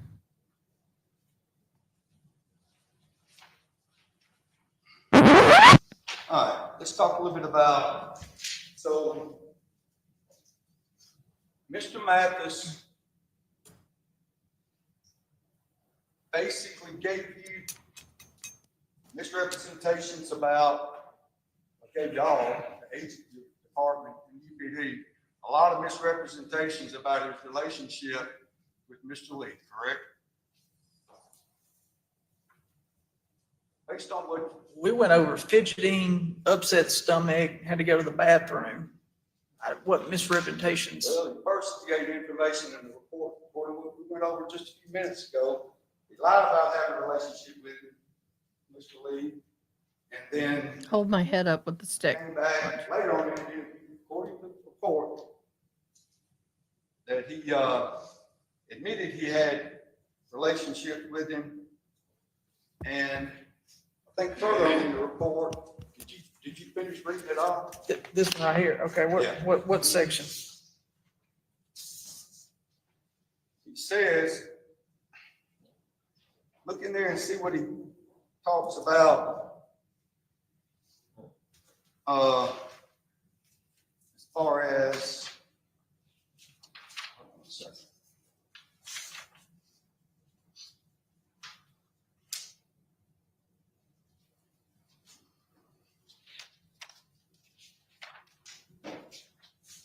about having relationships. He said he's never had a sexual relationship in Mr. I'm testing that to Paul. see if that See gets that in me in there? trouble. I'm looking for it now that you said, yeah, let's see. All right. See that? This is what I'm gonna read. Can I read this section of it and see if we're on the same page? Take your time. All right. I'm sorry. Mathis was adamant that he has never been in Jay Lee's No, car. objection, Your and that Honor. Jay Lee has Objection. never been in his. Okay. Is that what we're Objection, Your referring to? Honor. Objection. He's not permitted to read Now, it. Did y'all ever Objection. Sidebar. Sidebar. require the fingerprints of Mr. Mathis to start with him to determine whether or not there may be some fingerprints either in Mr. Lee's car or whether or not you took the fingerprints of Mr. Lee and compared them to Mr. Mathis's car or anything like that? You didn't do any of that, did you? How I'm not slow aware of can you any, read? fingerprints taken from Mr. Mathis. Just use him as an example. I'm not trying to point the finger at Mr. Mathis. And I can't speed it up. It's live. y'all didn't do these things during the course of time that he was giving y'all all this inconsistent information. Fair enough? That's 20. Do you know what? Yes, I'd rather watch Dallas Cowboys lose. I'm just saying, he gave you the same type of information that Jose Reyes gave y'all, Okay. right? I love my Jose Cowboys. was y'all I love my first, right? Cowboys. This Mr. is Rand, like, if you got a report that shows something for me to read, I didn't talk to Mr. Jose Reyes. I understand that. then I can't testify to it. OPD kind of running the show, Mr. Baker. They did report the review about witness statements and summaries about what they had told and concern that people had. To the best of my recollection, I think University Police Department talked to Jose Reyes. I don't have access to those police reports. You did not have? I don't have access to their system to review those police reports. But Did you ever review? I've not looked at any UPD reports. If you'll hand me one by somebody, I'll be happy to look over it though now. All right, let's move on to Mr. Spears. This is where I would be screaming ineffective counsel all over the place, but I don't know. From what y'all are telling I'll be me, right back. Come for break. we know now that there's a phone call from Jay Lee. Mr. Spears and Jay Lee had communications around 5:58, right? Yes, sir, around that time frame. All right. And do you know whether or not it's 5:58 on a Friday morning, right? Is that right? Am I dates wrong? It's July 8th, 2022 on a Friday morning. When was July 8th? Friday? If you're asking me when July 8th, 2022 was, I'll need a calendar to go back to. I don't want to say it's a Friday just because you do. Right. You know who originated that call at 5:58 a.m.? Whether it was Mr. Fears or Jay Lee, off the top of my head, I do not know who originated that call. Right. If I represented to you that you got a Snapchat FaceTime call from Jay Lee prior testimony, you can't dispute that. I mean, we just get past that point. Yeah. Regardless of that, 5:58 on that morning, pretty good friends be calling that early in the morning, right? Any of my kids, me at 5:58 in the morning, call me, it better be important. Same with you. Would Yeah, y'all be 5:58 opposed is a if little I early, started but yeah. decorating while we're watching? I promise you, if I call one of mine at 5:58, they're not going to be happy. But nonetheless, we talked about this conversation, and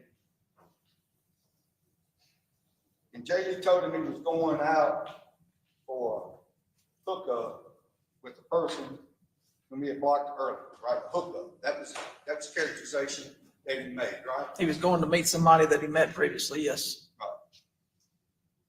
Now, again, it appears that those two individuals have a pretty good relationship between themselves, calling that early in the morning, talk for 3 minutes, right? I would say they probably did. And in that conversation, my understanding is that Mr. Spears represented to, and you're familiar with that conversation in pretty good detail because OPD had gotten involved at that point in time, right? Somewhere around that time, yes, sir. Right. So that was 5:58 on the 8th morning, good friends. And if you look at, correct me if I'm wrong, if you look at their conversations previously. I got to get this earlier that night redone, so give me a as well. second. Looked at probably all the other Snapchat and all this other stuff I'm not going to go into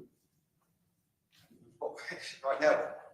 It's a fair representation that Fears and Lee, they talked earlier that night, they talked the day before, right? I'm sure if they're close friends, they probably did talk a good bit. Pretty good friends. It sounded like at least on Snapchat or Facebook. And But dude, he doesn't know. your representation is that Fears contacted through the hotline on what time and day did he contact y'all? Trying to make me bigger Exactly what time, Fair statement, it wasn't so till you can see after the both. press release came out? Is that okay with y'all? Is this okay with y'all? yes, after the press release, I think he contacts and lets us okay? know that he had, talked to Jay Lee that morning, and Jay Lee was going to, meet with, somebody that he met previously earlier in the morning, going back to their place. And then, during that phone call, Cliff fears between him and Jay Lee, he could see Jay Lee, going to some location. It wasn't very far, so. Okay, but, did you find any messages? I'm just curious, I mean, I kind of know the answer, but I'm gonna ask you, any messaging, from Mr. Fears that he had reached out to Jay Lee between the time of 6:03 that morning and, the time that the press release was out? I don't recall off the top of my head. You said you have the answer, but I don't recall off the top of my head. But you've already testified earlier that Ms. Lee had come to Oxford, called friends, and in fact, Jose Reyes, according to the reports, he had gone to parking garages, they'd looking for Jay Lee in town, right? Yeah. All right. That's on the 9th, right? I think they do come up on the 9th, yeah. A lot of people. Yeah. It's already been established. Jay Lee was amongst his friends, well known amongst all of them, but you're telling me that Mr. Fears reported after the press release that he had talked to Jay Lee that morning at 5:58. That's factual, isn't it? After the press release, Claire Fears called in. Yes, sir. Yes, sir. So, Mr. Fears wasn't forthcoming. I'm not saying it. He just didn't reach out to y'all, to the family, and let them know, hey, look, I know everybody's looking for him, or what, not they were looking for him at all. It's factual that you didn't hear from him until that time.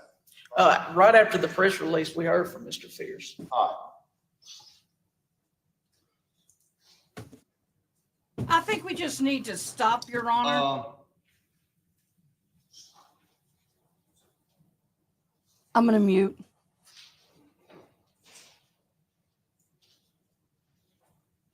And likewise, during Mr. Reyes's interview, it was reported to you that he was showing signs of deception as well, right? If you'll let me see what you're, I don't. Yes or no? I don't recall. I mean,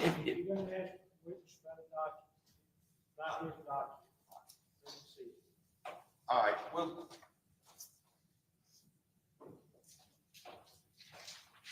Now, can you tell me,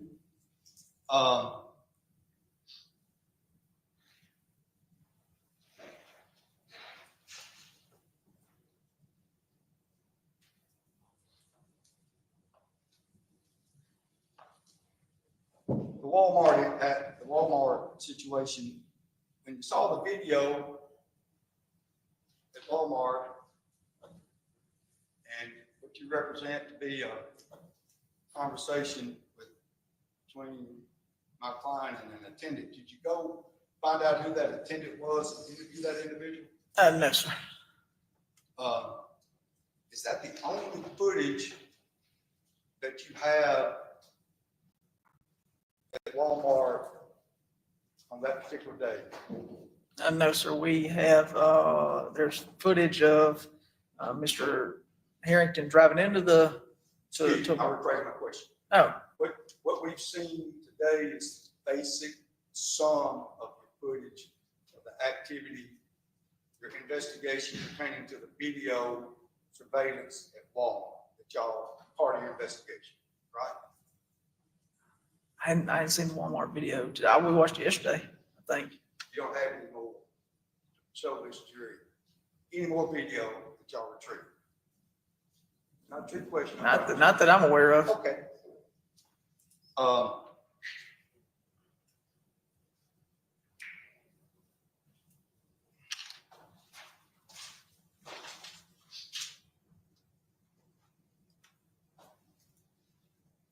Do the Snapchat messages, I'm gonna get back to Mr. Spears for just a second. Yes, sir. Do the Snapchat messages between Mr. Spears or FaceTime, Snapchat, Instagram, Twitter, whatever, messages represent that it is apparent that Mr. Spears had some type of relationship with Jay Lee or not? I can't go back and reference old messages between Jay Lee and Fears at this time. If you have something that show me. I'm asking you, based on your investigation, did it appear that they had a relationship between the two of them prior to July the 8th? Oh, prior to July, I think they were friends. Okay. Do you think on their messages indicated that they had any types of relationships? Sharon, I can't tell you that. I didn't go back. I don't recall any of the old. It may have been possible that I did. I just don't recall any of those old messages. Okay. Yeah. You can't say whether they did or not based on your investigation, basically, right? Based on, yes, me. Now,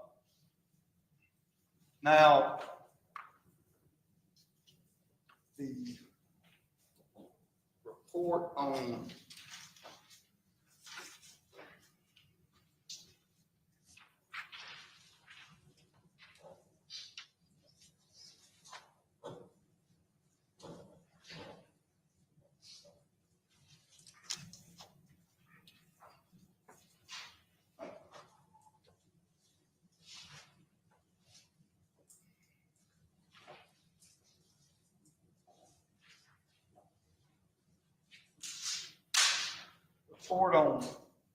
stated that the Molly Bar, that officers didn't go out there and investigate, knock on doors, and did go in vacant apartments. Is that right? Yes. Okay. Went inside. Fair enough.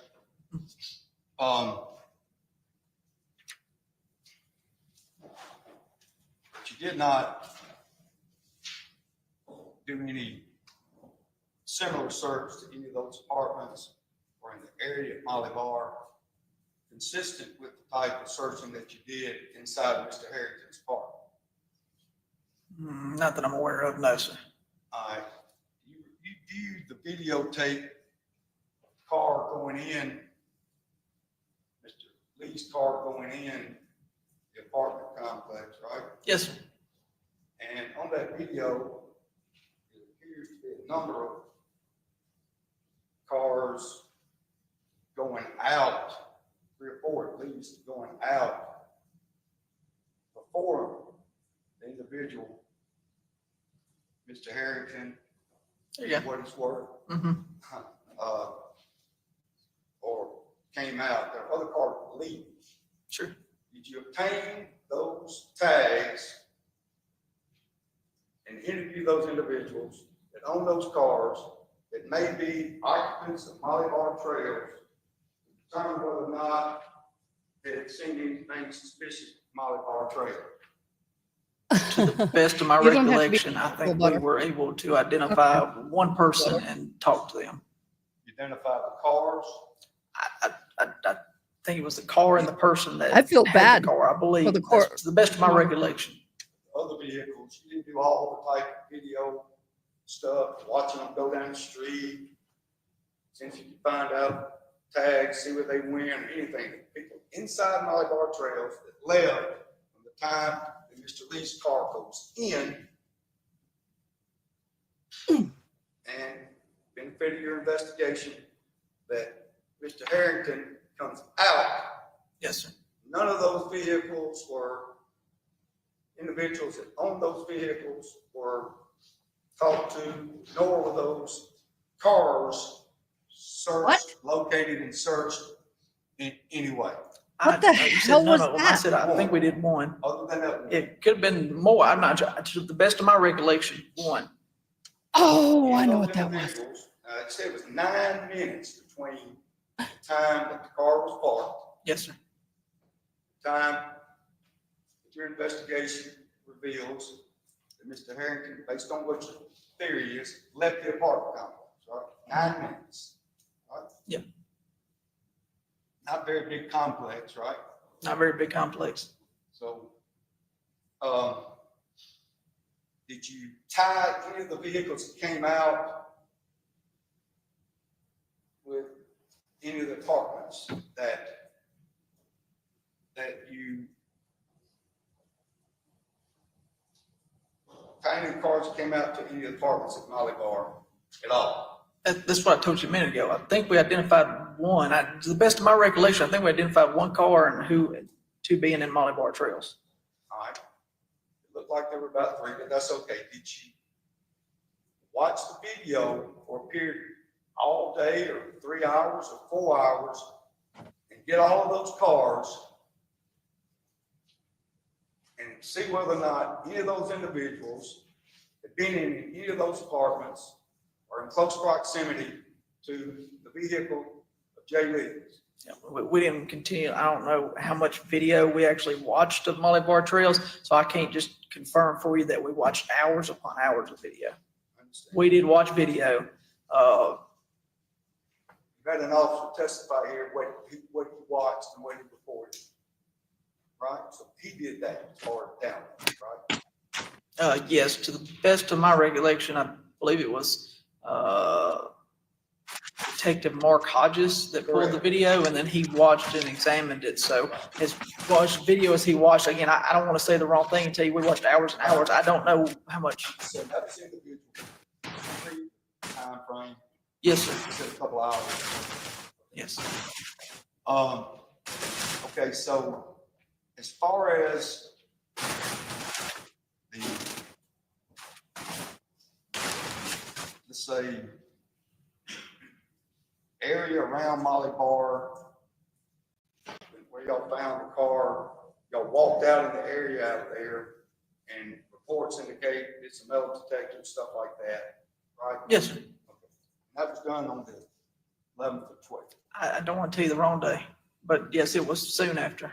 Fair to say, after you arrested Mr. Herrington, never went back to Molly Bar to do any additional investigation as far as trace evidence. Fair statement? We went back out to Molly Bar Trails, I believe. I just don't know what the dates were. Have you been back to the area of Mr. Harrington's apartment since you did the initial search at his apartment? You're talking about, yes, we have. And when did that occur? I don't know the dates in 2022. The most recent one was in this year. Well, this year, let's narrow it down a little bit more. Within the last month? I don't want to get it wrong for you, Mr. Haran. Pretty close to a month ago. It ain't been long, no. It ain't been long. A little bit tighter than this year. Sure. Right? Been about a month ago. Fair Okay. enough? Fair enough. Went to Molly Bar and, went to the Fed place and did a search of the area around the Fed place, right? Around his apartment, the whole complex, really. No, not the whole Like, complex. tell me where y'all went. No, we were behind,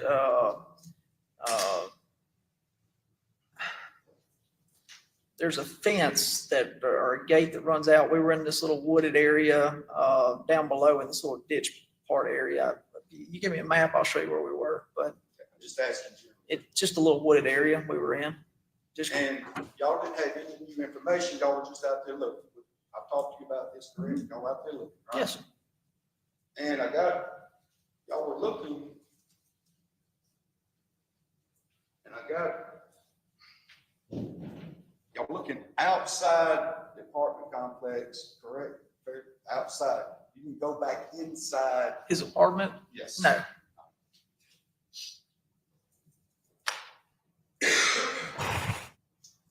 It's hot in here. Indicated previously that, did you actually go down to Grenada to the Herrington residence? During the search warrant, yes, sir, I believe I was down there. And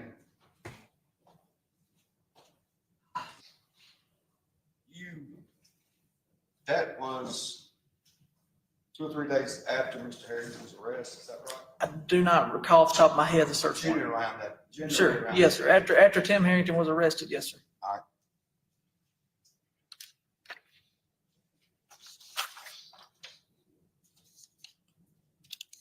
You also, during the course of y'all's investigation, y'all went to Lamar Park and searched Lamar Park, is that right? To best of my knowledge, I don't remember a Lamar Park search. There's a Pat Lamar Park. I think it's the same kind of thing. I don't remember that one.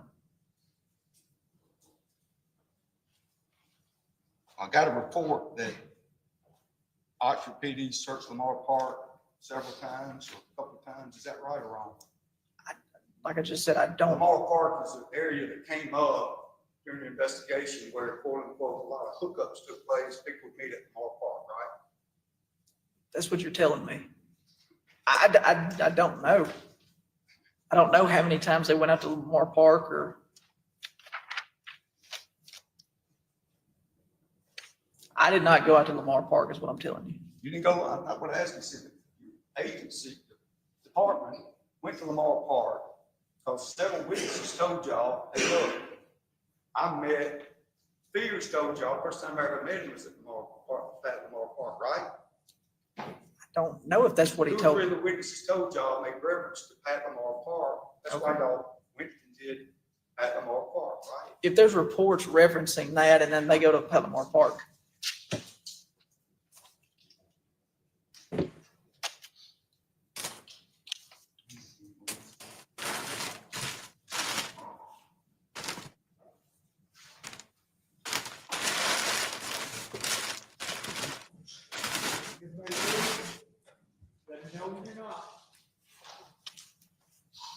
About done, y'all. Promise.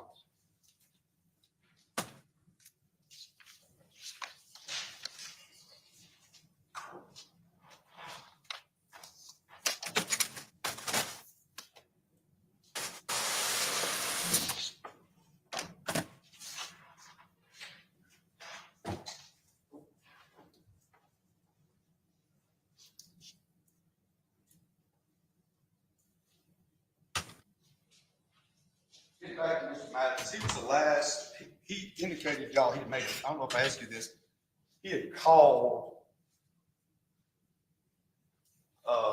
J. Lee that night before recording was, and y'all's report indicated that there was a phone call, I believe, that he had made to Mr. Lee earlier that night, right? Mr. Ryan, I wish you'd just show me what you're talking about. I don't. Just asking, don't. Do you remember whether or not? I do not remember. Okay.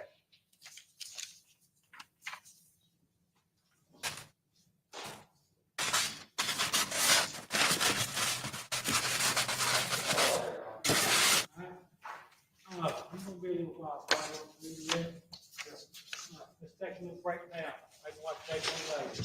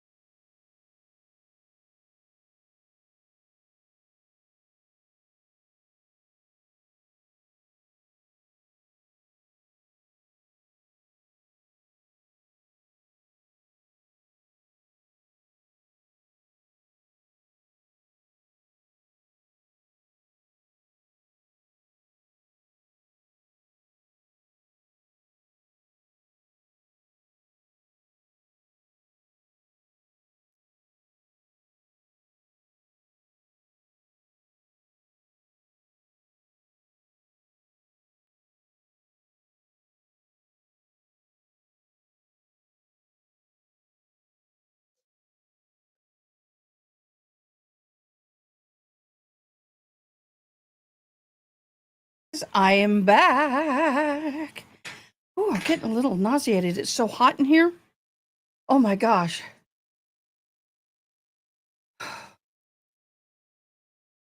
Yes, we're gonna go. I would love to share. AdaKay raid. Let's do another AdaKay raid.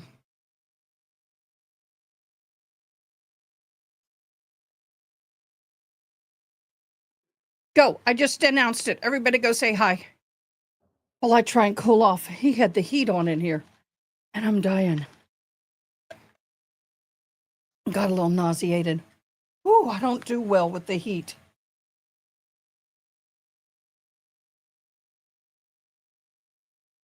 Oh.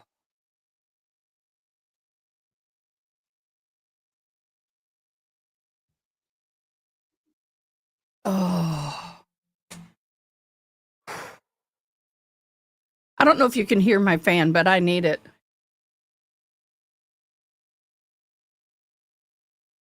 Oh. Leave it up on my channel if you can. I need to.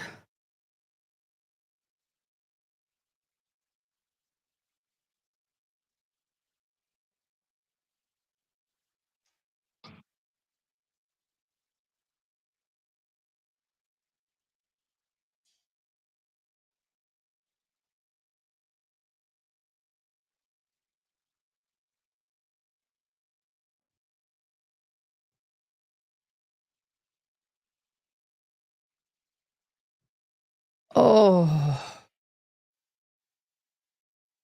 We're talking about Braxton over there. Uh-oh, the judge is coming back. Anything we need to take up before the jury comes back? Oh. I know it's early. We may not work all day tomorrow, but let's start thinking about, I know we can't pick jury instructions yet, but we may not even get there, but at least be cognizant of the possibility of needing jury instructions. So, okay? I'll just leave it at that anyway. You know, some judges make potential instructions be filed before the trial started and everything. All right, just want to make sure that we didn't get through a testimony and folks start thinking about them then anyway. We're past that, Judge. Okay, good. That's just want to make sure. Hey. I wasn't worried about it. For those of you who are just hopping on, I'm decorating for Christmas while we're watching that mess. All right. So I'm going to get back to it.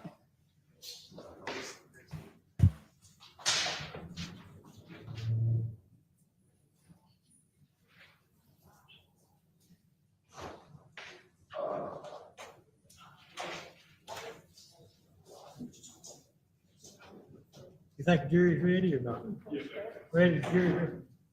All right, jury's ready. Let's try to get ready. You ready, Red? He's looking through the exhibits real quick. Let's get ready pretty quick here. All right.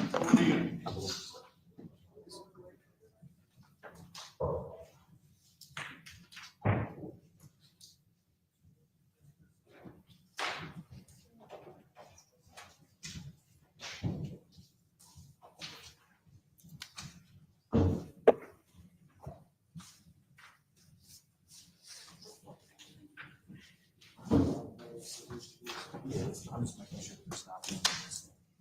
Yeah, I believe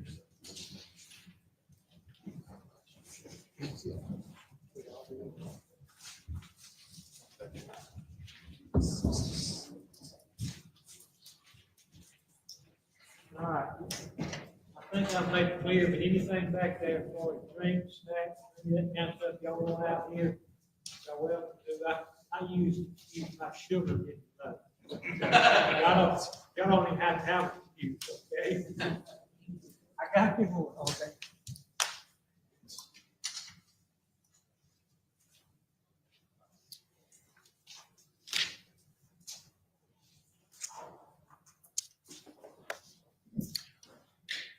You may proceed when ready. Thank you, Honor.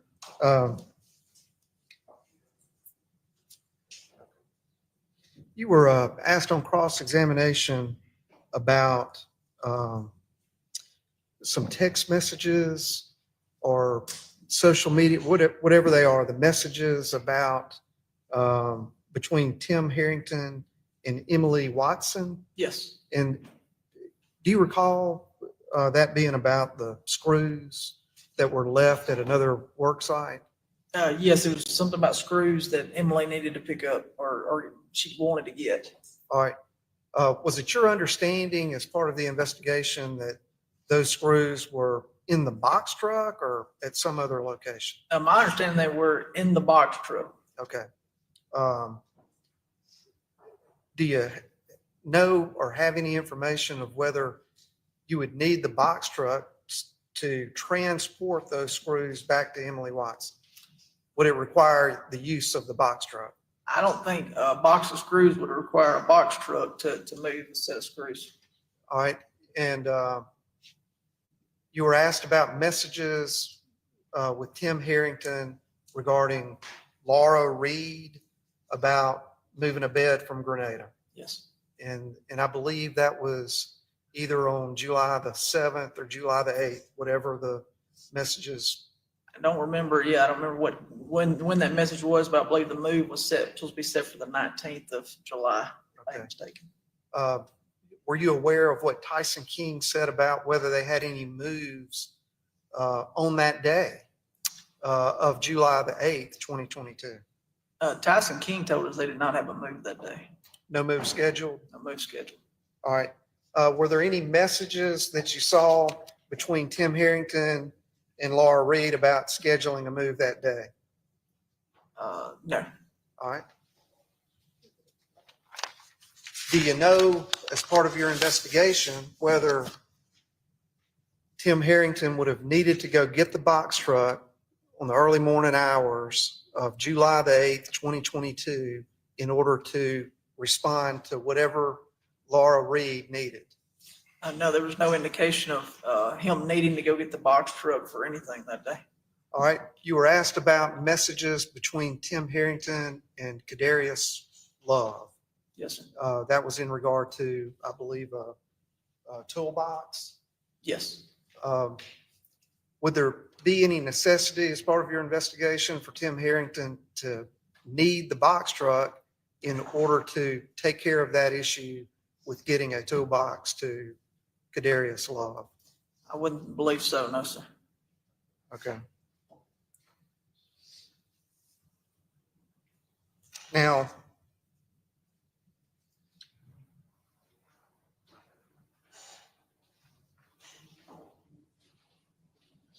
as far as the messages between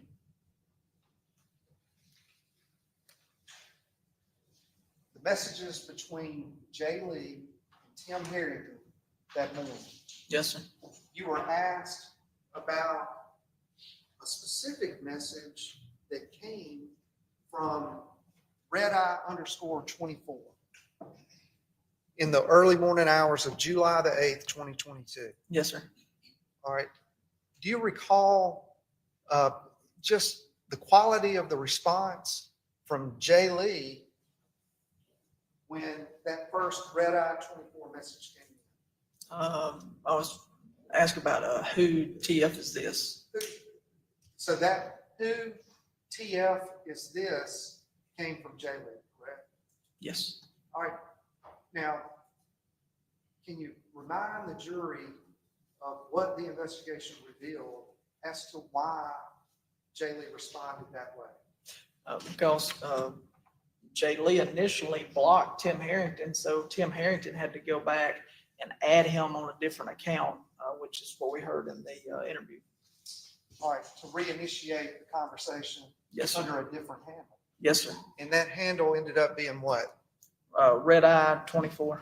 Okay.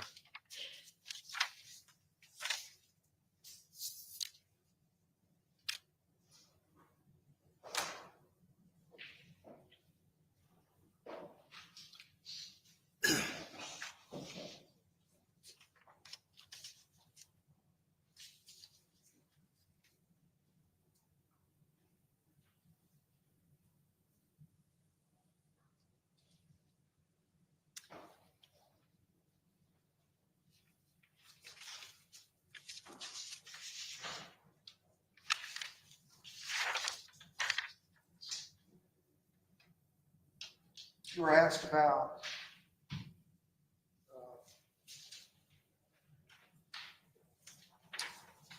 line 125. I believe that was part of that dump from Tim Harrington's cell phone. Correct? Yes. Contained that history Yes. and recorded in that history. Are you familiar with that entry on 125? Yes, sir, I am. All right. Now that entry on 125 was a search that was, what is the timestamp? It's on July the 8th, 2022 at 5:57 a.m. 5:57 a.m. And that was the search about how long does it take to strangle, and then Gabby Petito's name was listed there, correct? Yes, sir. All right, and you were asked about entries right after that that occurred, what, within 7 seconds? Yes.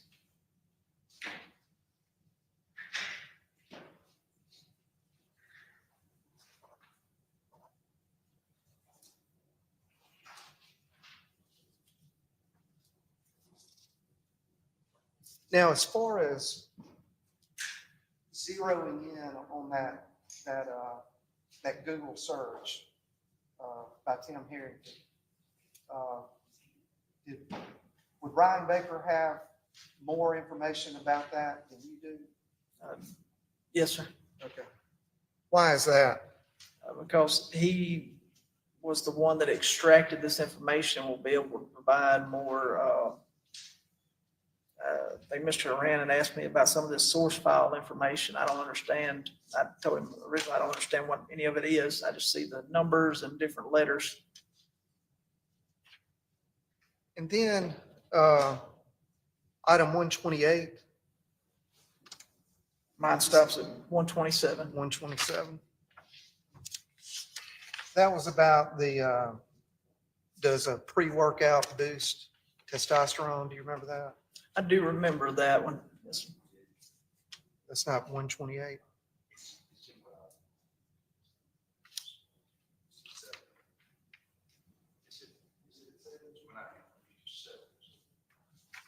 Is that received?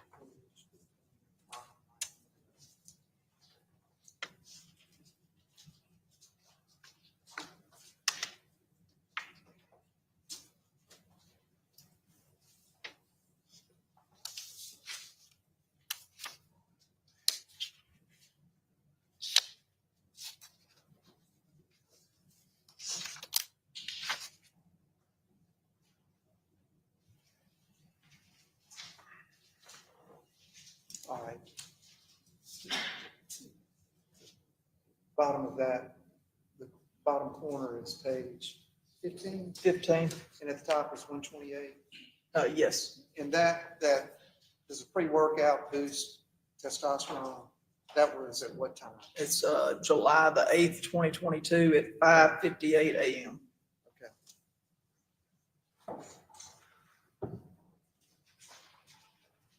And that was from Tim Harrington's phone dump Yes, sir. as originating from his phone, a search. Yes, sir. All right.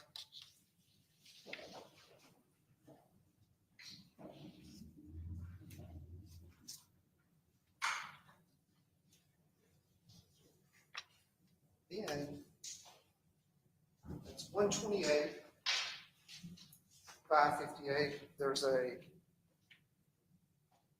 repeat at 129.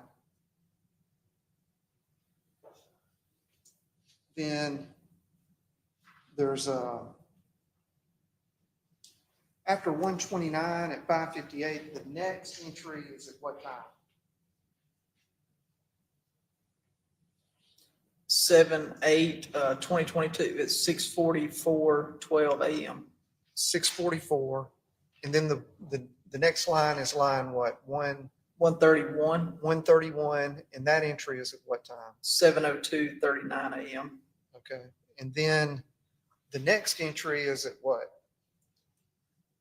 What 7, number 8. Is it 132. 132. Yes. Instant message outgoing 7/8/2022 at 7:59:53 a.m. And it says, "Good morning. I can drop the screws off right now." All right. Then underneath that is 33. 133. July the 8th, 2022 at 8:04:15 a.m. Police Appreciation Week 2022. Is that a Google search? Appears to be a search. I don't know if it came off of Safari or Google. Again, I don't know what some of this stuff at the bottom means. So, but it came off of Tim Herrington's phone. Police appreciation. Right? Yes. 2022. That 134 indicate a Google search. Yes, Google search Police Appreciation Week. All right. 2022.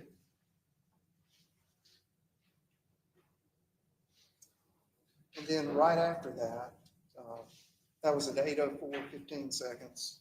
Then 135. What was that search? In what ways can you celebrate police during July 7/8/2022 at 8:04:35 a.m.? All right. So you were asked by Mr. Horan.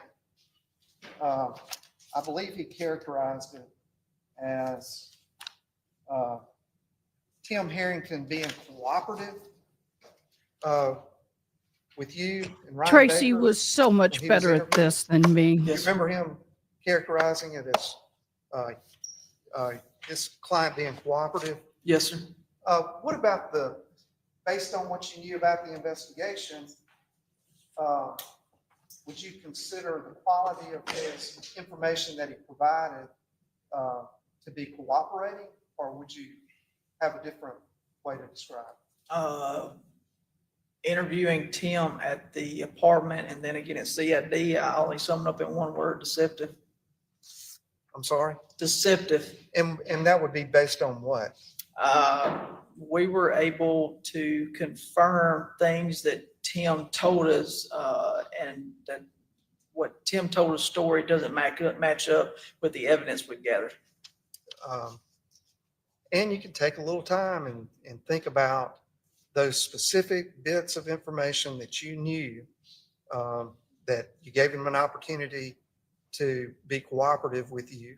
Yes. Can you explain to the jury the basis of you describing his responses as being deceptive?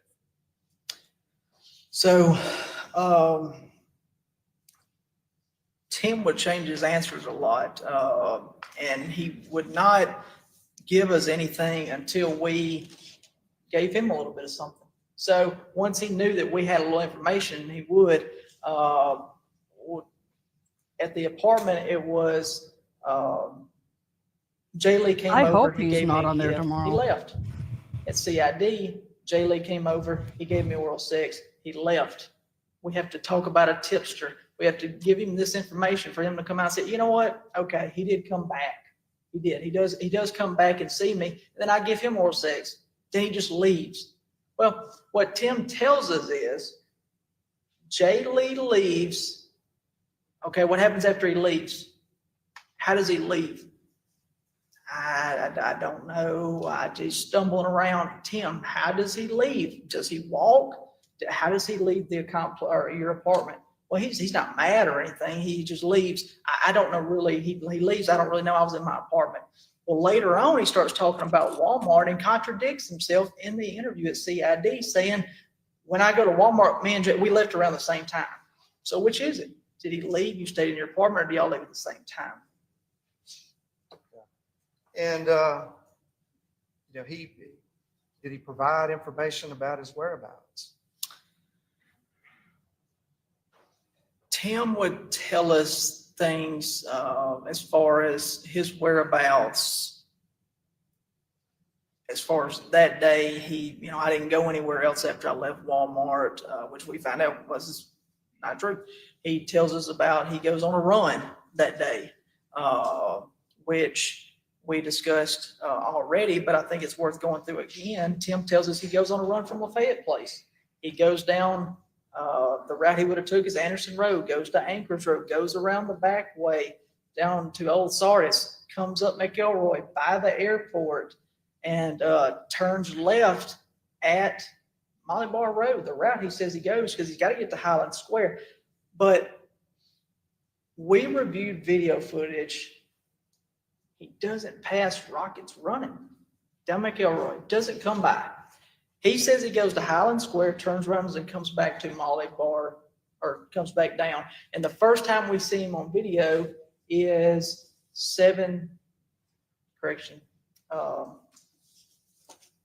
first time we get him on video is 7:34 at Molly Bar Trails. Okay. When Tim comes by in that box truck that he didn't tell us he went and got, he didn't tell us he went out there and did that. He comes by Kokomo Chevron driving his box truck at 6:57 and still have 1.5 miles to go to Lafayette Place. It's approximately 5-minute drive from where he was. If he gets to Lafayette Place at approximately 7:02 and he's seen on video running on Molly Bar Trails, it's 7.2 miles. 32 minutes, 7.2 miles, time divided by distance. That's equating to a 4-minute, 44-second mile. All right. And you were asked about the surveillance out at Molly Bar Trails, where you see Jay Lee's car entering the only entrance to Molly Bar Trails. Yes. And then minutes later, you see who your investigation revealed the identity of that person to be who? Tim at the Herrington. All right, and that was primarily based on clothing, build, observation, plus the surveillance video of Rockets, correct? Yes, and the information provided by Mr. Carter. By Keziah Carter. Now, in between the time Jay Lee's car enters into Molly Bar Trails and the time that Tim Herrington runs out of Molly Bar Trails is a short window, right? Yes, sir. Roughly approximately 9 minutes. All right. Did you see any cars come and go during that time? I don't want to say that right now. I can't recall off the top of my head. Okay. Did you see any other individuals on foot walking in or out? Oh, no, did not see that.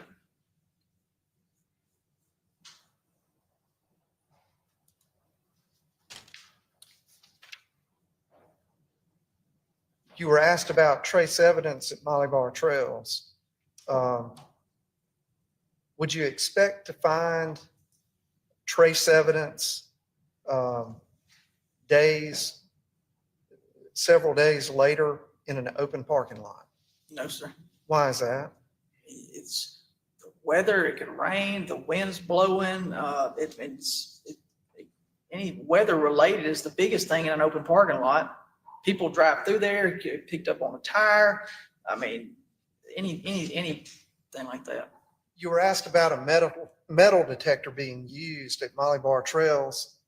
Did you find the key to Jay Lee's car in any part of your investigation? No, sir. Okay.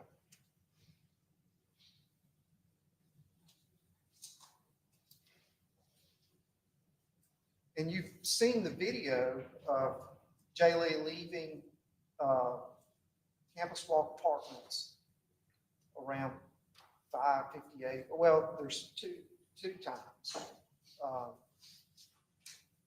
And he's observed to be holding his phone. Yes, sir. You've seen that? Yes, sir. Aware of that? Yes, sir. Did you ever find his phone? No, sir.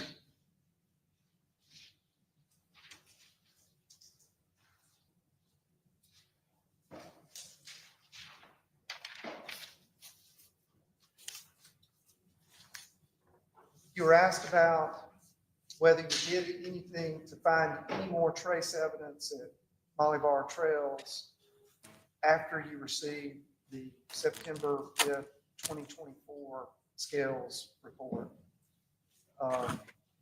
more than 2 years after the investigation began. Yes, sir. Would you expect to find any trace evidence at that point No, sir.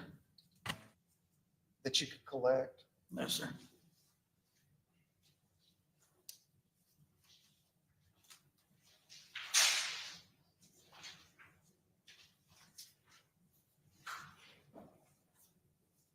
You were asked about Timble and Mathis and him being someone that had also blocked Jay Lee at some point.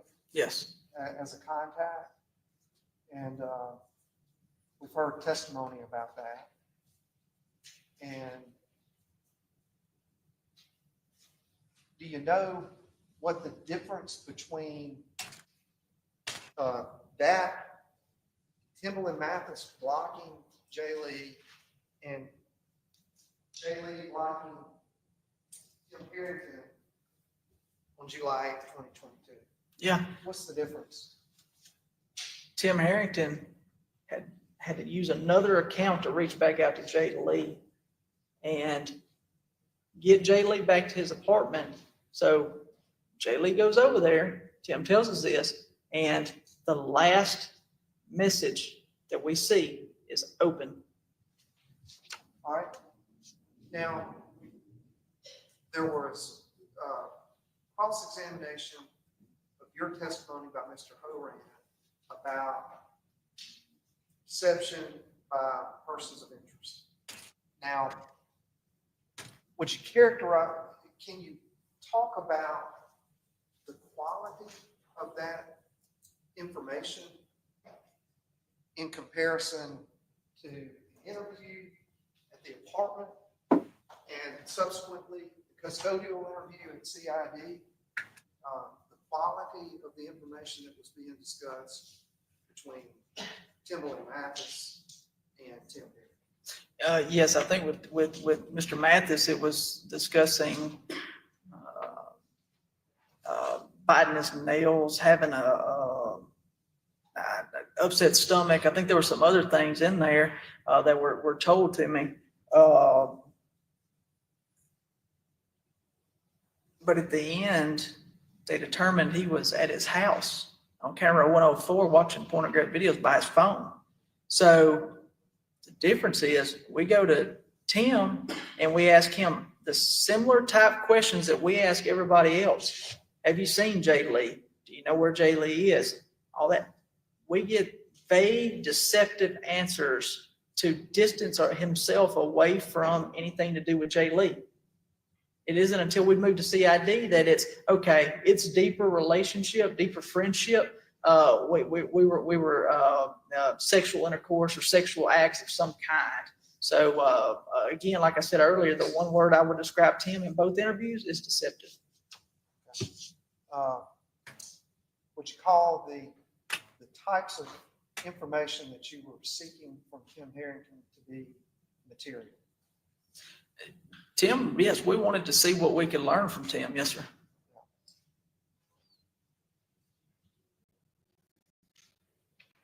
And the types of information that you were discussing with Tim Herrington centered around what time frame? July the 8th. And that is when, I guess, the most important aspect of all, correct? Yes, sir. And that is what? Where's Jay Lee? And that gets us to the press releases. Yes, sir. Now,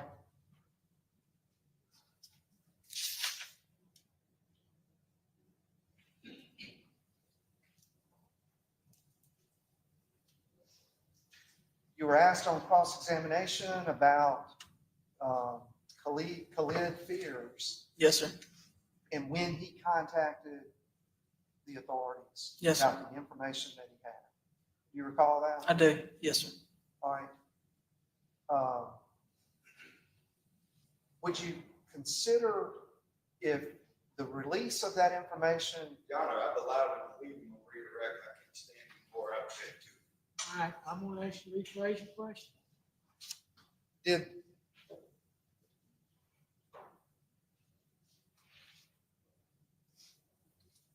Did you have information that Tim Herrington would have been aware of the press releases? Tim told us he was out of town when he first saw it. Okay. Or learned about it. So whether he saw the press release or a friend told him, he knew Jay Lee was missing. All right. Were you aware of any other evidence that would suggest that he was interested in the development of that story? Oh, absolutely. So July, Is everything I believe okay? it's July the 10th, Ole Miss does their press release, the University of Mississippi, saying, we're looking for information on Jimmie, Jay Lee, and finding Jay Lee's car. Did it give a time frame of when Jay Lee went missing? I don't remember right offhand on the press release. If you have one, I'll be happy to look at it, but I don't remember the exact time. So July. Last seen on? Last seen on July 8th, yes, is what was Okay. on there, yes. All right. I don't remember if it had a specific time frame, because I don't know if we knew that yet, or University Police knew that yet when they released it. I So didn't mean to distract your train of thought. July the 10th, the University of Mississippi puts out a press release. We're looking for Jay Lee and we're looking for his car. If you have any information, I think they had the number at the bottom, whatever it is for the University of Mississippi Police Department. Khalid Fears calls, says, hey, I got some information for you. I talked to Jay Lee. He was going to meet somebody that he hooked up or met before earlier that night. He's going to meet somebody that he met earlier that night. It's not a responsive question. I believe it's responsive to the Yes, question. about the press release, prior to the press release. I thought he asked you more than that. Repeat your question. The question is, do you have any other information on how Tim Herrington would have been aware of the press release? That had nothing to do with the conversation with Mr. Spears. I didn't hear you.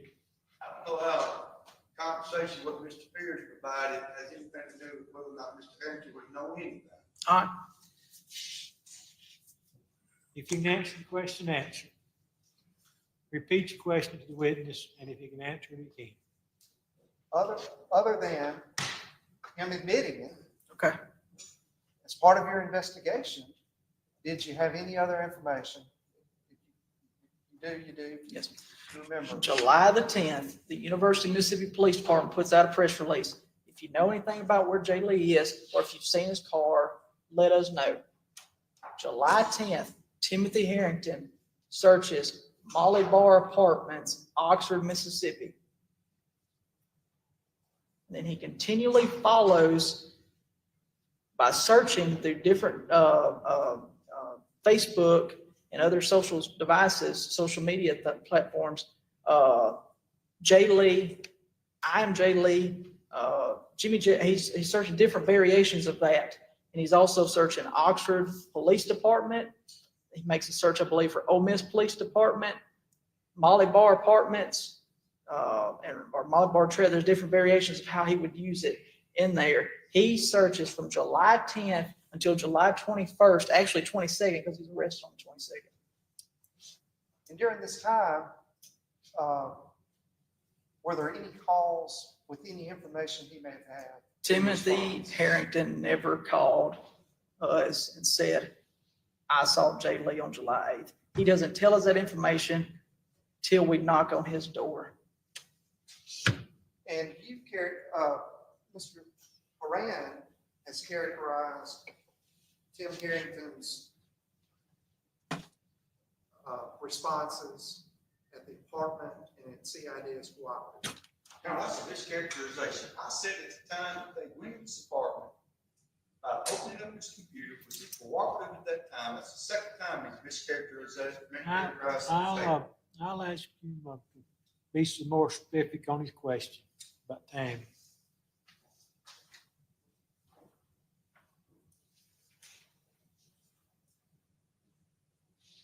The information that was discussed with Tim Herrington in both interviews centered around Jay Lee and the time frame that Jay Lee went missing.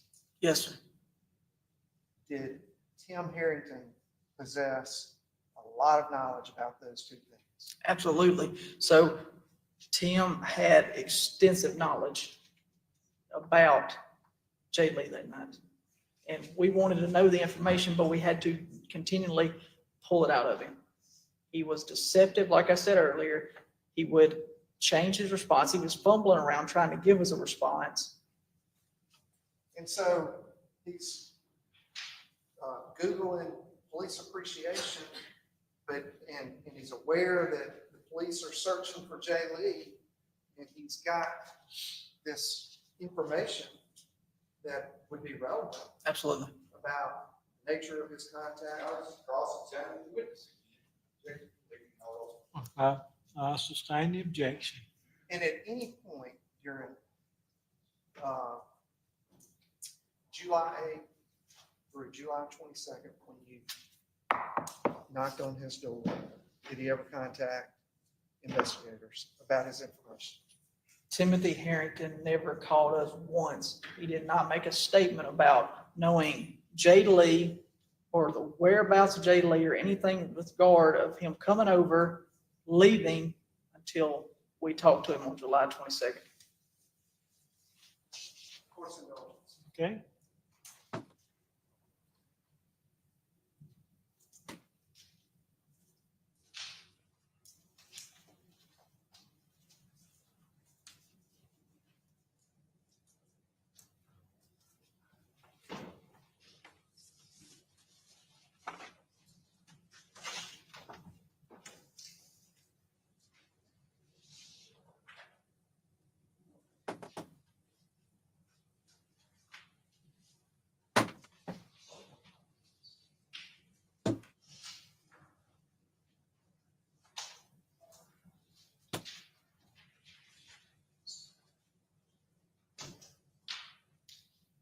I'm not done.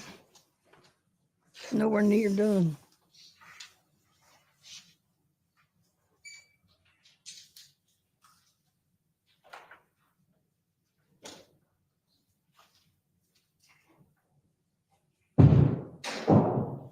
Trying to figure out what color to put my lights. Somebody dropped a set out of the ring, sound like. Go ahead. Thank you, Honor. You were asked about, I believe, I don't know if you were shown a picture, or I think you were, the video of Jay Lee coming out of his apartment at Campus Walk, what he was wearing. Yes, yes. Do you recall that? Yes, I do. It feels like a long time ago. Yeah, it does. But you were asked about whether there was any evidence of Jay Lee, trace evidence or otherwise, being found in Tim Herrington's apartment. Yes. Do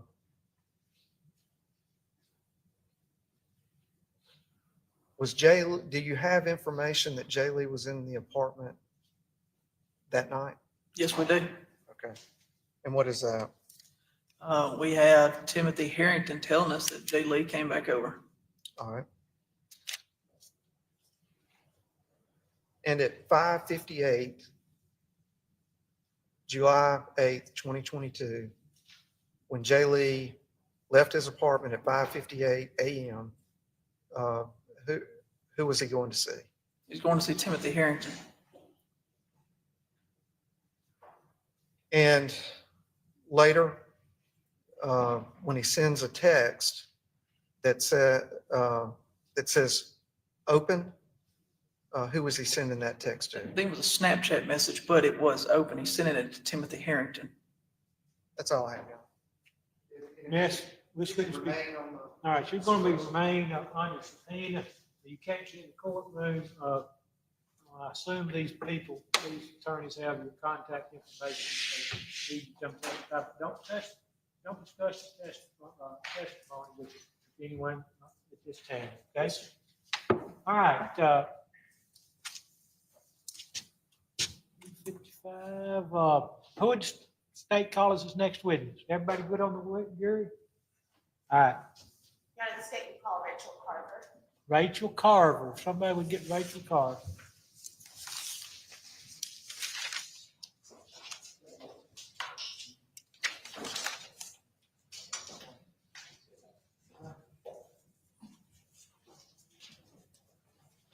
Can't get it the same color.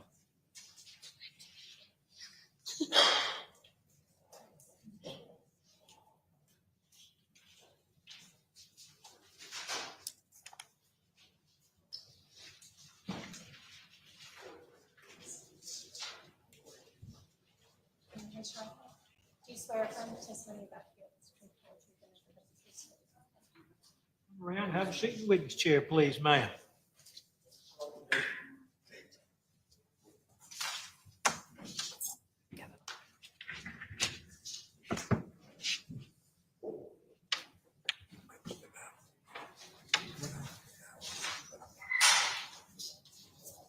All right.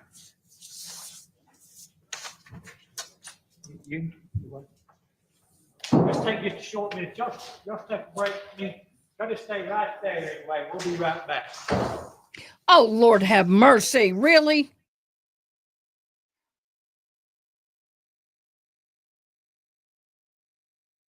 Really, Judge? Really? Seriously, Judge? You're doing that?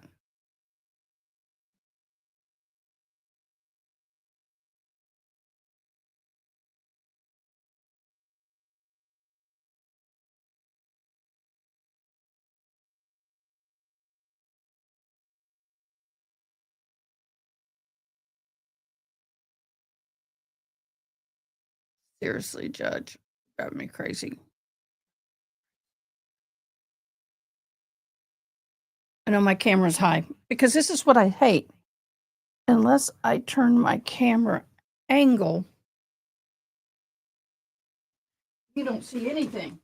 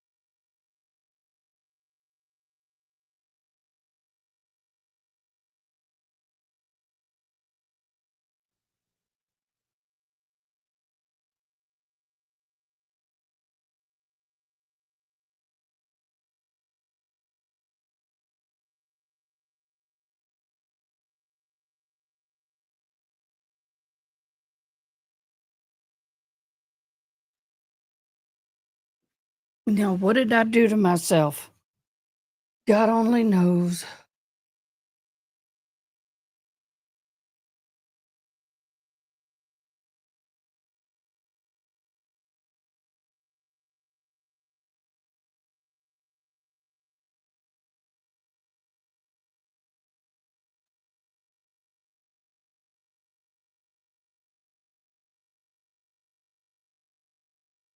Okay, well, that does it.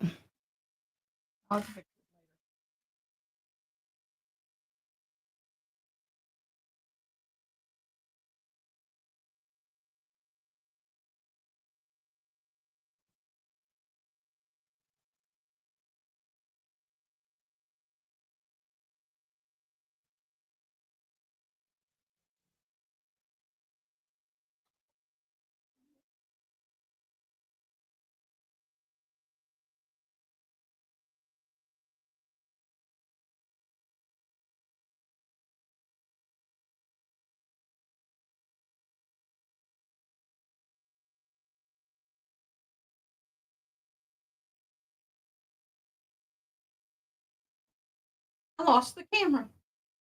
Dang nabbit.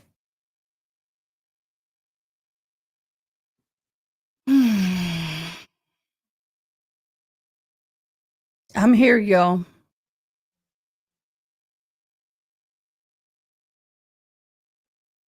Proceed when ready. Ms. Carver, please introduce yourself to the jury. My name is Mary Rachel Carver. And tell me right now, how are you employed?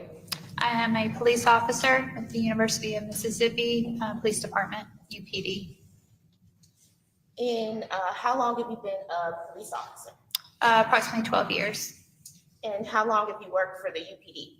About since January of 2024. So let's go back to July 2022. Were you working with UPD then? No, ma'am. Where were you employed in July of 2022? With the Oxford Police Department. And what did you do for the Oxford Police Department? I was an investigator in the Criminal Investigation Division. And did you focus on any specific area of investigation? We investigated mostly criminal cases, felony. My background is in forensics and crime scene investigations. So your background is in crime scene investigation? Yes, ma'am. Can you tell me a little bit about your education and training in crime scene investigation? I'm still I have here. a master's degree in criminology. I was a crime scene specialist in the crime scene search unit, major crimes division of the Little Rock Police Department. I am a certified crime scene technician through the University of Arkansas. I also am a certified crime scene analyst with IAI, and I'm also a state board or state certified instructor, and I teach crime scene investigation and criminal investigation at the police academies here in Mississippi. Over the course of your 12 years as an officer and specifically in doing crime scenes, can you approximate about how many crime scenes that you've investigated? So roughly, as an estimate, I would say I've worked over or been involved with about 1,500 cases. Back in July of 2022, did you become involved in the investigation into the homicide of Jay Lee? Yes, ma'am. So you said you specialize really in crime scene investigations. Is that what you did in this case? Yes, I was more of a support role in this investigation, and I used my background in forensics and crime scene investigation for this particular investigation. Kind of tell us what are the duties of a crime scene investigator? What do y'all do? So we would respond to a scene, we would document through photographs, note taking, we would search and identify for evidence, we would recover evidence, maintain the integrity of that evidence, store it, inventory it, make sure that it's taken care of. Did you do that when you were assisting in the investigation into Jay Lee's death? Yes, ma'am, I did. So you said you recovered, maintained, kind of explain to me what's sort of the background, like what's the purpose of all of this? Why do you do all that? Well, we document evidence, we search and identify it, and we also maintain that integrity. It's based off of a fundamental principle that we follow in crime scene investigation.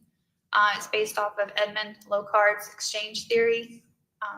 Let me go elaborate. Yeah, go ahead. Tell me, what is that? So Edmund Locard's exchange theory basically says that every contact leaves a trace. So when two objects come into contact with one another, a cross transfer of material is done. And so when we're at a crime scene, we secure that crime scene, we're trying to freeze it. And on our side, we have two approaches to that. So as police officers and we're investigating the scene, we're going to wear like personal protective equipment, like gloves and things like that to keep our contact to that scene to a minimum. And then the reverse side of it, or the flip side, we're looking for the contact between suspect and victim or any other evidence of those transfers. So you said you have to secure. What does it mean to secure a scene? So to secure a scene is we set up boundaries. For now, it's just going to have to be while I decorate. In that scene or have anything to do with that scene, we keep it out to protect that evidence from I know people are going to get mad at me. Various factors can affect that transfer. So kind of like the weather, temperature, It won't let extreme me. heat, extreme cold, time, how long something's been there, the access, how many people is, whether it's physically interrupted by like being cleaned up or wiped up or anything like that. Those things can affect or damage or the likelihood of finding that transfer. How soon after a crime should the scene be secured then? Talking about, you have to keep things from getting in and out. How soon after? As soon as possible. And I believe you said there's factors that affect that. What happens if it's not secured soon after the scene? The likelihood of evidence being damaged or diminished is more than likely the likelihood of that being goes up. You said something about I believe every contact leaves a trace. What if there is no trace? Does that mean there was no contact? No, nonetheless, there was a contact made. There's a transfer being made. We may not be able to, because of those factors that I was talking about, time, heat, weather, whether somebody came and interrupted it physically, because of those factors, that will be kind of give you the idea whether it's likely or less likely to find that transfer. Can you kind of give me an example of what you mean by that? Let's take this courtroom. Okay, everybody in this courtroom has come in and had contact with this courtroom. You're sitting in your chair, the glass bottle that you've picked up, you've left your fingerprints, you've left your skin, you left your hair in this courtroom. You've come into contact with this courtroom. So therefore, there's a transfer of material, fingerprints, footwear, things like that will be in this courtroom. At the end of the day, when everybody leaves, you'll have somebody will come in and clean. The carpets might be vacuumed, the benches might be wiped down, things like that. That would diminish the likelihood of that contact being found. Nonetheless, y'all were still here. That contact was made. You heard, or as a part of this case, you're aware that Jaylee's car was found parked at Molly Bar Trails Apartments on July 8th, 2022, right? Yes, ma'am. And then it was towed also July 8th, 2022, correct? Yes, ma'am. Is there any value in going to process that parking lot in 2024? No, ma'am. Why not? Considering that's been 2 years in the making, and it would be, you're talking about the parking lot? Yes, the parking lot. The parking lot. So it's had access to the public. It's been 2 years of time. You have weather, you have dogs, people, cars coming in and out of that area. The likelihood of finding anything of value with regards to Jaylee would be very unlikely. And that goes back to those factors you said, like, what were they again? Weather, temperature, time, physical interaction, people coming into that space, bringing their own contact, their own DNA, their own hair, that kind of things, being open to the public, that would interrupt that transfer.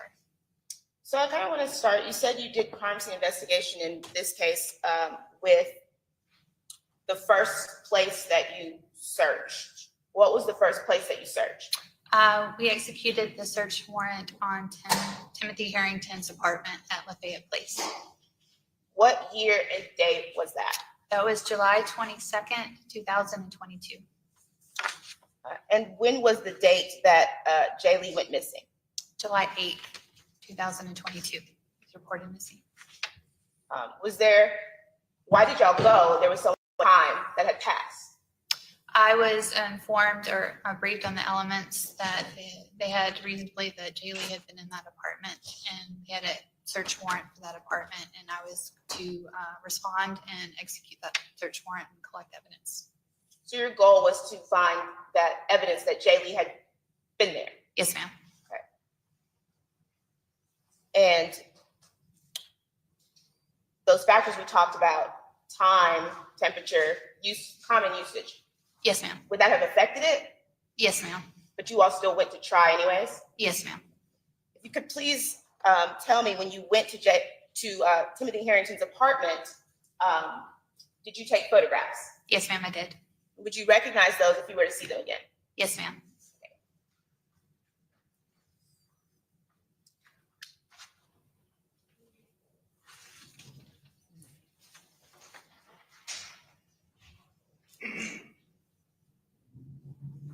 Officer Carver, do you recognize these photographs?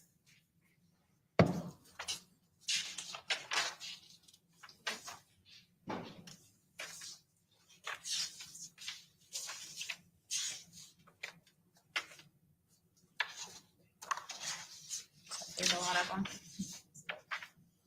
Boy, I suck.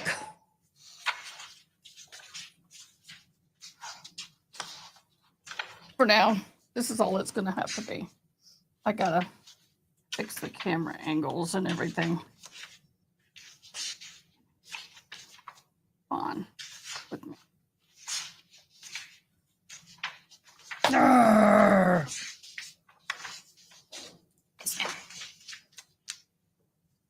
I'd like to have these marked ID as states I'll finish it later. 76. I'm getting depressed. I'm not as good as my sister was. She'd have this place all decked out. Hi, Zach. Now, Hey, guys. Officer Carver, are these the photographs that you took of your, It's ugly, but I'll finish later. to the Herrington apartment? Yes, ma'am. Do they accurately represent what the apartment? I know. I was trying to change Yes, my ma'am. camera angle and it won't let me because I'm live. She knows. Yes.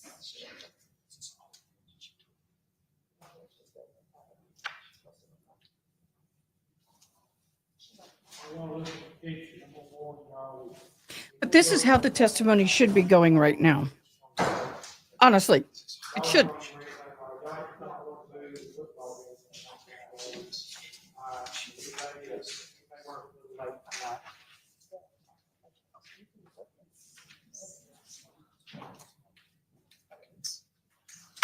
There we go. Better. And at this time, I would ask that the photographs taken by Rachel Carver be admitted into evidence. No objection. All right, that'd be B76, I believe, I mean, S76. Yes. I didn't go through them all. I think this. She sees me, turns out her picture, I'm sure she'll point it out. Gwen. 50. Oh, 50. Yeah.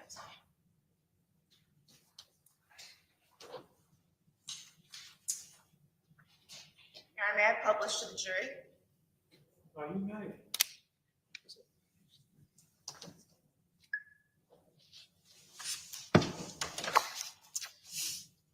Officer Carver, please look and identify what it is that we are looking at. It should appear on your screen.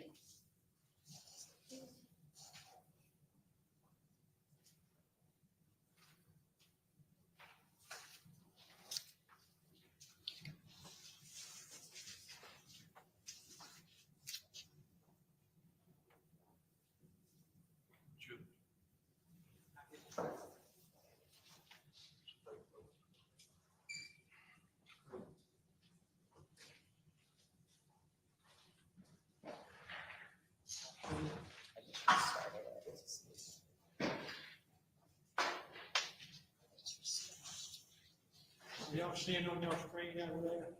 All right, we get started.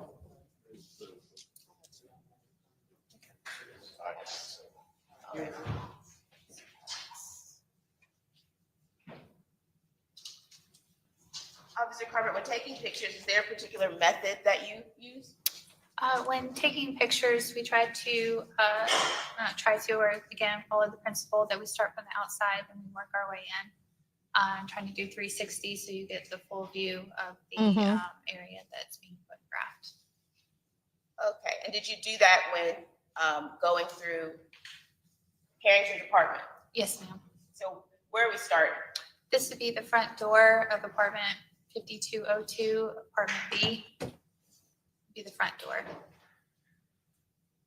And what is this? This would be the kitchen. As you walked in the door, the kitchen was to the left.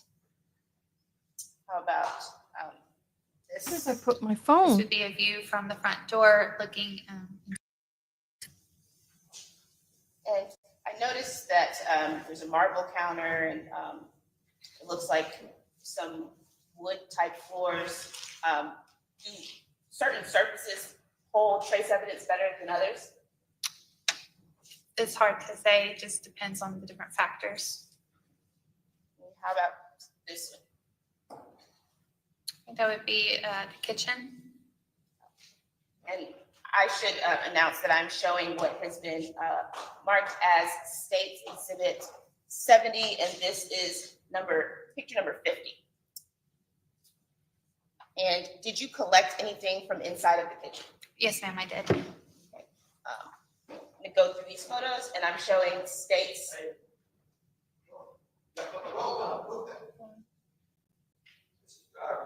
Personal information on there, that's, got his driver's license number on it. Let's just skip that picture, and then reference would be easier, I think. Officer. You can ask about the information today, Gary. Yes, ma'am. What did you collect from inside the kitchen? We collected duct tape. Horrible picture.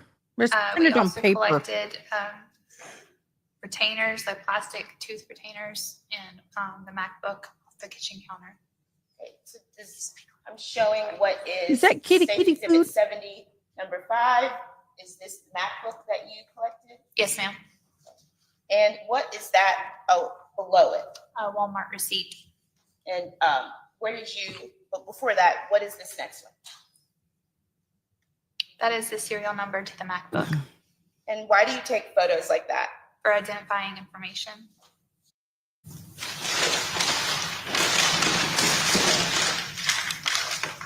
And is that your packaging? So this is the package that I originally put it in. You'll have the incident number, the date, a description of where I found it, kitchen counter, the roll of duct tape, the initials, and then there's some torrent in the place that it was found. It's going to be secured with red evidence tape with my initials on the tape as well. So the blue is from when it was tested and it was opened again. Please open that up.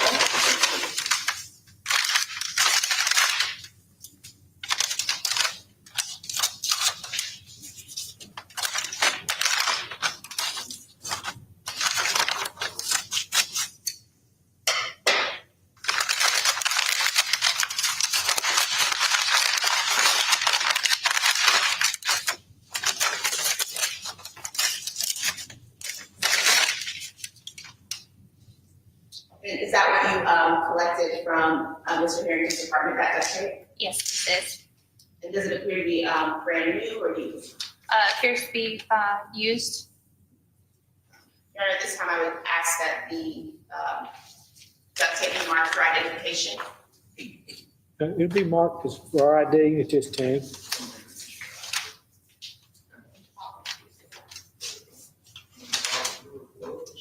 How about it? I don't mind, I was just asking.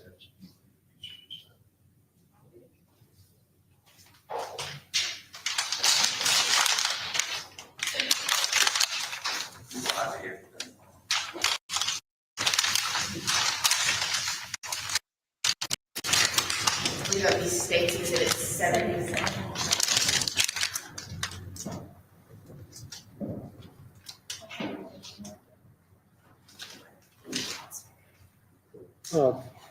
Don't mark the bag or mark the tape itself. All right, mark the bag. The bag, I think, look at the bag, it's.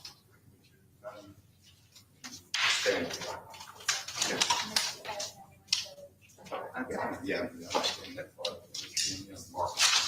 I was just gonna share, they've got the big screen Big on screen, facing, yeah. so you can keep yours facing you and see stuff. Keep you on How full. loud are you want this on? I understand that at some point, I'm gonna mark everything for ID right now. Let it be marked for ID, let them mark for ID and then they may bring on more talk later. And you You said you We ran also. out of black plastic. We ran out of black plastic anyway. Go ahead. Officer Carter, you said you collected the Walmart receipt. Do you have that with you today as well? Yes, ma'am, I do. Okay, could you please open that up for us? Come in.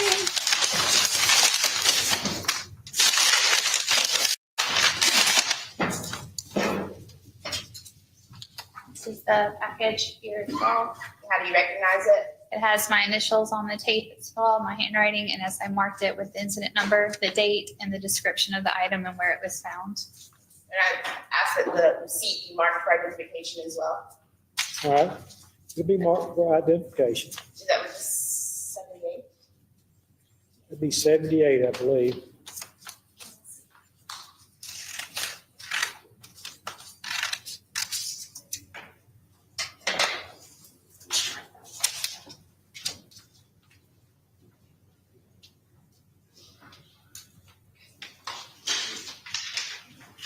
I wouldn't have an objection to this being introduced. I don't have any objection to those being introduced. No objection to being introduced. You want to go ahead and interview 77, 78 at this time? Yes, Your Honor, I can issue All right, those. 77, 78, duct tape and Walmart should be admitted into evidence.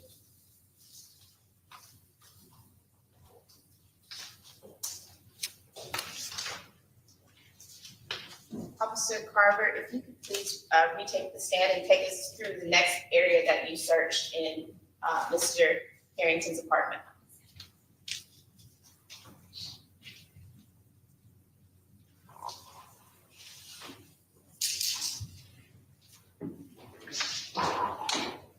Officer Carver, where did you go next? We went to Tim Harrington's bedroom, which was as you went through the kitchen, you to the right. This would be the marked as room number 1. And is this still that same where you're sort of going around in a circle, showing sort of 360 of the room? Yes, ma'am. Okay, and what is this? This is as you came into the bedroom. This would be the first angle that you would see with the dresser and the bed. And what about this? That would be the cross corner as you came into the room, standing, you're kind of turning to the right as you go through. And this? That would be the bedroom closet and the bathroom, which is an en-suite bathroom, and then that's the door right there. And this as well. That would be the bathroom that was connected to the bedroom. I apologize, I should have been announcing, I showed S18, S70, 18, 16, 15, 14, and 13. And this as well, what is this? This would be the bathroom counter. That would be S70, 19. Now showing S70, 48. That would be underneath the bathroom counter. And S70, 49. You said S70 or S78? I think it's S7. 78, it's 78. 78? Oh, it's 78. I just want to make sure I was hearing right. Okay. S78, 49. There we go. That's also part of the bathroom counter.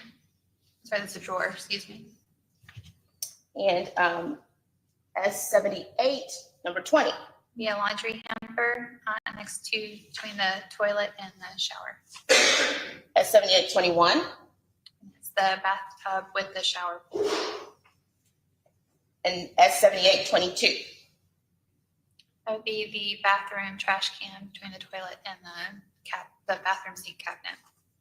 Was anything collected from the bathroom? Yes, ma'am. Tell me about what was collected from the bathroom. So in looking through the contents of the trash can, we found several used condoms and condom wrappers that were collected.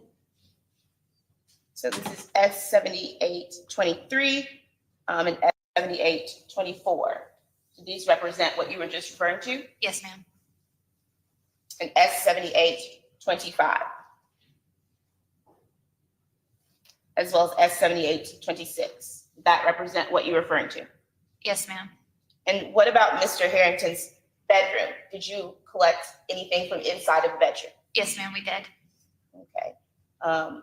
Tell me what is this? S7827. That's me standing in the bathroom looking into the bedroom, and that would be the closet to the right and where the desk section is if you were looking straight ahead next to the bed.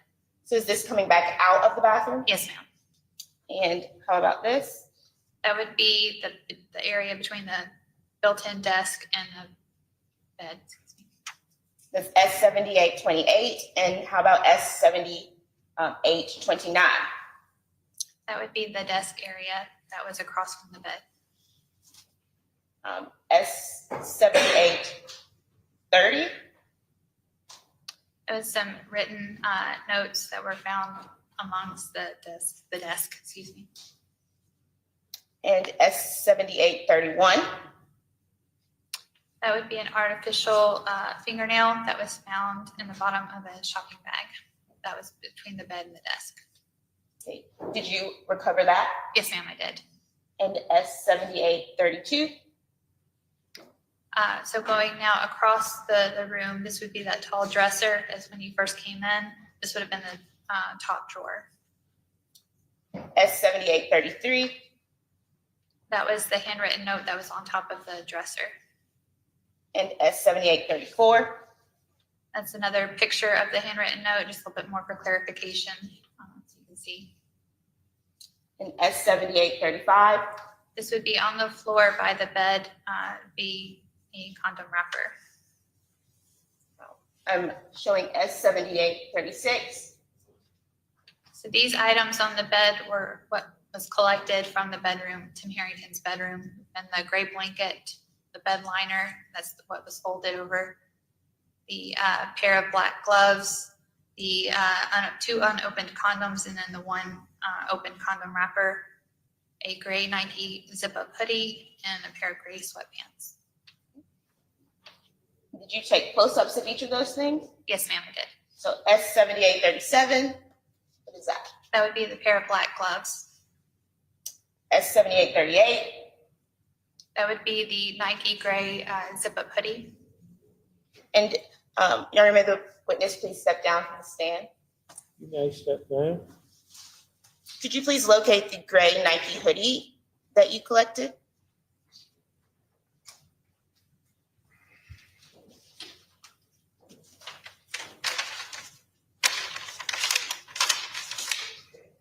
And where was this collected from? Tim Herrington's bedroom. Why did you think it was relevant to collect this? One of the elements that I was briefed on was that I believe he was wearing a sweatshirt when in the video at my bar. Yeah, let's have it.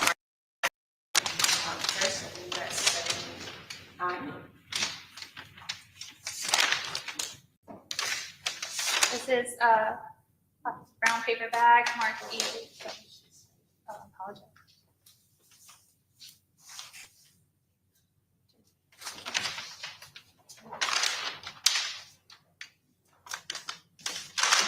Could you try to identify that for us, please? It's marked with the case number, the date that it was collected. It was taken from room 1, which is Tim Herrington's bedroom. And then it's the gray Nike hoodie with the zip.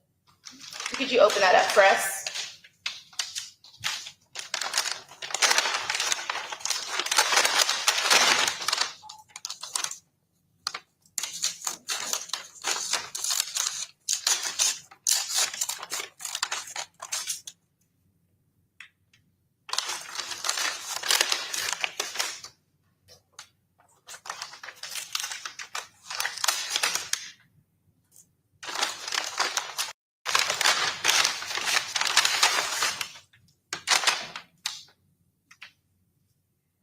That, please. Does that accurately represent the gray Nike hoodie that you collected from Tim Herrington's bedroom?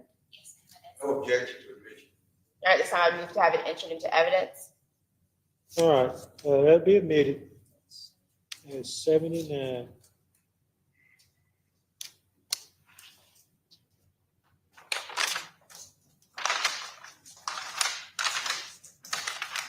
Now, Officer Carter, after after your of Mr. Harrington's, after searching Mr. Harrington's bedroom, where did you go next? And if you would like to stay here, you can, or you can take. We went into the second bedroom, marked number 2. Okay. And if you could look, you do have to read it. Yes. Okay, yes, thank you.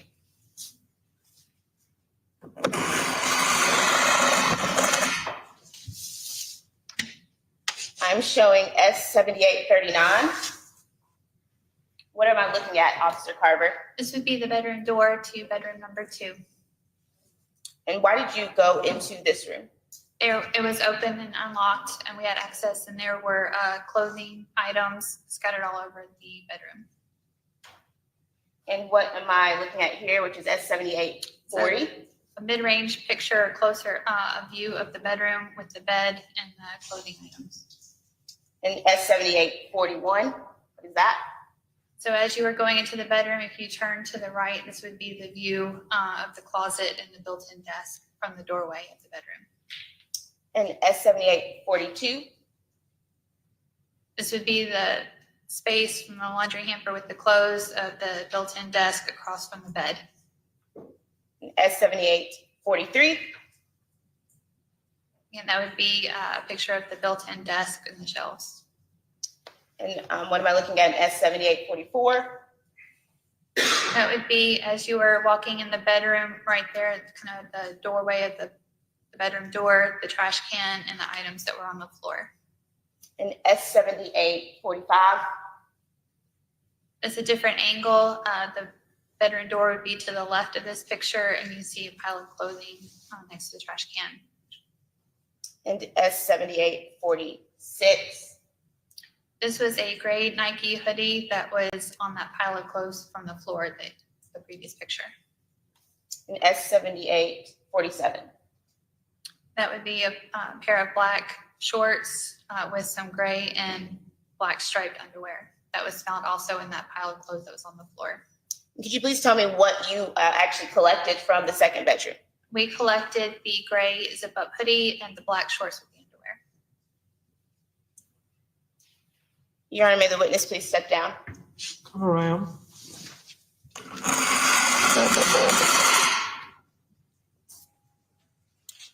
Officer Carver, could you please locate for me the gray hoodie and hand it to the court reporter to mark for identification?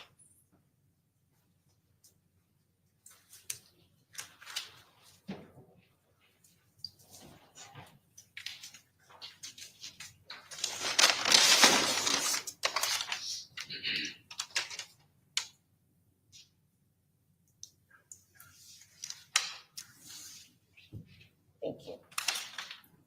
Hey, Doug. And Officer Carver, do you recognize that package? Here, yes, ma'am. How do you recognize it? It has my initials on the evidence tape and the date that I had sealed it. It has the item number. No objection to introduction. And I'd ask that the package of the gray hoodie be entered into evidence. It'll be admitted. S80, gray hoodie. It can confirm room 2. Would be the gray Nike hoodie with the zip. Would you please open that package up?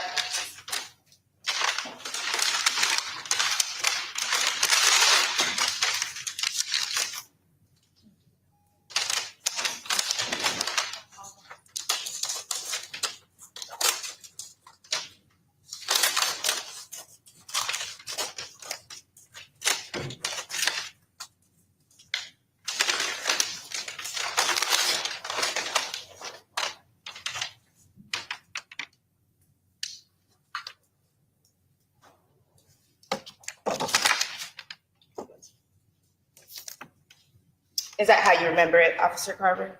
Yes, ma'am, it is. Officer Carver, if you could please put that back in the package and we will move to your next search warrant.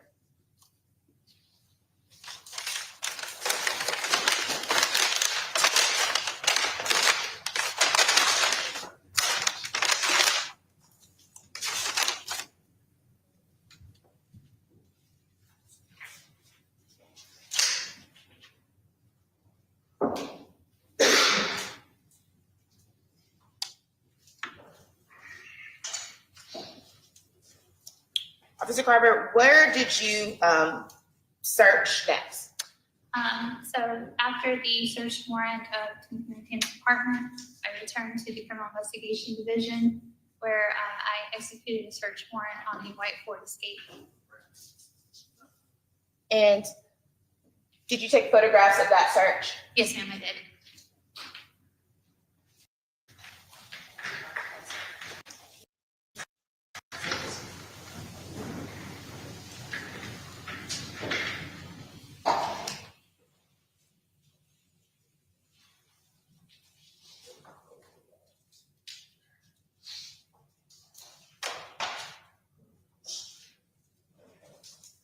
Officer Carver, do you recognize these photographs?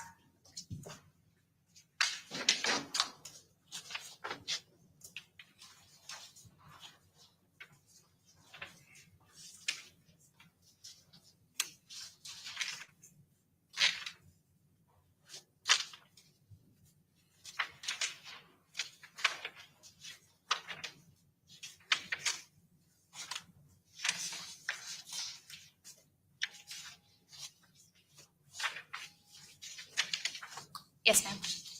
And does accurately represent the photographs you took on July 22nd? I'm sorry, I have no objection to those photographs. I thought you already mentioned. This is a different batch of photographs. I apologize, Ron, I can't hear you. Now, I'm asking that the photographs of the white Ford Okay. Escape be entered into evidence. they've been marked as 81. Yes, Your Honor. I'll be right back, y'all. No objection, they'll be admitted.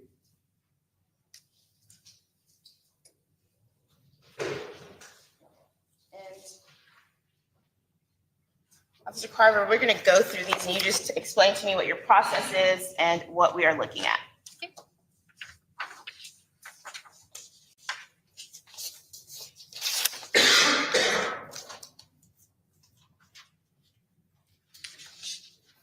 So, Officer Carver, what am I looking at here? This would be the passenger side view of the Ford Escape. And for the record, I'm showing S81, 81-1. And what about this? This would be from the passenger side front view.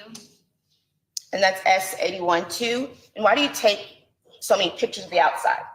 Again, we're doing the concept of the 360 all the way around, so you get a full picture of what the area or the vehicle looked like and the condition that it was in.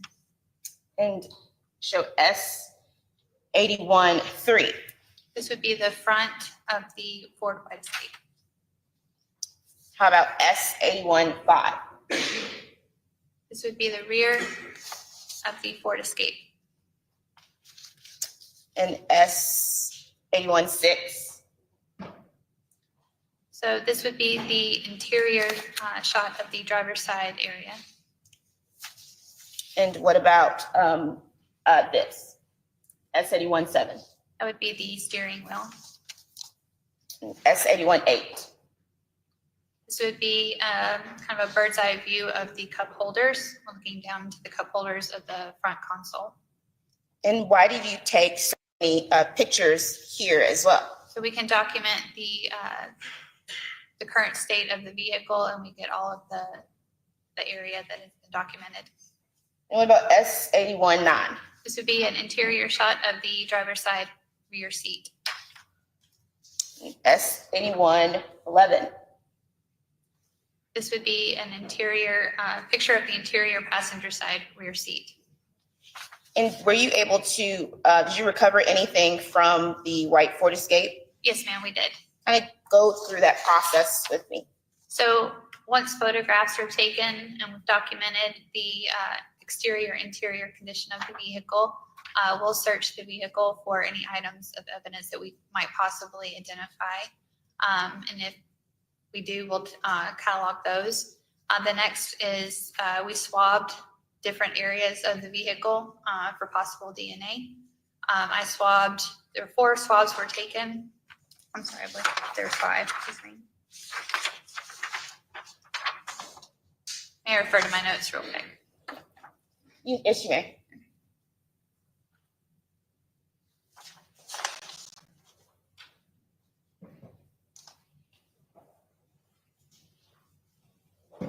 Yes, there were 4 swabs taken. So one was from the interior swab of the driver's side, another was from the passenger side, another from the front, the passenger side rear, driver's side rear, and then the back cargo area. They were swabs taken of the interior. And Officer Carver, when did Jaylee go missing again? July 8th, 2022. And when was this done? This was July 22nd, 2022. We talked about distance and time. Why did you still process this car? So we, like I said, for traces of Jaylee being in that car. Through the elements that I was briefed on when doing the search warrant, it was saying that Jaylee possibly could have been in the car, and so we were looking for that. We were looking for that connection of Jaylee being in the car. And Officer Carver, did you do any other processes in the car? I think we go through everything. No, there was additional processes. So once the DNA swabs were collected, I took what was called trace evidence, which would be minute pieces of evidence like fibers, hairs, things like that. I collected that through called tape lifts. Anybody ever had like a lint roller before that you would take tape and you would tape the different areas? So I did the driver's side front seat, driver's side rear seat, passenger side rear seat. We took tape lifts and to secure that, which would be like lint, fibers, hairs, things like that that may have come on the seats. So we collected those. And in addition to, I also visually looked using an ALS, which is an alternative light source, which would be a different wavelength. So like a flashlight, we have white light. This would be an alternative light source with different wave frequencies. So a blue light, ultraviolet light. Those assist in helping to see small pieces of fibers. They'll fluoresce under that light. So it's easier to see with the naked eye than with like a white light. And then also at the end of it, I processed the vehicle using a blue star, which is a chemical luminescence for blood. And it was a presumptive blood test spray, but it came up with negative results. And that blue light test you just referred to, where did you do that at? We did it in the rear cargo area of the back seat. Showing S81, S81, number 16. Is that where that is? That's the rear cargo area of the Ford Escape. Okay. And I believe, is this, what am I looking at? Is S8119. So this would be the ALS under a blue light frequency, usually about 350 nanometers. Not trying to get in the weeds on that, but it's a different wavelength of light. And what about S8120? So this is using that blue light with an orange filter to cut through the different wavelengths to help see if any of biological material might fluoresce under that light. You tell me, did you go through everything that you collected from the car? I'm sorry? You go through everything that you recovered or collected from the car? Yes, ma'am. Okay. So, Officer Carver, what was the next search warrant that you executed, and when was it? The next search warrant that I executed was on a white box truck that was also located at the Criminal Investigation Division, and that was done on the 26th of July, 2022.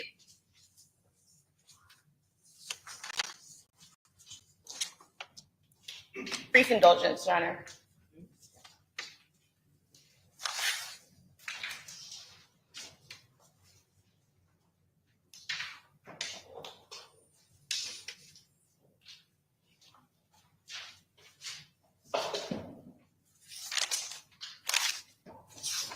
Sorry, this part of the evidence.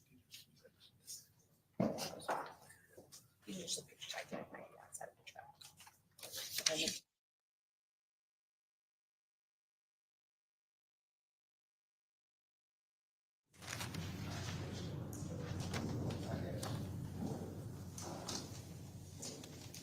I am showing the witness what has been previously entered into evidence as S51. Officer Carver, do you recognize this box truck? Yes, ma'am, I do. Is this the box truck that you processed? Yes, ma'am, it is. Officer Carver, I'll have these marked for ID first. Let's see. Just pause it.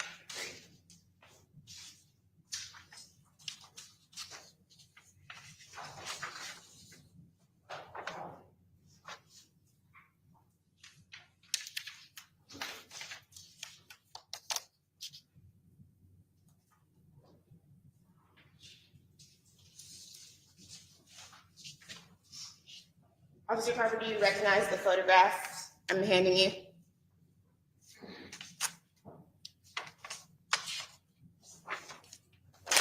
Yes, ma'am. Do they accurately represent the box truck and the items you collected from the box truck? Yes, ma'am. All right, this is my move to enter into evidence 3 photographs. Box truck. 3 photos from box truck. 82.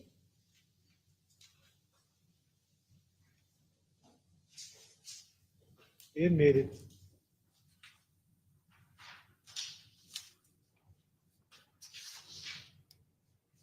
Officer Carver, what are we looking at here? I'm showing S 82, number 3.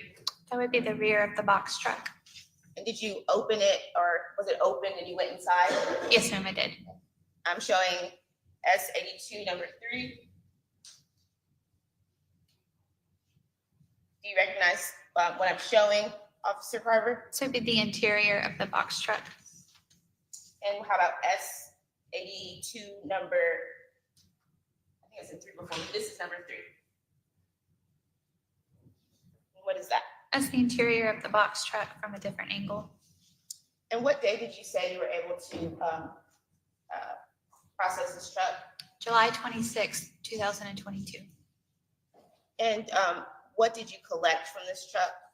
We collected this pile of blankets and some miscellaneous items like bath mats, a roll of shrink wrap, trash can, mostly the moving blankets. That was what we collected.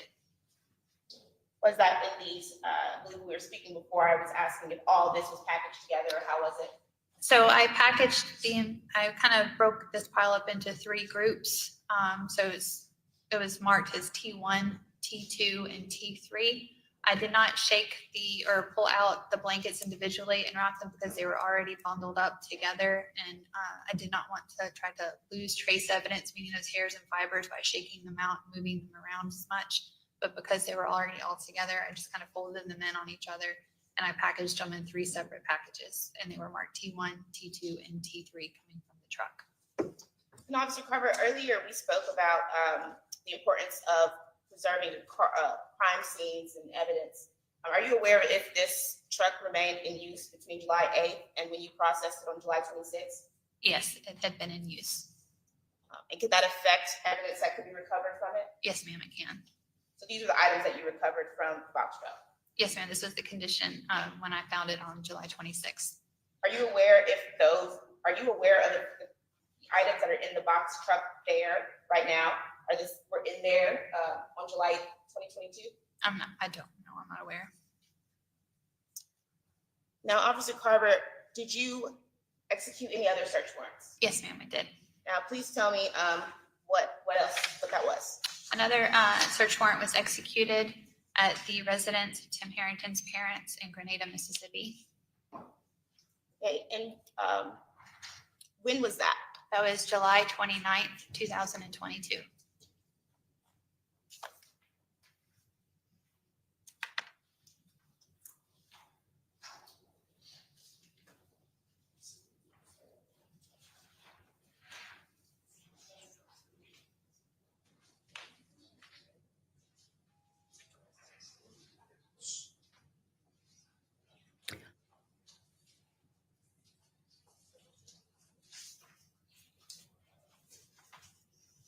Okay, guys, I'm sorry.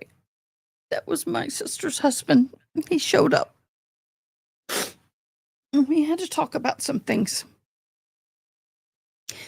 And he said to tell you, thank you so much for all of the super chats and everything that you all raised for him and Tracy. We've still got ways to go. But anyway, thank you so much. And yeah. Sorry, I had to try not to be a blubbering idiot.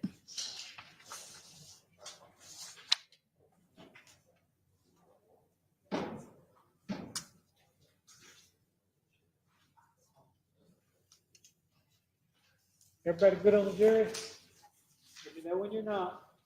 Don't be bashful. I know I'm real timid, but some of y'all may not be. Someone tell me what's going on. I had to love on him a little. I wanted to love on him a little bit.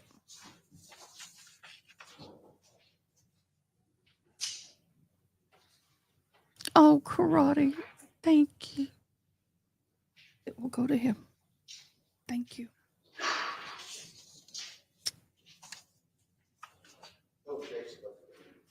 All right. Gonna be photos from Grenada home. Yes, Your Honor.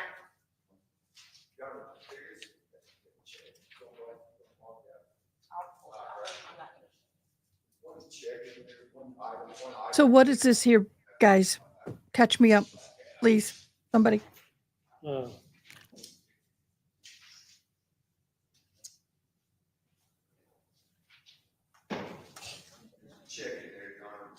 right.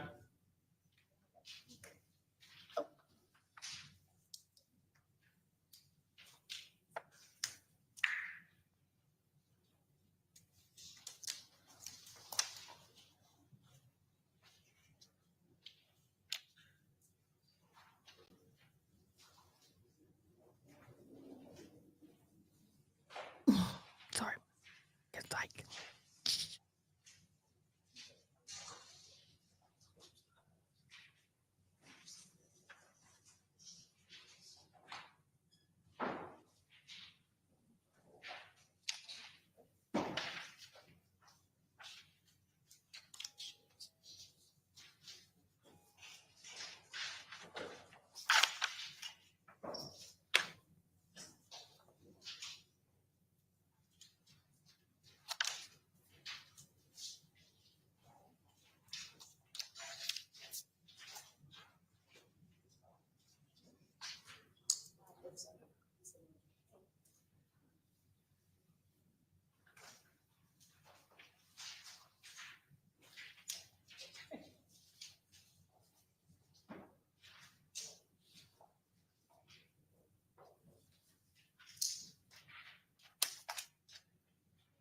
Officer Carver, if you could please look at the screen and describe for me what it is you're looking at.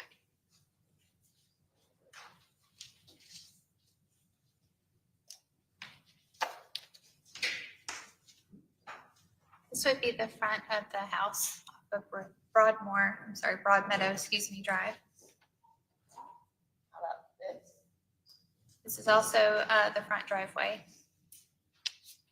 And why do you take pictures like this? Again, we do a 360 of the area so we get a full perspective of what's going on and where things are located and kind of orient. I'll show one more to speed things up. We did a 360 of all of this area. Yes, ma'am. There was a 360 of the house in the backyard from all angles. And see the angle from the house, front of the house into the side yard. And Officer Carver, did you enter the house? Or so this one, Officer Carver, I'm showing S80, I think it's 85, 83, number 10. All those cars, were they already there? The two vehicles in the driveway, the black sedan and the white SUV, were already there prior to. The rest of the vehicles were going to be law enforcement personnel. And I'm showing S83, number 12. This is an angle coming from the side of the house looking to the double garage on the driveway, the front driveway.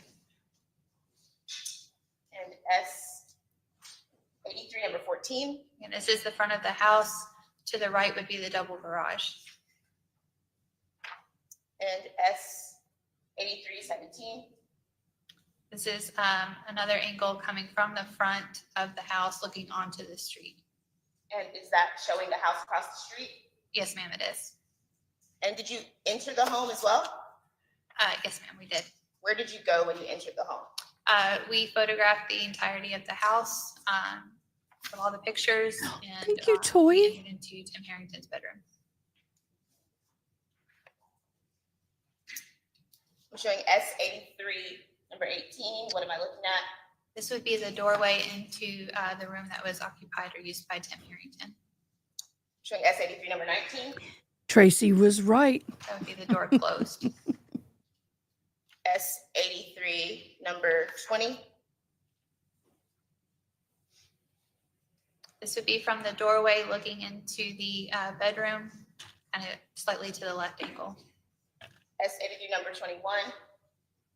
This with the lights turned on. So and this again, is seeing Jay's another angle apartment? To the bedroom from the bedroom doorway. And S23, or 83, I apologize, 22. Another angle from the bedroom doorway. And did you collect anything from this bedroom? Yes, ma'am, we did. Could you kind of go through with me what you collected from the bedroom? So from the bedroom itself, there was a white V-neck t-shirt that we collected from a duffel bag that was in the bedroom. We also collected some sheets and a bed liner that were inside a blue midline plastic bag found buried in the closet. We collected those as well. And then that was from that bedroom. And to complete the 360, most of it, what are we looking at here? That's S8326. That would be the side of the bed and the nightstand. And S8327. That was as the door was opening, things were being taken out and looked through the nightstand cabinet, and these were the pictures that we found. Did you remove any of the items from the inside? I believe S8328 shows the inside. Yes, as we were searching the cabinets and drawers, things were kind of pulled out so we could search through the drawers. And did you remove any of the items and photograph them? Yes, ma'am, we did. Is this showing those photographs? It's S8329. Yes, ma'am, those items as they were removed were placed on the bed and photographed and recorded. We had some notepads and then the KY jelly and another, some books. And S2380 or S83 number 30. A cell phone and a check. Officer Carver, you stated that you recovered some clothing. Where did you recover the clothing from? It was from a duffel bag within the bedroom. Brief indulgence.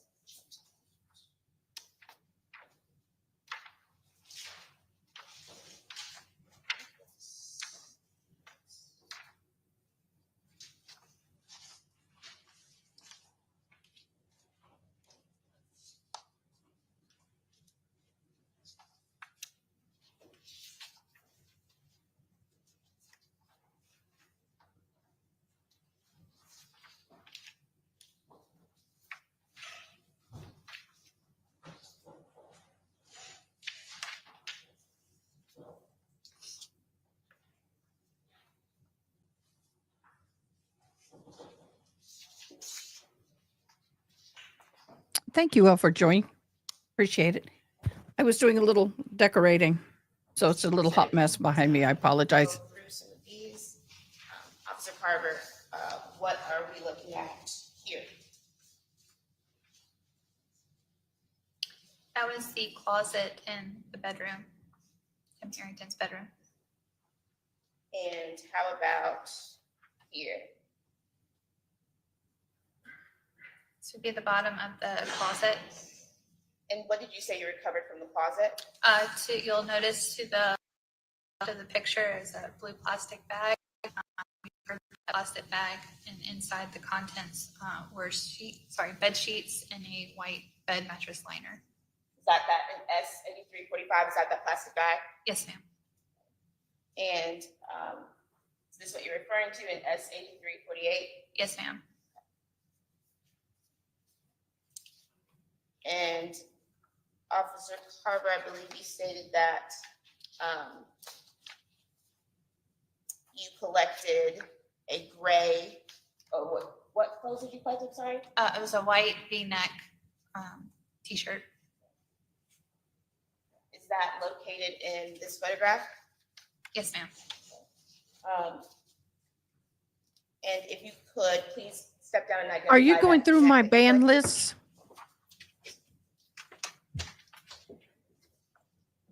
In my YouTube?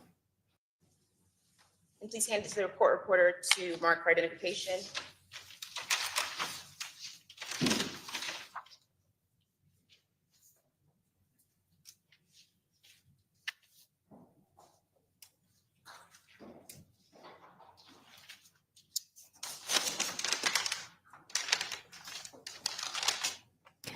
It's in there because YouTube will block it. It is something that can get me in trouble sometimes.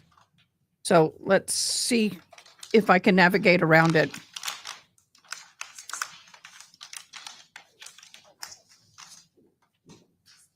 And Officer Carver, how do you recognize? So on the markings of the bag, it's labeled with the 7/29/2022 at the report case number, search warrant from the address of their house, and it says Tim Harrington's bedroom, and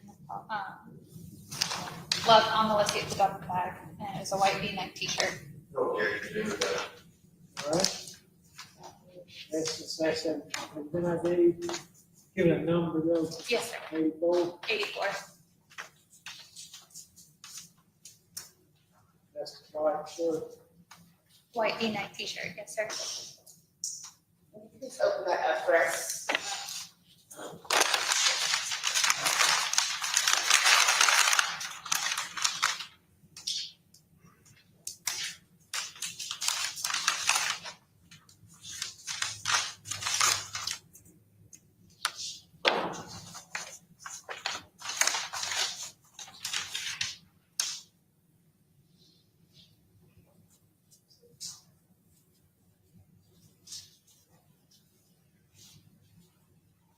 So this is the clothing that the defendant was wearing?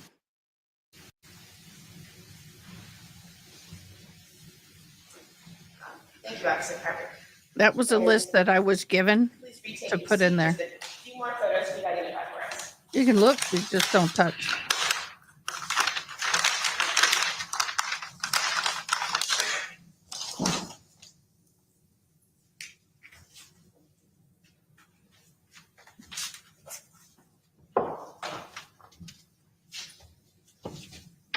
Officer Carver, what I'm showing S83, number 56. What area of the house is this? This would be the double car garage.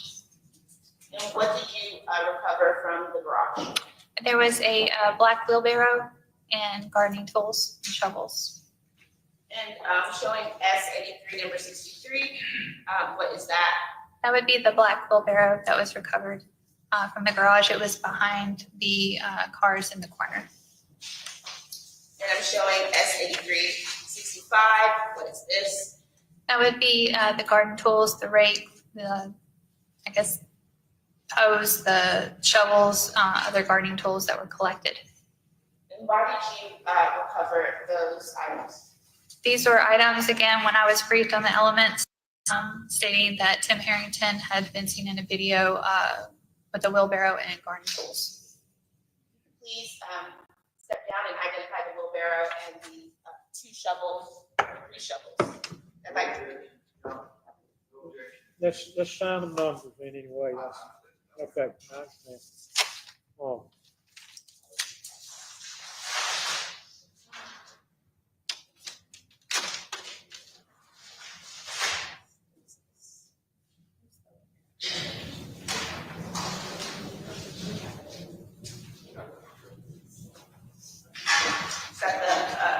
Is that the wheelbarrow you recovered? Yes, ma'am, it's marked E3, evidence tag with the incident number, the date, and the location of where it was filmed. And being held by the Creek warrant, are those the 3 shovels you recovered? Yes, this was the 3 shovels found from that bucket in that picture that was just presented. They're also been tagged with the date, the incident number, and the location of where they were found. And where were they found again? They were found in the garage. The tools were found in the garage. No, I do in the not. pocket by the Toy. doorway. The wheelbarrow was found in the corner. Didn't know I needed to. I don't know. I believe there was no objection to admitting them into evidence, and I Are you assigning separate numbers to them or all? think all three can be together. There would be the items from the garage. All four? All four, I Okay, apologize. okay. Do them separate. That'd be, Yes. wheelbarrow and 3 shovels. It- I count. I don't think Mr. Freeport's ever handled one of these. I think the court reporter may be easier to do them separate. For numbering. All right, let's just take the wheelbarrow 85 then, okay? Let's make the wheelbarrow 85, a yellow hand shovel 86, a green hand shovel 87, a red hand shovel 88. This is your order right there. Pardon, c'est quelqu'un de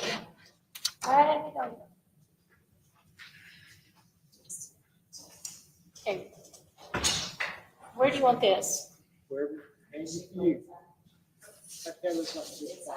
Inside the things.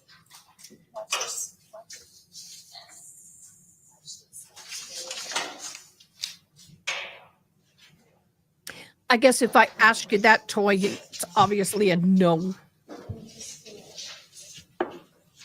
I want to get some copyright music that's fun and lighthearted, but every time I find something, I can't be monetized, pisses me off.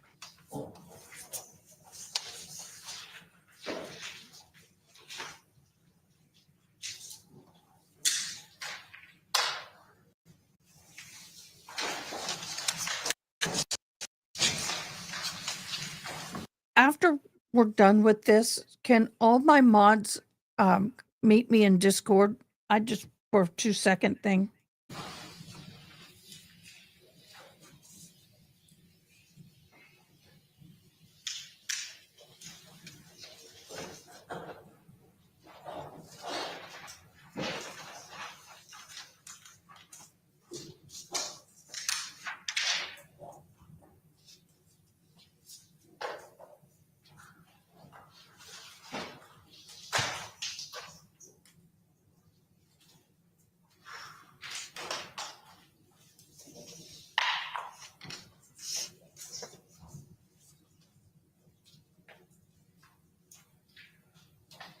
Man, I got some leaves I need to rake.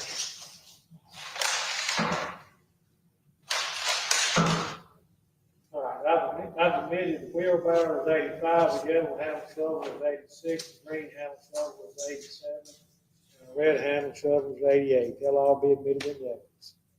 Now, Officer, if you could just please run through the dates and the places that you searched one more time. The first search warrant was conducted on Timothy Herrington's apartment at Lafayette Place, and that was conducted on, I believe it's a Friday, July 22nd, 2022. The second search was done on Tim Herrington's white Ford Escape. That was also conducted on July 22nd, 2022. The third search warrant was conducted on the box truck, and that was conducted on July 26th, 2022. And then the search warrant executed at his parents' house in Grenada, Mississippi was conducted on July 29th, 2022. And when did Jay Lee disappear? July 8th, 2022. Brief indulgence.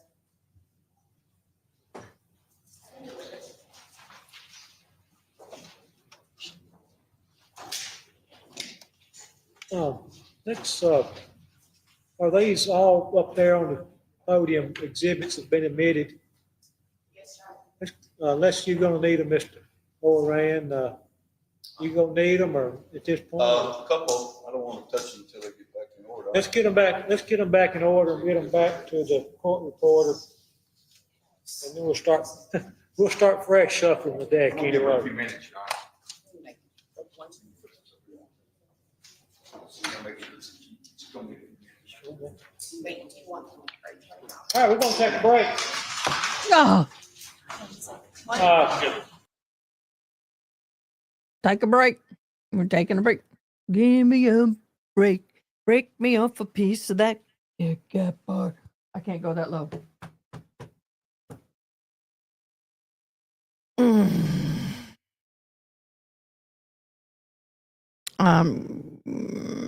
Trying to get in my Discord.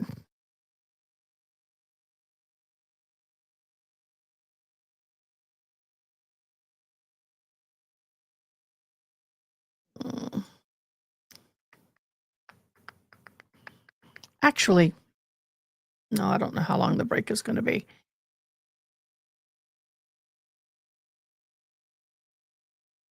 I got to figure out how to do a mod voice.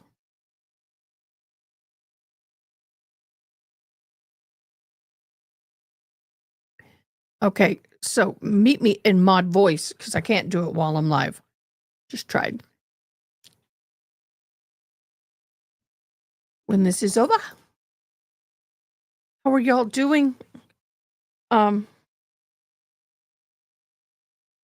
got to decorate the lower shelves, especially the 4, so I'll do those tonight. I've got to get my paper done. That has got to get done. I got homework I got to get due tonight. Oh my gosh, y'all. Let's see if I can show this. Let me get it up on my Facebook here so I can share screen.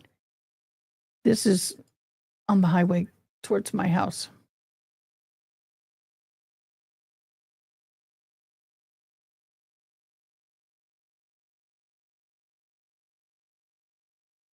Okay, y'all seeing that?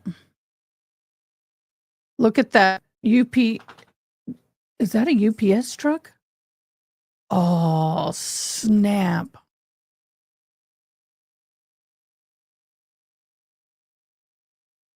Oh my gosh, y'all, that sucks.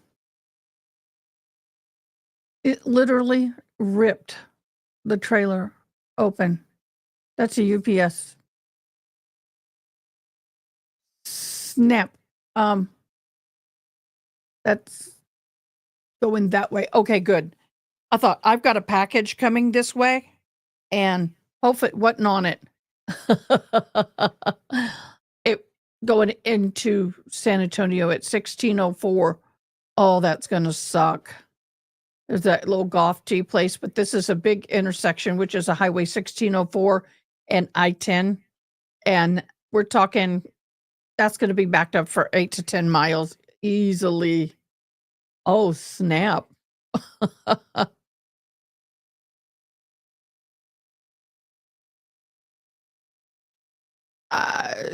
Yeah. And I want to thank you guys for your patience and understanding. I will always lay this down for family.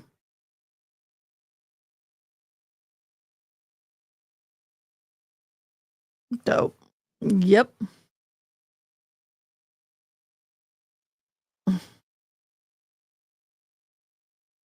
I am. I think I hear my son scrambling around in the kitchen. Mhm.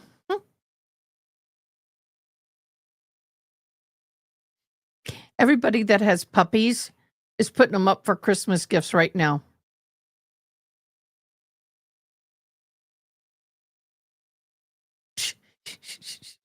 I got to share this.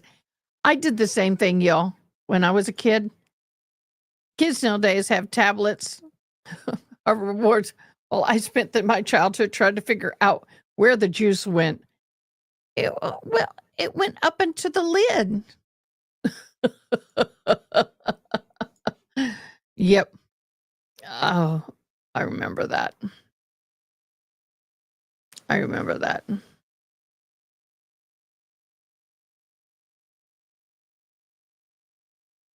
Yep. Mhm.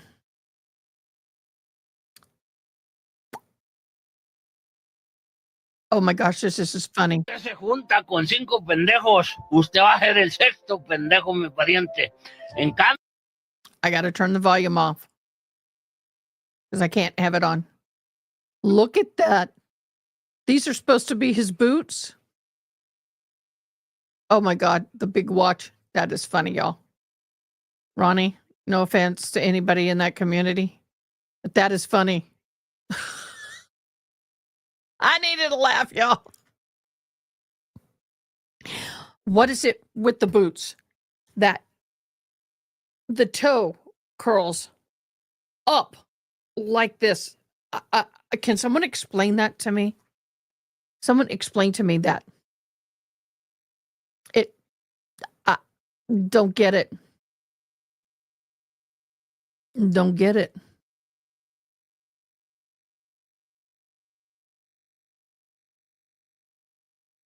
Mm. Y'all know what I'm talking about?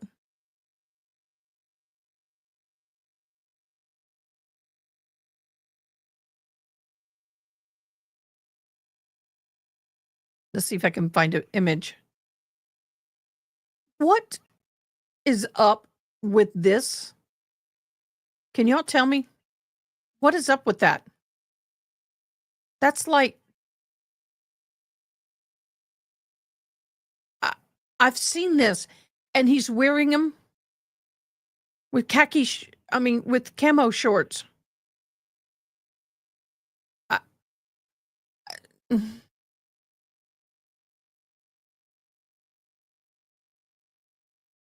And then here's these.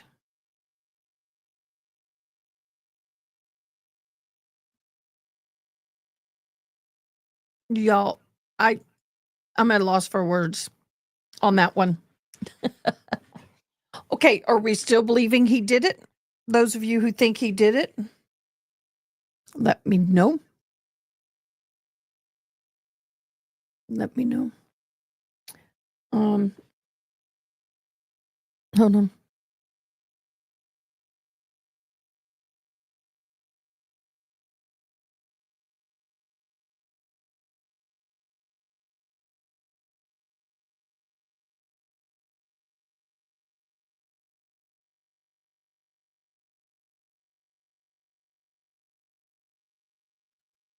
My son is cooking us dinner and lunch.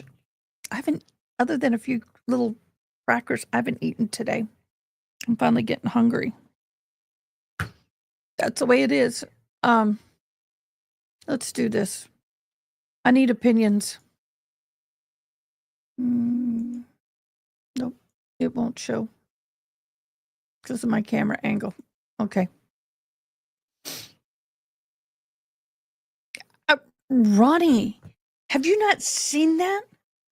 I have, and I'm all like, I was in San Antonio at the mall, probably earlier this year, and there was like, I can't even tell me how many times I saw it. Some of them are just little, they come out about that high. Here's your boot, and they kind of curl like this. But one of them was like 3 feet long from the heel. I was like, how do you drive, or do you drive in those boots? What's the purpose of those boots? I've seen videos with people with those boots. I'm still asking, what is the reasoning and the purpose? Got to find a place for my little. Tracy and I last year went to Target, and we bought those last year at Target. Yeah. So what do they do when they get to the dance or wherever they're walking or going to be? They stand outside the car and put them on.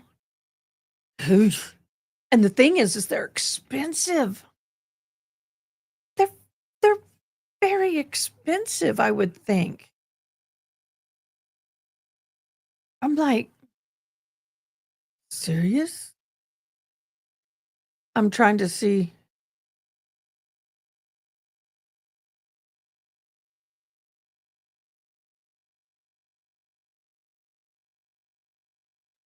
OMG, look at this.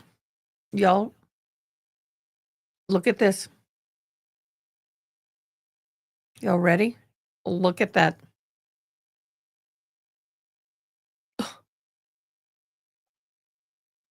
I'm like, really? I guess if it's something you really, really like, I guess, but it's not what I want here. And then you have that version. No, that's not what I'm. All right, these are the ones that I've seen before. See, they're pretty long, but that How's the, no bueno. how's the jury coming, Ricky? You know if they're about ready or not? Think the jury's about ready or not? I think you'll back in. I'm fixated on them. All right, everybody ready? Before we bring the jury in, Y'all,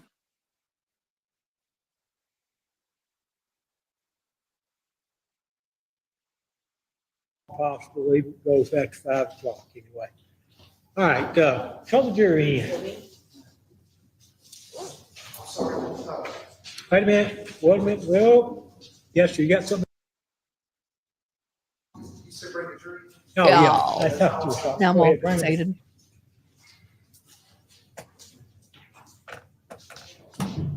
He just said. He just gave you that answer.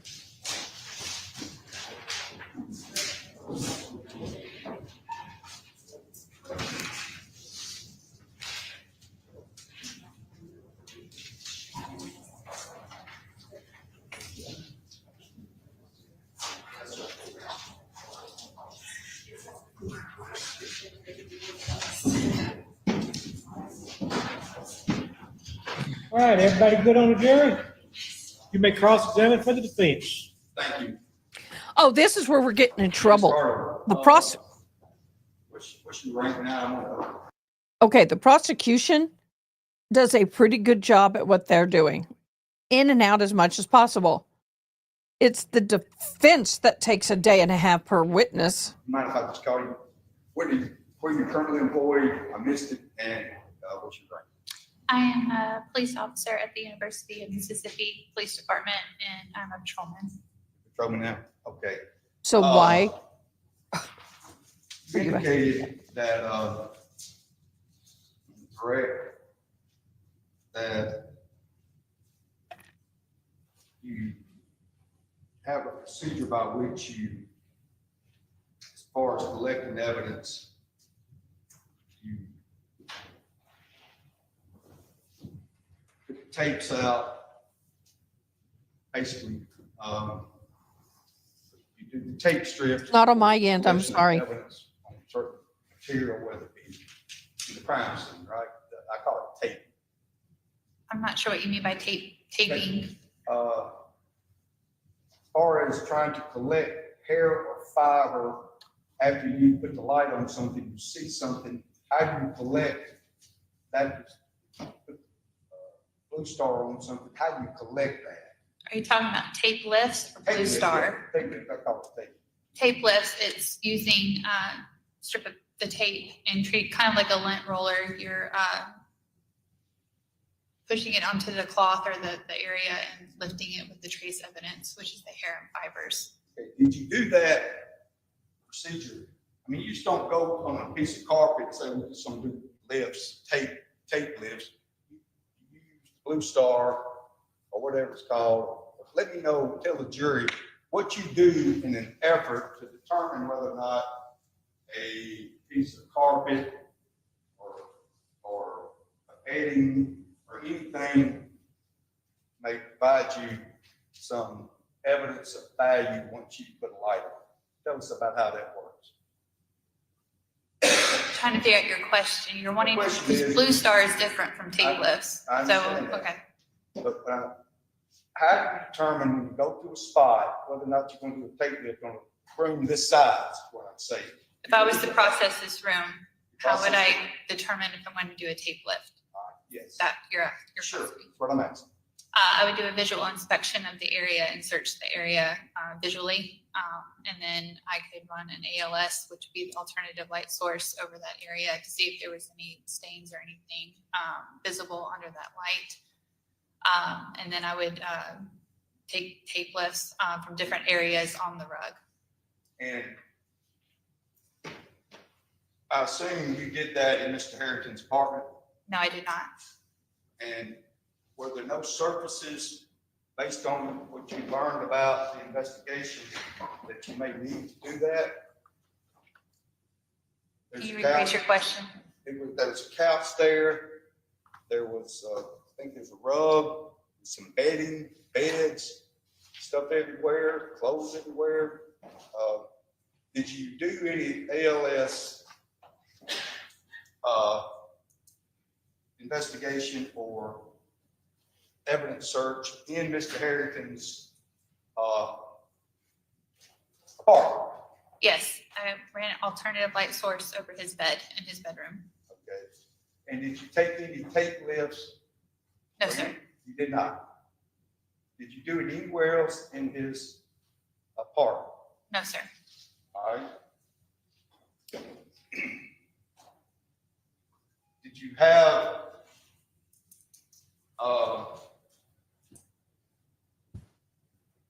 the benefit of summaries from any officers before you went into Mr. Harrington's apartment?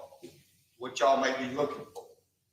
I was briefed on the elements surrounding of what the need for the search warrant was. I read the search warrant as to what we were able to take and to look for. Okay. Additionally, did you find out whether or not there'd been any evidence that there may have been some sexual activity in that apartment between Mr. Harrington, Mr. Lee, before you went in there? I was made aware through the investigation elements that I was briefed on that there may have been sexual activity between Mr. Harrington and Mr. Lee in the apartment. And did you feel like it was important to do the ALS light source stuff in the bedroom only based on what they told you, or other locations? Based on just the knowledge of the sexual activity in the bedroom and the condoms being found in the bedroom and the bathroom area, I ran the ALS in the bedroom only. Okay. Now, when you got to Mr. Harrington's apartment and you did your ALS, was anybody helping you? They backed out and you did that on your own. I mean, did you tell people to leave, say, look, I gotta do this crime scene? No, there were other officers assisting. Okay. Did you find any evidence or did you have any concerns at all that the crime scene may have been contaminated whatsoever? The fact that it was 14 days after the report was made, those 14 days, I can only come in as I found the situation or found the apartment as it was when I came into it. Other officers were there to assist. You're not representing to this jury, are you, that DNA of individuals dissipates or is completely eliminated by virtue of a time frame of 14 days, are you? It's a possibility, yes. That's only if someone, like if blood's on this floor and it's there for 14 days and you find it 14 days later, if it hadn't been contaminated, then you can take that as strong a possibility you're gonna find blood there, right? At that location. Yes, if it hasn't been contaminated, hasn't been open to the public, hasn't been exposed to extreme heat, those factors that I talked about earlier, the likelihood of you having or recovering evidence is more. Yes. Yeah, sure. And that's why y'all went in there on the 20th. I mean, you didn't go in there and wait, say, look, 14 days later, we're not gonna do this stuff. We're not gonna find anything. You did that because there's a probability that if there's semen, saliva, blood, or urine at the scene, that you're in there to collect those items because your protocol is that's not too far removed in time to collect evidence of that nature, correct? So when arriving at a scene, regardless of the time frame at that moment, I'm looking for evidence. Sure. Now, again, the possibility can go, likelihood is less or more depending on how those factors come into play. My question is, 14 days is not an inordinate amount of time to be concerned about the collection of those items I just described, absent any unusual circumstances corrupting those particular evidence items, correct? 14 days is a long period of time if it's been open to the access of people. Because again, time, temperature, manipulation, and cleaning up, I don't know if those things happen or not, but in a 14-day period, yes. The apartment didn't look like it had been cleaned up in some period of time, had it? Ms. Carter? I would describe it not as filthy. It was cluttered, but not filthy.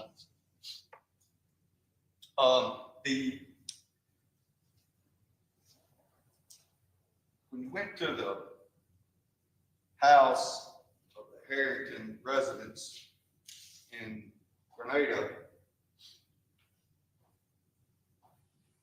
all these materials, all these shovels, this wheelbarrow is materially in the same condition today as it was the time that you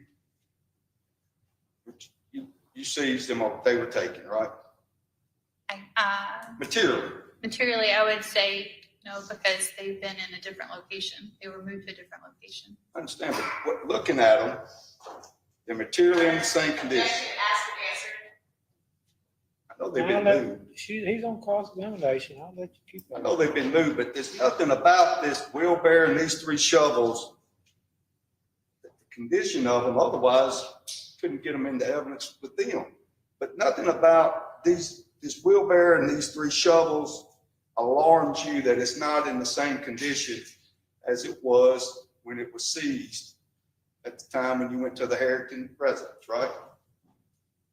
Looking at these items today, and when I last seen them, it was 2 years ago, they appear to be in similar condition as to how I found them.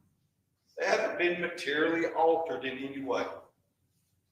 They haven't, not a trick question. No, I'm trying to understand what you mean by It's not been materially materially altered. altered. It appears to be the same 3 shovels, the same wheelbarrow, the same condition That I saw them in as of 2 years ago, correct? Thank you. And I want to clear something up a little bit.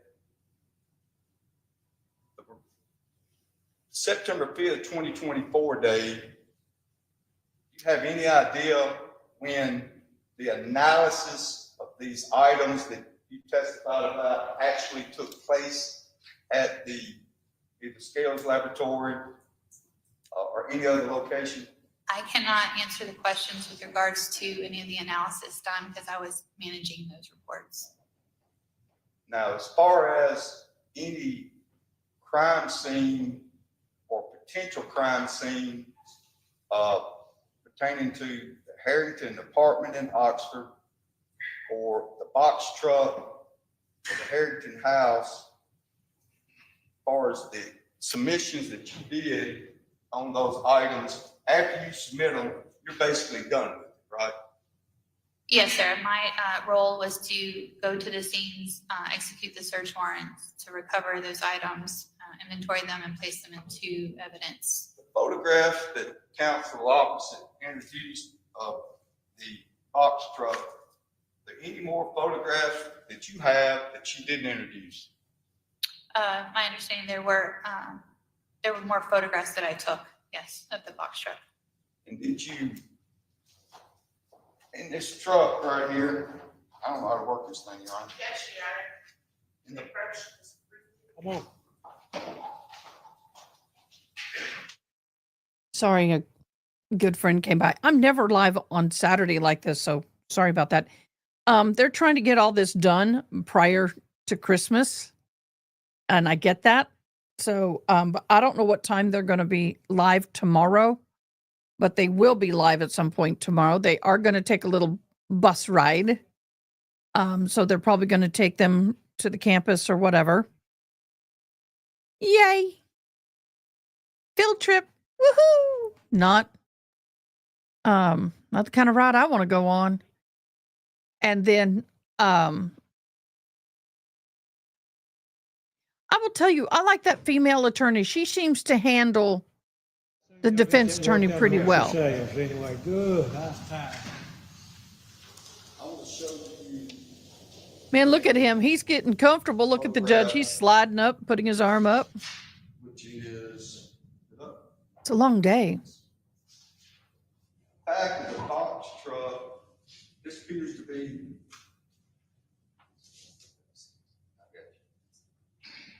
That's the photograph that you took of the box truck during the course of the search. This wooden area here, that's the bottom of the box truck, correct? Yes, sir. And Oh, good. did you Yum, yum. What's for dinner?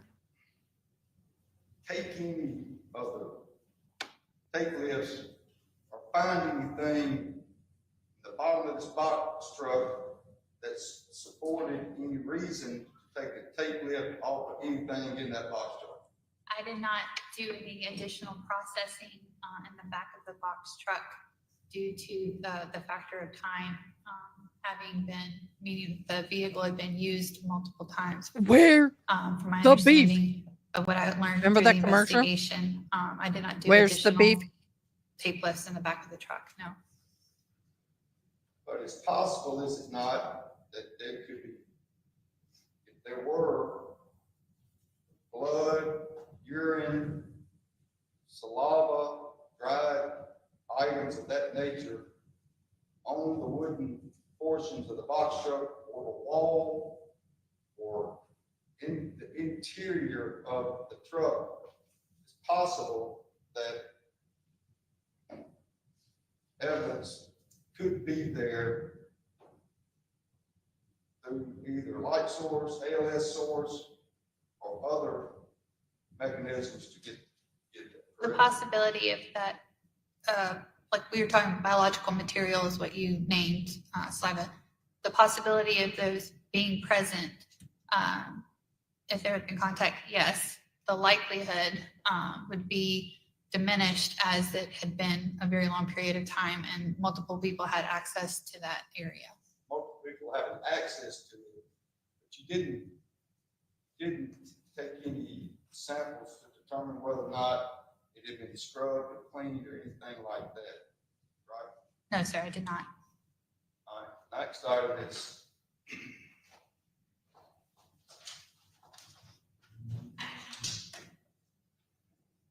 next photograph. Steak is always my favorite. Broom up there. Yes, sir. Do any examination of broom? No, sir, I did not.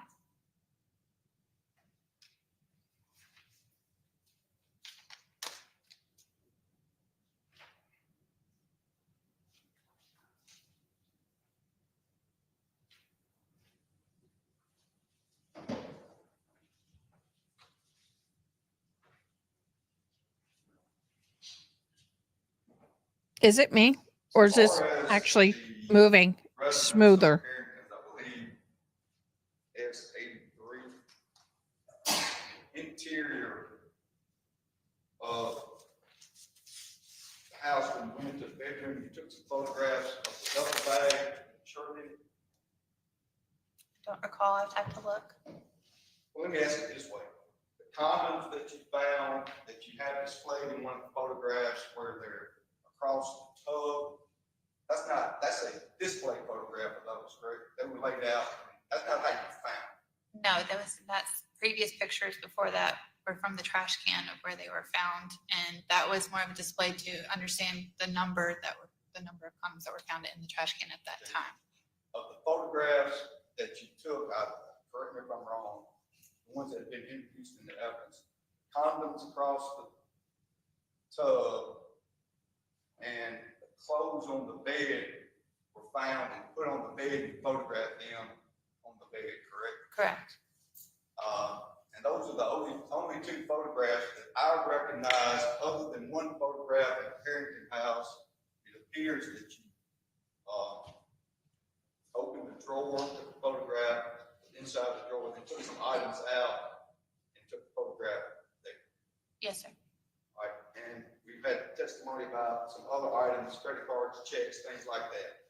Those display photographs are the only other photographs that have been introduced at this time that you recall that they were found in that location. Is that correct? The cards, the check, the things from that was from the parents' house in Grenada. The condoms were from Timothy Harrington's apartment in Oxford. So there were two different locations. And rephrase your question. The Herrington house, can you tell the jury which one of the photographs of the Herrington house in Grenada were display photographs where you pulled items out and displayed them? There's a lot of photographs. Do you recall which one of these were display photographs? I would have to look at them. The one in the hand certainly is a credit card, right? Yes. The wheelbarrow was found in that location, in that photograph. Y'all, I'm approaching, is that okay? Yeah. Flip these over to- You're asking me? Yes. Yes, that's where it was found. Okay. And shovels were found in that location, correct? Yes.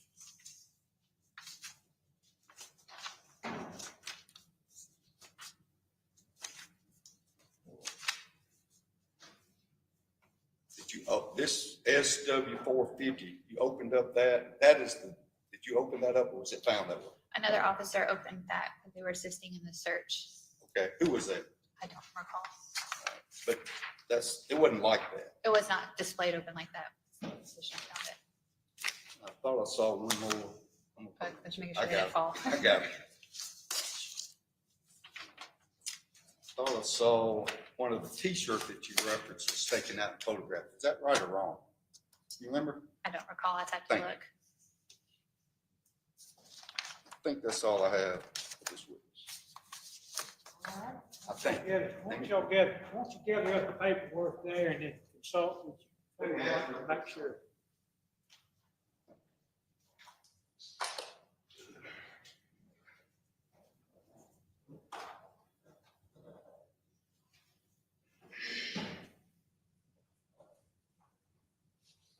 That's all I have. All right, redirect. Officer Carver, on cross just now, you said when things haven't been contaminated, then you can find it. What do you mean by contaminated? Again, those factors, whether they've been, We just need a little bit. I'm sorry. I hear myself being louder. Contamination can come from various factors. Again, to use the analogy, blood on the floor, it could be cleaned up, it could be wiped up, it could be stepped through, it could be, if it's exposed to extreme heat, there's things that it can alter evidence, those factors. So contamination refers to those four factors that can change what? Well, just how it's altered, how it's viewed, location of how it's viewed, it can diminish its value. Heat kills DNA, so if it's under extreme heat, things like that can destroy DNA. So again, these factors can alter the state of that evidence. It can be delicate, it can be diminished, or it can be destroyed completely. And is the time period of 14 days from when Jamie went missing to when the apartment of Mr. Herrington was searched significant? Yes. Why is it significant to you? So 14 days when it's unsecured, an unsecured area, meaning we haven't put tape up, we haven't put boundaries up, we haven't kept any unnecessary traffic from coming in and out and messing with that area. Those factors are in play. You can, you can be cleaned, it can be wiped up, it can be just by walking through the room, it can be dislocated or moved somewhere else. Shaking a blanket, hair fibers can be shaken off of the linens and things. So it's in 14 days time, a lot of factors can come into play. Do you have any knowledge of whether or not Jaylee, it was confirmed by Mr. Herrington if Jaylee was in his apartment? Yes, that was I was made aware through the elements of being debriefed that Jaylee had been in Tim Herrington's apartment. Brief indulgence.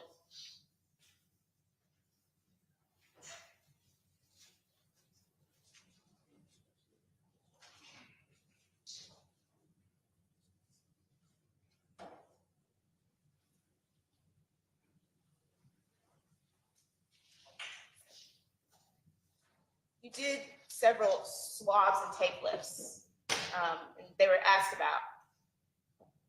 how do you, when you tape lift something, so this floor, do you put tape all over the floor? How do you do it? I would do it in various sections. So again, first the area would be visually searched or examined visually. If you see something like hair fibers, but you can go ahead and do it that you'll know that area that you want to tape lift. You can pick different areas. It's recommended to take various samples from different areas within that location. The tape lifts with the car I'm gonna were taken eat. due to I'll be they right were back. car seats. There were hairs and fibers or hair-like fibers found on the seat, and so they were also collected, and that's why they was used through a tape. This is Gabby, You do the the same thing with university That's correct. police Is investigator. it possible when you swab an area or you tape lift an area that you could just miss something? So when you swab an area, possible DNA, you're running your Q-tip, the swab over that entire area. And then I'm talking hypotheticals, so you would send that. There may be DNA on that swab. It may not be enough to create a profile, or it may not be any at all, or just very little. So it doesn't mean that just because it didn't come back as a DNA profile that there wasn't any there. And just as last question, multiple people having access to different areas, does that affect the value of any evidence you could find? Very much so, because the more, again, kind of like in the courtroom, the more people that come into contact with an area, they're leaving their transfer of material as well. So the more people, the more open access you have, the likelihood of that evidence being missed, diminished, or devalued. No further questions. All right, Ms. Witness, you find excused? Yes, thank you. You say yes? Yeah. All right, you're free to go, you're free to stay. Hallelujah. All right, y'all got a short witness out there. I want to get as much done as we can today. Mr. Creekmore, y'all got anybody short out? Y'all got any short witnesses at present? Let's make it a yes or a no. If you don't, you don't. We got plenty of work. We're going to work a little while longer whether the jury stays here or not. That's all I need to know anyway. If nobody has another witness, I'm going to excuse the jury for the evening, okay? Excuse Right. the jury. Jury, thanks for a long day. He does. Remember the court's instructions. He does. He's handsome for an old fart. Sorry, I shouldn't call him old fart. My grandpa, one way that I used to razz him, I call him old fart. He goes, "What's an old fart?" And I said, "A fart, but being polite."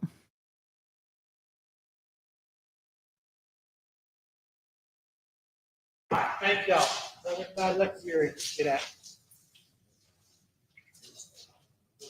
Oh, he's got good skin too.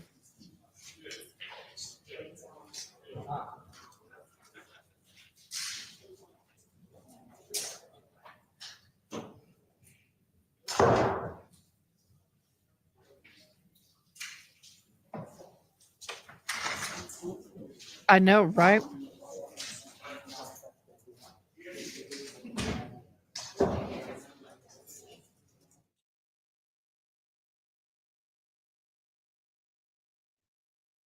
That poor court reporter.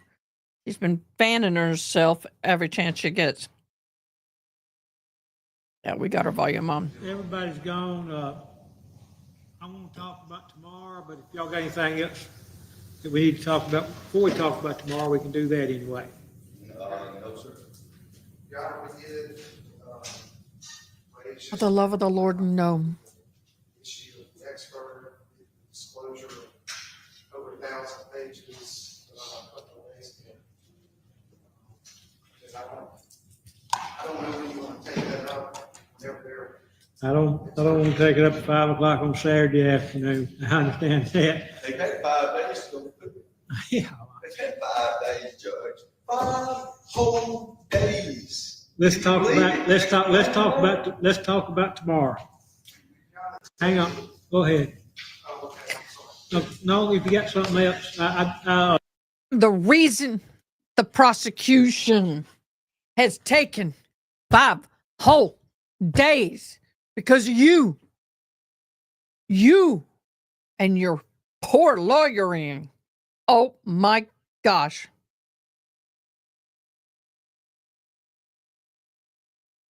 I It's don't your want fault. to take up the expert issue now. I want to talk about tomorrow's plans first, and then if we have time, we'll talk about the state. Is the state moving and asking me to allow the jury to go on a bus ride? Yes, Your Honor. We, jury from Forest County, we've had a couple of maps introduced. You'd be beautiful in any color, my dear. Advantageous. Hang on one second. As long as they. Hang on, listen. We got the bus, these are buses hauls them back and forth from the hotel, is that correct? Yes, sir. It got enough room for some tax. We don't need to hear all this. I'll figure out what time and we'll go live tomorrow. Maybe.